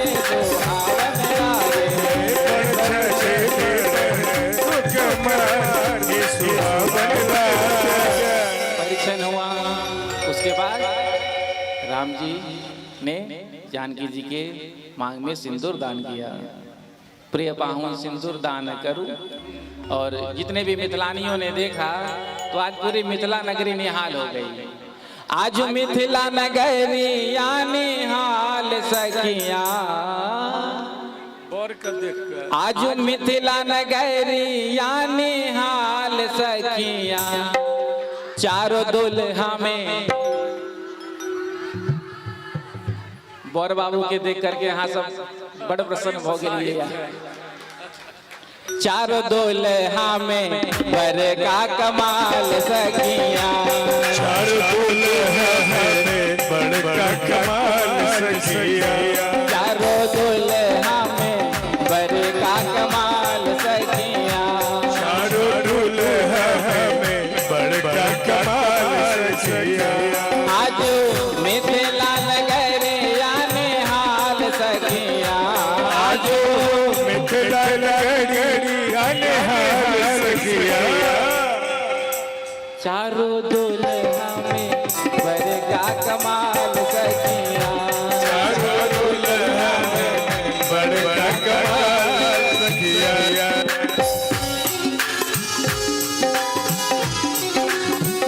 हरि बोल।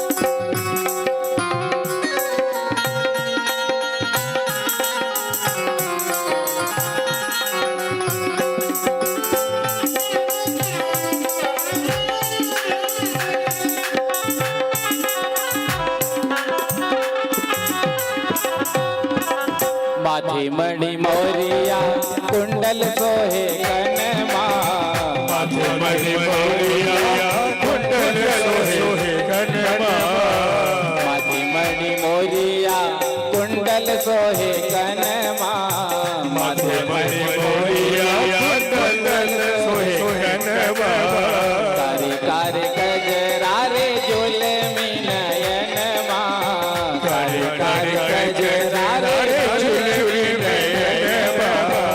लाल चंदन सोहे भाल सखिया, भाल चंचल सोहे भाल सखिया, चारों दुल्हा में बड़े का कमाल सखिया, चारों दुल्हा में बड़ का कमाल सखिया, मिथिला नगर यानी हाल सखिया, आज मिथिला नगर यानी हाल सखिया, चारों दुल्हा में बड़े का कमाल सखिया, चारों दुल्हा में बड़े का कमाल सखिया।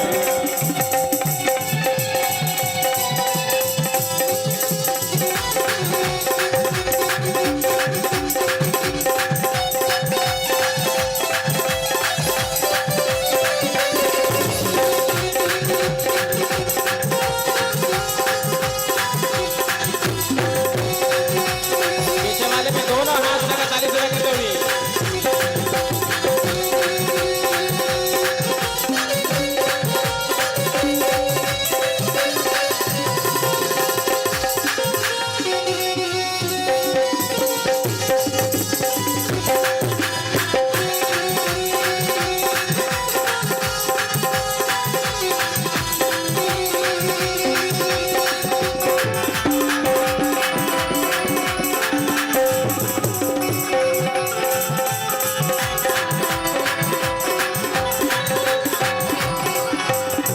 सावर सावर गोरे गोरे जोड़िया जहान है, सावर सावर गोरे गोरे जोड़िया जहान है, या नदी के लिए सुन लीना कान है, या देख सुन लो मैं कान है, जुग जुग जोड़ी दिए बेमिसाल सखिया, जुग जुग जिए छोड़िए मिसाल सखिया, चारों दुल्हा में बर का कमाल सखिया, चारों दुल्हा में बर का कमाल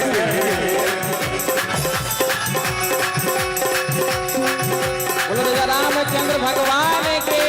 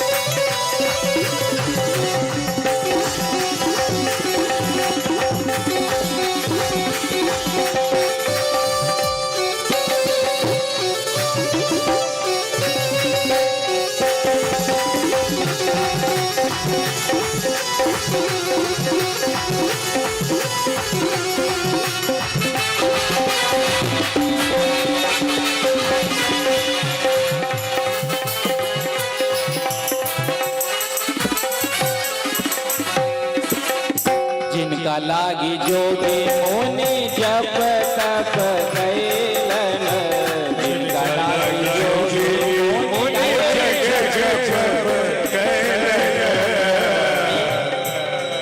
जिनका लागी जोगी मुनि जप तप कैलन जिनका लागी जोगी ऐसे नहीं जिनका लागी जोगी मुनि जप तप से ही हमर मिथिला में पाहुन बनकर अइलन से ही हमर मिथिला में पाहुन बनकर अब लोढ़ा से सकाई इनकर गाल सखिया अब लोढ़ा से सकाई इनकर गाल सखिया चारों दुल्हा में बड़े का कमाल सखिया चारों दुल्हा में बड़े का कमाल सखिया आजो मिथिला नगरिया में हाल सखिया आजो मिथिला नगरिया में हाल सखिया चारों दुल्हा में बड़े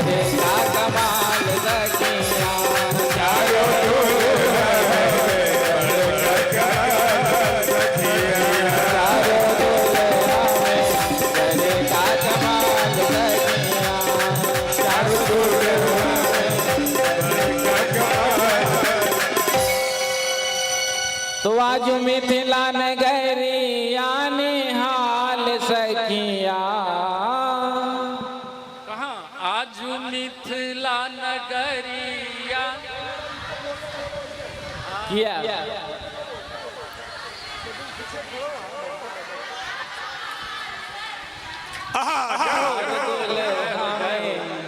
बड़का कमाल सखिया बड़का वाला है ना एक चोर है प्रेम से कहो श्री राधे तो फिर मिथिलानियों ने राम जी को बहुत गड़ियाया है कैसे प्रेम से कहो श्री राधे तो समय ज़्यादा हो गया है तो ऐसा जनकपुर वासियों का भाव है कि राम जी अयोध्या गए ही नहीं जनकपुर में ही कोवर बिहारी बनकर कोवर में आज भी बिहार कर रहे हैं जानकी जी के साथ प्रेम से कहो श्री राधे तो हम चलते हैं अब गोकुल की ओर वृंदावन की ओर 10 मिनट बिल्कुल शांति से आप बैठेंगे उसके बाद हम सब नंद महोत्सव का आनंद लेंगे बोलो चारों दुल्हा सरकार की जय हो नवम स्कंद के अंतिम अध्याय में 2 श्लोक में संक्षिप्त रूप से भगवान श्री कृष्ण की कथा का वर्णन सुखदेव जी ने किया भगवान श्री कृष्ण का प्राकट्य कहाँ हुआ था मथुरा के कारागार में वसुदेव जी भगवान को लेकर के वहां से निकले थे गोकुल में नंद बाबा के यहाँ बालकृष्ण प्रभु को छोड़ा था 11 वर्ष तक भगवान वृंदावन में रहे उसके बाद मथुरा आकर के कंस का उद्धार किया 14 वर्ष मथुरा में रहे 25 वर्ष जब प्रभु का हुआ तो द्वारिका गए द्वारिका में जाकर 16,108 कन्याओं से विवाह किया कौरव पांडव को निमित्त बनाकर भूमि के भार का हरण किया और 125 वर्ष की आयु में भगवान ने स्वधाम गमन किया इतना कहकर सुखदेव जी मौन हो गए परीक्षित ने कहा कथितो वंश विस्तारो भवता सोम सूर्यो राज्ञां चो भय वंश्यानां चरितम परमाद्भुतम प्रभु आपने सूर्य वंश की कथा बहुत विस्तार से सुनाई चंद्रवंश की कथा विस्तार से सुनाई लेकिन जब भगवान श्री कृष्ण की कथा सुनाने का समय आया तो आपने संक्षिप्त रूप से सुना दिया मैं उन कृष्ण की कथा को सुनने के लिए यहाँ बैठा हूँ जिन्होंने मेरे पितामहों को महाभारत युद्ध जिताया था जिन्होंने मेरी रक्षा माँ के गर्भ में की थी आप विस्तार से कथा सुनाइए आप मेरी चिंता बिल्कुल मत करिए कि मुझे भूख प्यास लग रही होगी आपके मुखारविंद से जो अमृत मैं पान कर रहा हूँ अमृत का पान करते ही फिर भूख और प्यास सताती ही नहीं है। आप विस्तार से सुनाइए। सुखदेव जी कहते हैं जब ये भूमि भार से पीड़ित होकर के गौ रूप धारण करके देवताओं की शरण में गई, देवता पृथ्वी को लेकर के ब्रह्मा जी के शरण में गए। ब्रह्मा जी पृथ्वी और देवताओं को लेकर के क्षीर सागर में आए हैं और वहां आकर के स्तवन किया। तत्र गत्वा जगन्नाथम देव देव वृषा कपिम पुरुषम पुरुष सुक्तेन उपतस्ते समाहिता। तो ब्रह्मा जी को भगवान की वाणी सुनाई पड़ी। तो ब्रह्मा जी सभी देवताओं को संबोधन करके कहते हैं, भगवान ने कहा है हे देवताओं, हे पृथ्वी, अब आप सब बिल्कुल भी चिंता ना करें। वसुदेव गृहे साक्षात् भगवान पुरुषः परा जनिष्यते तत्प्रियार्थम संभवन्तो सुर स्त्रिया। अब बहुत जल्दी भगवान श्री कृष्ण देव की वसुदेव जी के यहाँ अवतार लेने वाले हैं, इसलिए देवताओं तुम जाकर ब्रज में अवतार धारण करो। और भगवान अकेले नहीं आ रहे हैं, भगवान अपनी अलाग्नि शक्ति के साथ आ रहे हैं। तो आप सब भी अपनी देवियों के साथ जाकर अवतार धारण करें। तो ब्रज में देवताओं का अवतार होने लगा। इधर मथुरा के राजा उग्रसेन जी, उग्रसेन का पुत्र कंस, कंस ने अपने पिता को ही कारागार में बंद कर दिया और राज गद्दी पर बैठ गया। इसने देखा प्रजा में मेरे लिए कोई स्नेह नहीं, भाव नहीं, सम्मान नहीं, तो इसने सोचा क्यों ना मैं कोई नाटक करूं जिससे प्रजा में मेरे लिए सम्मान जागृत हो। तो इसने अपनी चचेरी बहन का विवाह वसुदेव जी के साथ तय किया। सुंदर विवाह हुआ, खूब सारा दहेज दिया, और जब विदाई का समय आया तो नेत्रों से आंसू बहने लगा। जो देखा प्रजाजनों ने, देखो महाराज कितने बदल गए हैं, हम तो महाराज को कितना कठोर समझते थे, लेकिन आज महाराज अपने चचेरी बहन के विवाह पर इतना रो रहे हैं। तो कंस को लगा देखो हमारा नाटक काम कर रहा है। तो जब नाटक काम करने लगे तो विपक्ष तो होता ही है पोल खोलने के लिए। कंस ने सोचा थोड़ा और आगे बढ़कर और नाटक करूं। तो आज सारथी को रथ से उतार दिया, कहा मैं अपनी बहन को स्वयं ससुराल छोड़ करके आऊंगा। खुद बैठ गया रथ पर।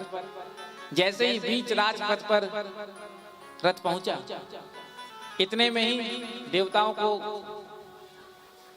आज थोड़ी सी आशंका हुई। तो देवताओं ने आकाशवाणी कर दिया। आकाशवाणी में क्या कहा?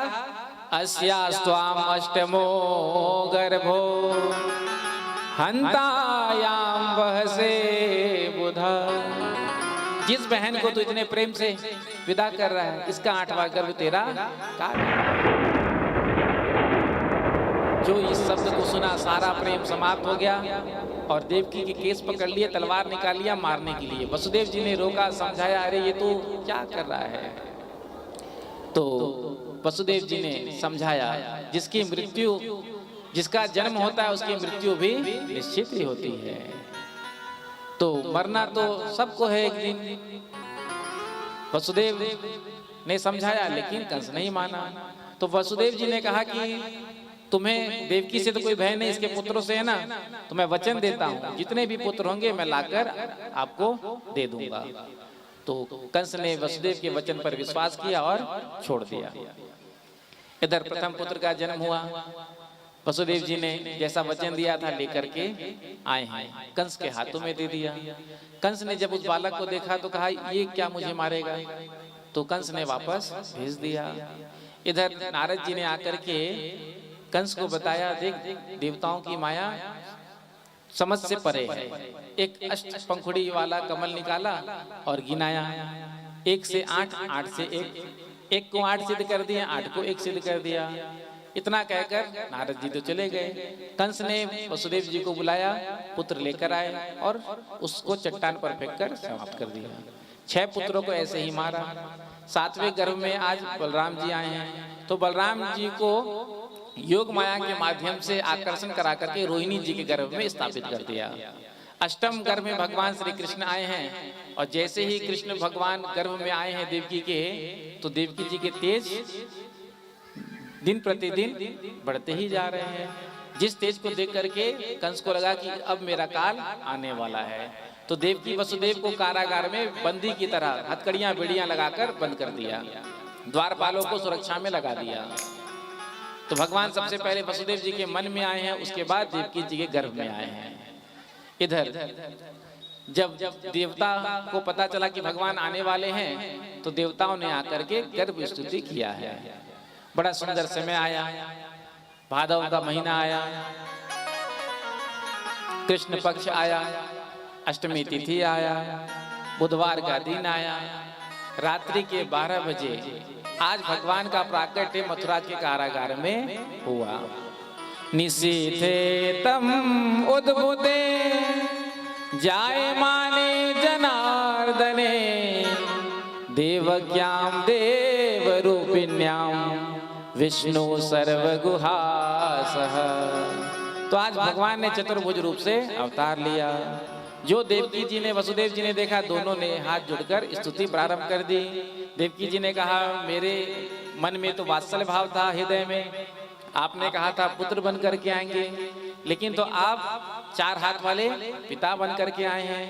जब संसार में बालक का जन्म होता है तो छोटा सा होता है, आप तो इतने बड़े होकर आए हैं।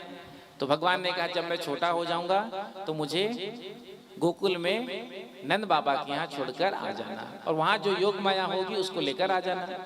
इतना कहकर भगवान छोटे हो गए। वसुदेव जी ने एक टोकरे में बाल कृष्ण को पधराया, मस्तक पर जैसे ही रखा, जितना भी हथकड़ियां बेड़ियां लगा था खुल गया, द्वारपाल सो गए और कारागार का ताला अपने आप टूट गया। वसुदेव जी लेकर के चले हैं। आज यमुना जी में बाढ़ तूफान वर्षा हो रहा है, ऐसे में ही वसुदेव जी सीधे निकले हैं और प्रभु को गोकुल में नंद बाबा के यहाँ छोड़कर आ गए। और जो योग माया यशोदा जी के बगल में थे, उनको लेकर जैसे ही वसुदेव जी कारागार में आए हैं तो हथकड़ियां बेड़ियां पुनः लग गई। योग माया ने रोना शुरू कर दिया। जैसे ही योग माया ने रोना शुरू किया तो द्वारपालों की निद्रा भंग हुई। द्वारपालों ने जाकर के कंस से कहा, महाराज देवकी ने अष्टम गर्भ को जन्म दे दिया। कंस दौड़ता हुआ भागता हुआ आया और पूछा, कहाँ है मेरा काल, बताओ। तो देवकी ने हाथ जोड़ करके कहा, भैया ये तो कन्या है, कम से कम इसको तो आप छोड़ दो। कंस ने कहा, नहीं, देवताओं की माया समझ से परे है, मैं इसे नहीं छोड़ूंगा। देवकी के हाथों से छीन लिया और जैसे ही चट्टान पर पटकने लगा, हाथ से छूटकर आकाश में उड़ गई, अष्टभुजा वाली देवी बन गई। बोलो दुर्गा मैया की। और उस देवी ने कहा, तू क्या मुझे मारेगा? तुझको मारने वाले ने तो कहीं और जन्म ले लिया। कंस ने पूछा, कहाँ जन्म लिया बताओ? तो कहा, सारी जन्म कुंडली थोड़ी बताऊंगी, दिया ढूंढ ले। कंस परेशान हो गया। कंस को परेशान होने दो, हम सब चलते हैं गोकुल नंद बाबा के यहाँ। अब कथा गोकुल की ब्रज भाषा में सुनेंगे। नंद बाबा 90 वर्ष के है गए हैं, अभी तक कोई छोकरो छापरो ना भयो है। एक दिन संतन को भोजन के लिए निमंत्रण दियो। जैसे ही संतन ने आकर के भोजन कियो, वाके बाद जैसे ही नंद बाबा ने लिफाफा पकड़ायो, सो इस संतन के मुख से आशीर्वाद की झड़ी निकल गई। आयुष्मान भव, पुत्रवान भव। नंद बाबा ने कहा, महाराज ये कौन सा आशीर्वाद आपने दे दियो? 90 वर्ष की आयु में पुत्रवान भव। संतों ने कहा, अब हमारे मुख से निकल गयो सो होगो ही। तो अब नंद बाबा ने भंडारा चालू कर दिया साधु संतों के लिए। इधर संतों के आशीर्वाद से यशोदा जी को परम लाभ प्राप्त हुआ। नंद बाबा ने अपनी बहन सुनंदा को बुलाकर ले आए और अपनी भाभी की सेवा में लगा दिया। जब भगवान श्री कृष्ण को लेकर वसुदेव जी आए हैं तो योग माया के प्रभाव से सब सो रहे थे, किसी को पता ही नहीं चला। प्रातः काल जब सुनंदा बुआ उठी हैं तो क्या देखती हैं, यशोदा मैया का जो द्वार है कक्ष का वो खुला है। जैसे ही पास में पहुंची द्वार के तो क्या देखती हैं, यशोदा मैया के बगल में नील कमल सो लाला लेटो भयो है। खुशी के मारे उछल पड़ी, है गयो है गयो है गयो। ग्वाल वालों ने आकर पूछा, का भयो का भयो? तो सुनंदा जी ने कहा, कछु ना भयो, सबसे पहले ये शुभ समाचार मैं अपने भैया को सुनाऊंगी। और पूछा कि नंद बाबा कहाँ बैठो हैं भयो हैं? तो कहा नंद बाबा तो अथाई पर भजन कर रहे हैं, हाथ में माला झोली लेकर का जप रहे हैं, अभी तो भयो नाए आगे को पतो नाए। सुनंदा बुआ पहुंचे और पहुंच के कहा बाबा बधाई हो आपके यहाँ लाला का जन्म भयो है। नंद बाबा ने कमर से निकाली चाबी तिजोरी की, सुनंदा जी के हाथ में देकर कहा बहन जो तुझे चाहिए आज तू ले ले। नंद बाबा ने जाकर यमुना जी में डुबकी लगाया, सुंदर बगलबंदी पहना, इत्र फित्र लगाया, चंदन लगाया और लाला का दर्शन करने के लिए आए। इधर गोपियों को भी पहले से पता था कि यशोदा जी के यहाँ परम लाभ होने वाला है, लाला आने वाले हैं, तो गोपियां 84 गज का लहंगा पहले से सिला कर रख लिया था। जब नंद के लाला होंगे, यशोदा के लाला होंगे तो हम 84 गज का लहंगा पहनकर बधाई लेकर जाएंगे। प्रेम से कहो श्री राधे। तो आज नंद बाबा ने आकर जैसे ही लाला का दर्शन किया तो मुख से निकल गया नंद के लाला की जय हो। तो हमारे बीच भी कन्हैया आ रहे हैं, हम उनका स्वागत करेंगे। गोविंद मेरो है गोपाल मेरो है, गोविंद मेरो है गोपाल मेरो है, गोविंद मेरो है गोपाल मेरो है, गोविंद मेरो है गोपाल मेरो है, श्री बाके बिहारी नंदलाल मेरो है, श्री बाके बिहारी नंदलाल मेरो है, श्री बाके बिहारी नंदलाल मेरो है, श्री बाके बिहारी नंदलाल मेरो है, गोविंद मेरो है गोपाल मेरो है, गोविंद मेरो है। गोपाल मेरो है। दोनों हाथ लगा ताली सेवा करते हुए बैठे बैठे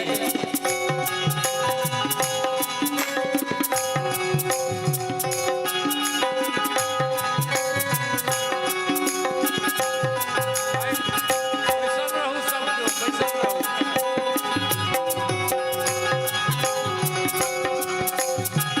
बैठे रहिए। सब बैसल जाओ, बैसल जाओ सब लोग।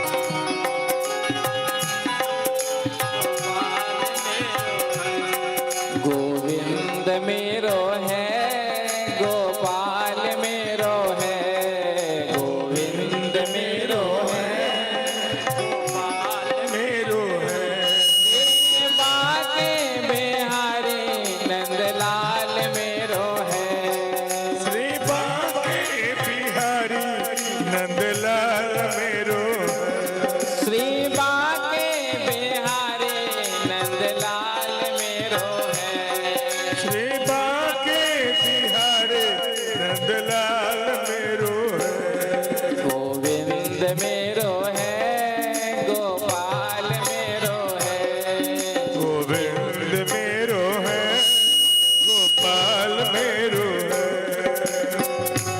देखिए लाला कन्हैया आगे कितने छोटे से कितने प्यारे से, बोलो नंद के लाला की।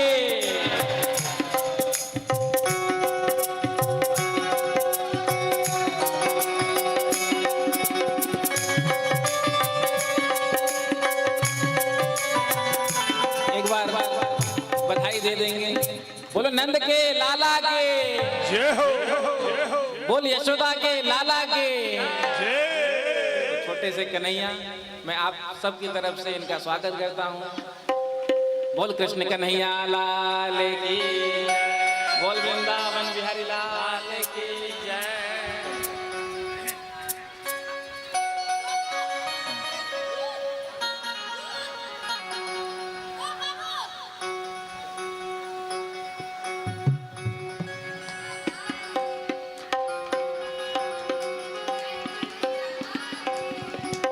तो आज की कथा यहीं विश्राम।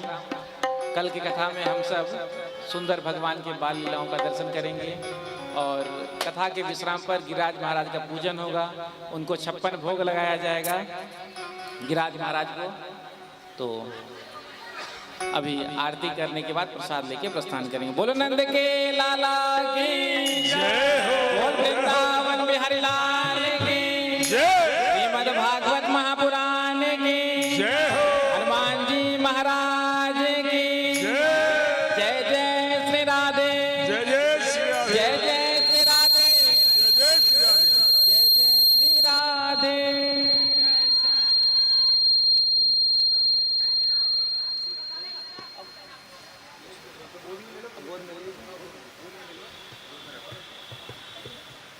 कहाँ है बधाई, कहाँ है लुटाने वाला? हाँ इधर, यहाँ बधाई यहाँ लाइए। हाँ जब आप बधाई गाएंगे तब मैं बधाई लुटाऊंगा, ये ध्यान रखना। हाँ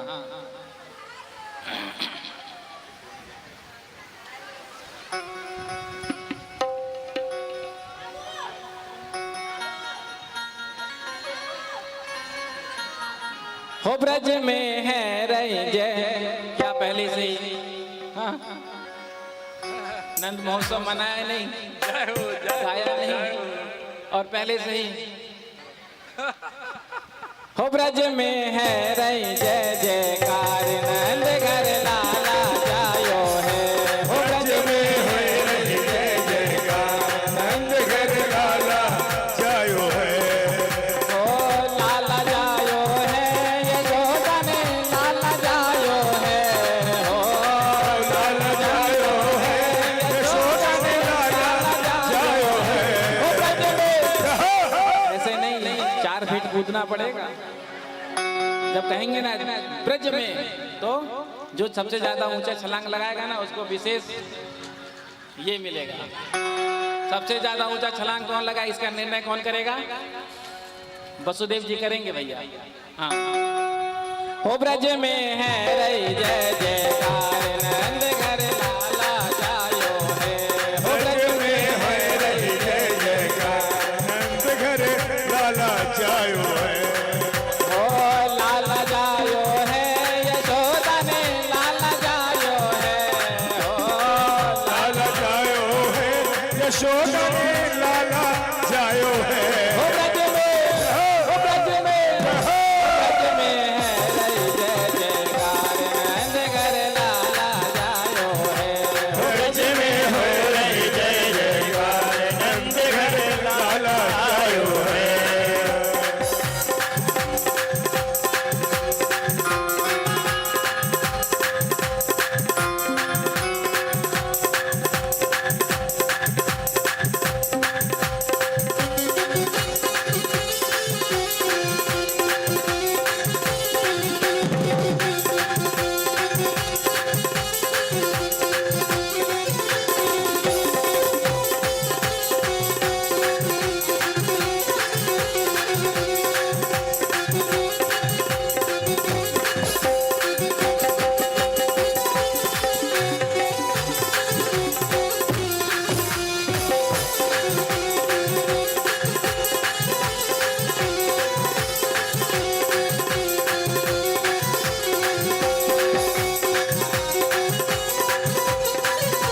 श्री राम।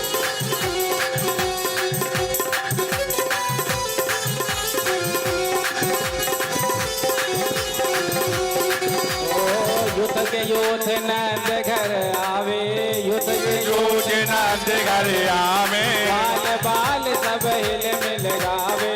बाल बाल सब हिल मिल गावे, ब्रह्मानंद समान आज तक सबने पायो है। हो ब्रह्मानंद समान आज सब सबने पायो है। हो ब्रज में, हो ब्रज में, हो ब्रज में है रही जय जयकार, नंद घर लाला जायो है। ब्रज में है रही जय जयकार, नंद घर लाला जायो है। ओ लाला जायो है,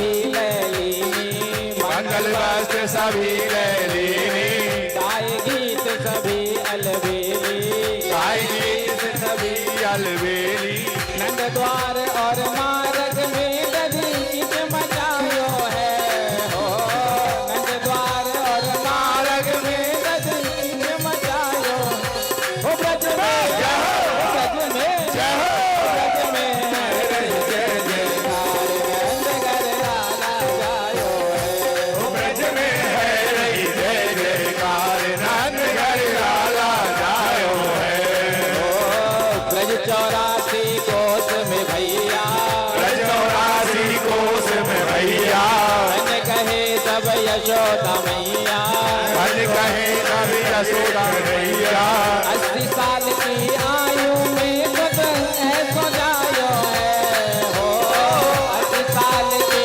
आयु में खुद ऐसो जायो है, हो, ब्रज में जय हो, ब्रज में जय हो, ब्रज में है श्री राधे नंद लाला जायो है, ब्रज में है रही जय जयकार नंद घर लाला जायो है।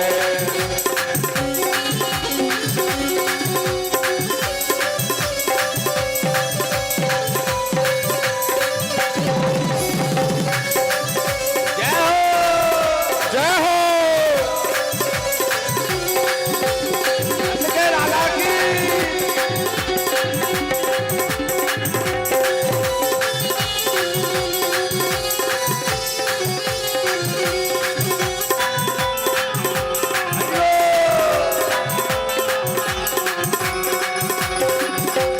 अच्छा एक बात आपसे कहूं, बधाई लूटते लूटते कहीं खुद मत लूट जाना, क्योंकि कन्हैया आ गए हैं तो उनके सखा भी किसी ना किसी रूप में आई होंगे।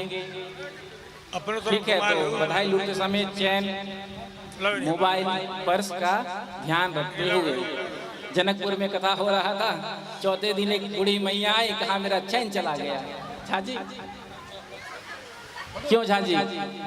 जनकपुर में कथा चल रहा था, एक मैया आई, कहा मेरा चैन चला गया, जबकि गया नहीं था, झूठ कहीं कह दिया।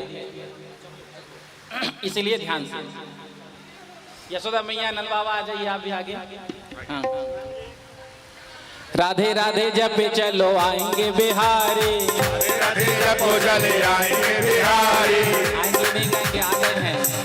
राधे राधे जपो चले आए हैं बिहारी, राधे राधे जपो चले आए हैं बिहारी, आए हैं बिहारी चले आए हैं बिहारी, आए हैं बिहारी चले आए हैं बिहारी, आए हैं बिहारी चले आए हैं बिहारी, आए हैं बिहारी चले आए हैं बिहारी। राधे राधे राधे राधे राधे राधे रटे चलो आए हैं बिहारी, राधे राधे जपो चले आए हैं बिहारी, आए हैं बिहारी चले आए हैं बिहारी, आए हैं बिहारी चले आए हैं बिहारी, आए हैं बिहारी चले आए हैं बिहारी, आए हैं बिहारी चले आए हैं बिहारी। राधे राधे राधे राधे रटे चलो आए हैं बिहारी, राधे राधे जपो चले आए हैं बिहारी,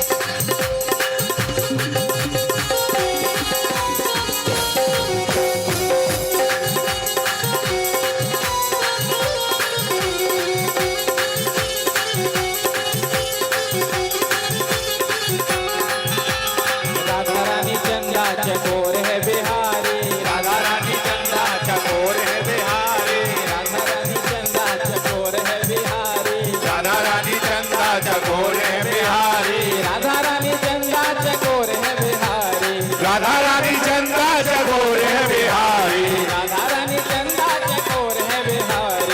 राधा रानी चंदा चकोर है बिहारी। बधाई आप जा ही नहीं रहे तो मैं लुटाऊं, जरा गाओ तो कहो, राधा रानी चंदा। जय हो पटैया लुटा रहे हैं, जय हो जय हो। राधा रानी चंदा चकोर है बिहारी, राधा रानी चंदा चकोर है बिहारी, राधा रानी चंदा चकोर है बिहारी, राधा रानी चंदा चकोर है बिहारी। राधे राधे राधे राधे राधे रटे चलो आए हैं बिहारी, राधे राधे जपो चले आए हैं बिहारी, आए हैं बिहारी चले आए हैं बिहारी, आए हैं बिहारी चले आए हैं बिहारी, आए हैं बिहारी चले आए हैं बिहारी, आए हैं बिहारी चले आए हैं बिहारी। राधे राधे जय हो राधे राधे जय हो जय हो। राधे राधे रटे चलो आए हैं बिहारी, राधे राधे जपो चले आए हैं बिहारी, राधे राधे जपे चलो आए हैं बिहारी, राधे राधे जपो चले आए हैं बिहारी। नंद के लाला की जय हो जय हो। अब जितने भी व्यासपीठ में हैं सब नीचे चले जाएं। हाँ बधाई अभी मत उठाइएगा, हाँ पहले हम उसके बाद आप। नंद के आनंद भयो, नंद के आनंद भयो, हाथी दिने घोड़ा दिने, नंद के आनंद भयो, ब्रज में आनंद भयो, जय कन्हैया लाल की, जय कन्हैया लाल के, घर घर आनंद भयो, जय कन्हैया लाल के, गोकुल में आनंद भयो, जय कन्हैया लाल के, लाल की जय कन्हैया लाल के, जय कन्हैया लाल की। नंद के आनंद भयो, जय कन्हैया लाल के, नंद के आनंद भयो, नंद के आनंद भयो, जय कन्हैया लाल के, नंद के आनंद भयो, जय कन्हैया लाल की। नंद के आनंद भयो, जय कन्हैया लाल की। नंद के आनंद भयो, जय कन्हैया लाल की। जय कन्हैया लाल की, जय कन्हैया लाल की, जय कन्हैया लाल की, जय कन्हैया लाल की। नंद के आनंद भयो, जय कन्हैया लाल की। नंद के आनंद भयो, जय कन्हैया लाल की। नंद के आनंद भयो, जय कन्हैया लाल की। नंद के आनंद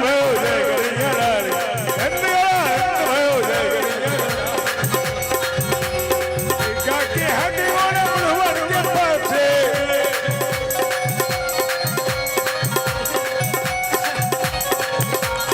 जय कन्हैया लाल की।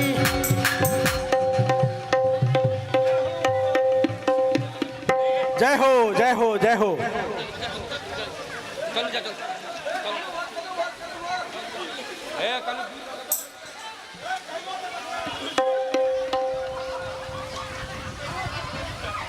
अब आरती करके प्रसाद लेके प्रस्थान करेंगे। बोलो नंद के लाला की जय हो वृंदावन बिहारी लाल की जय हो श्रीमद् भागवत महापुराण की जय हो श्री हनुमान जी महाराज की जय हो जय जय श्री राधे। जय जय श्री राधे। किसी का हाथ नहीं उठ रहा है। हाँ जय जय श्री राधे। जय जय श्री राधे। जय जय श्री राधे। जय जय श्री राधे। उठने में लगे हैं तो हाथ को उठाए।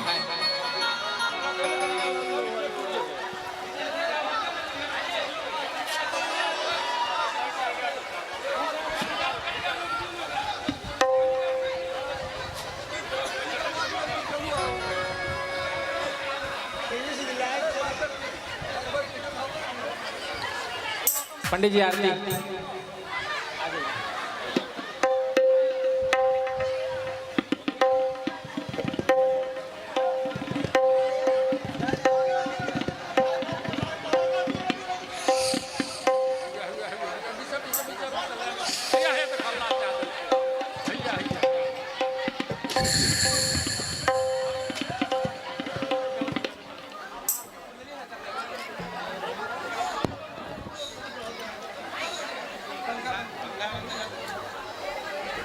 हाँ मजा नहीं आ रहा है, आनंद आ रहा है।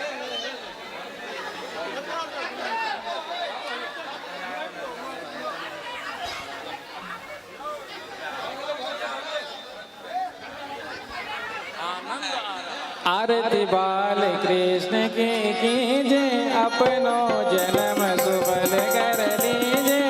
आरती बाल कृष्ण की जो अपनो जन्म सुफल कर लीजो।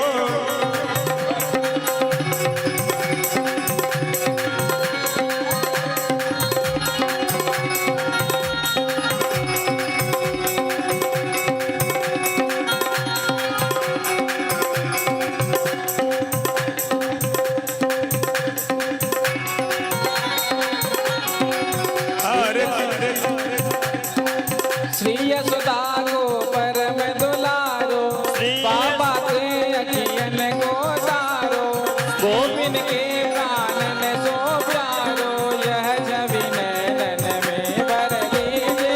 आरती बाल कृष्ण की कीजे, अपनो जन्म सुफल कर लीजे। बलदाओ को छोटो भैया, बलवा कहीं गई बोलत मैया, परम मुदित मन में भैया, अब इनको अपनो कर लीजे। आरती बाल कृष्ण की कीजे, अपनो जन्म सुफल कर। तो तर बोलन मधुर सुहावे, सगन संग के लत सुख पावे, कोई सुख दीजो इनको जावे, तन मन प्राण निझावर कीजे। आरती बाल कृष्ण की कीजे, अपनो जन्म सुफल कर लीजे।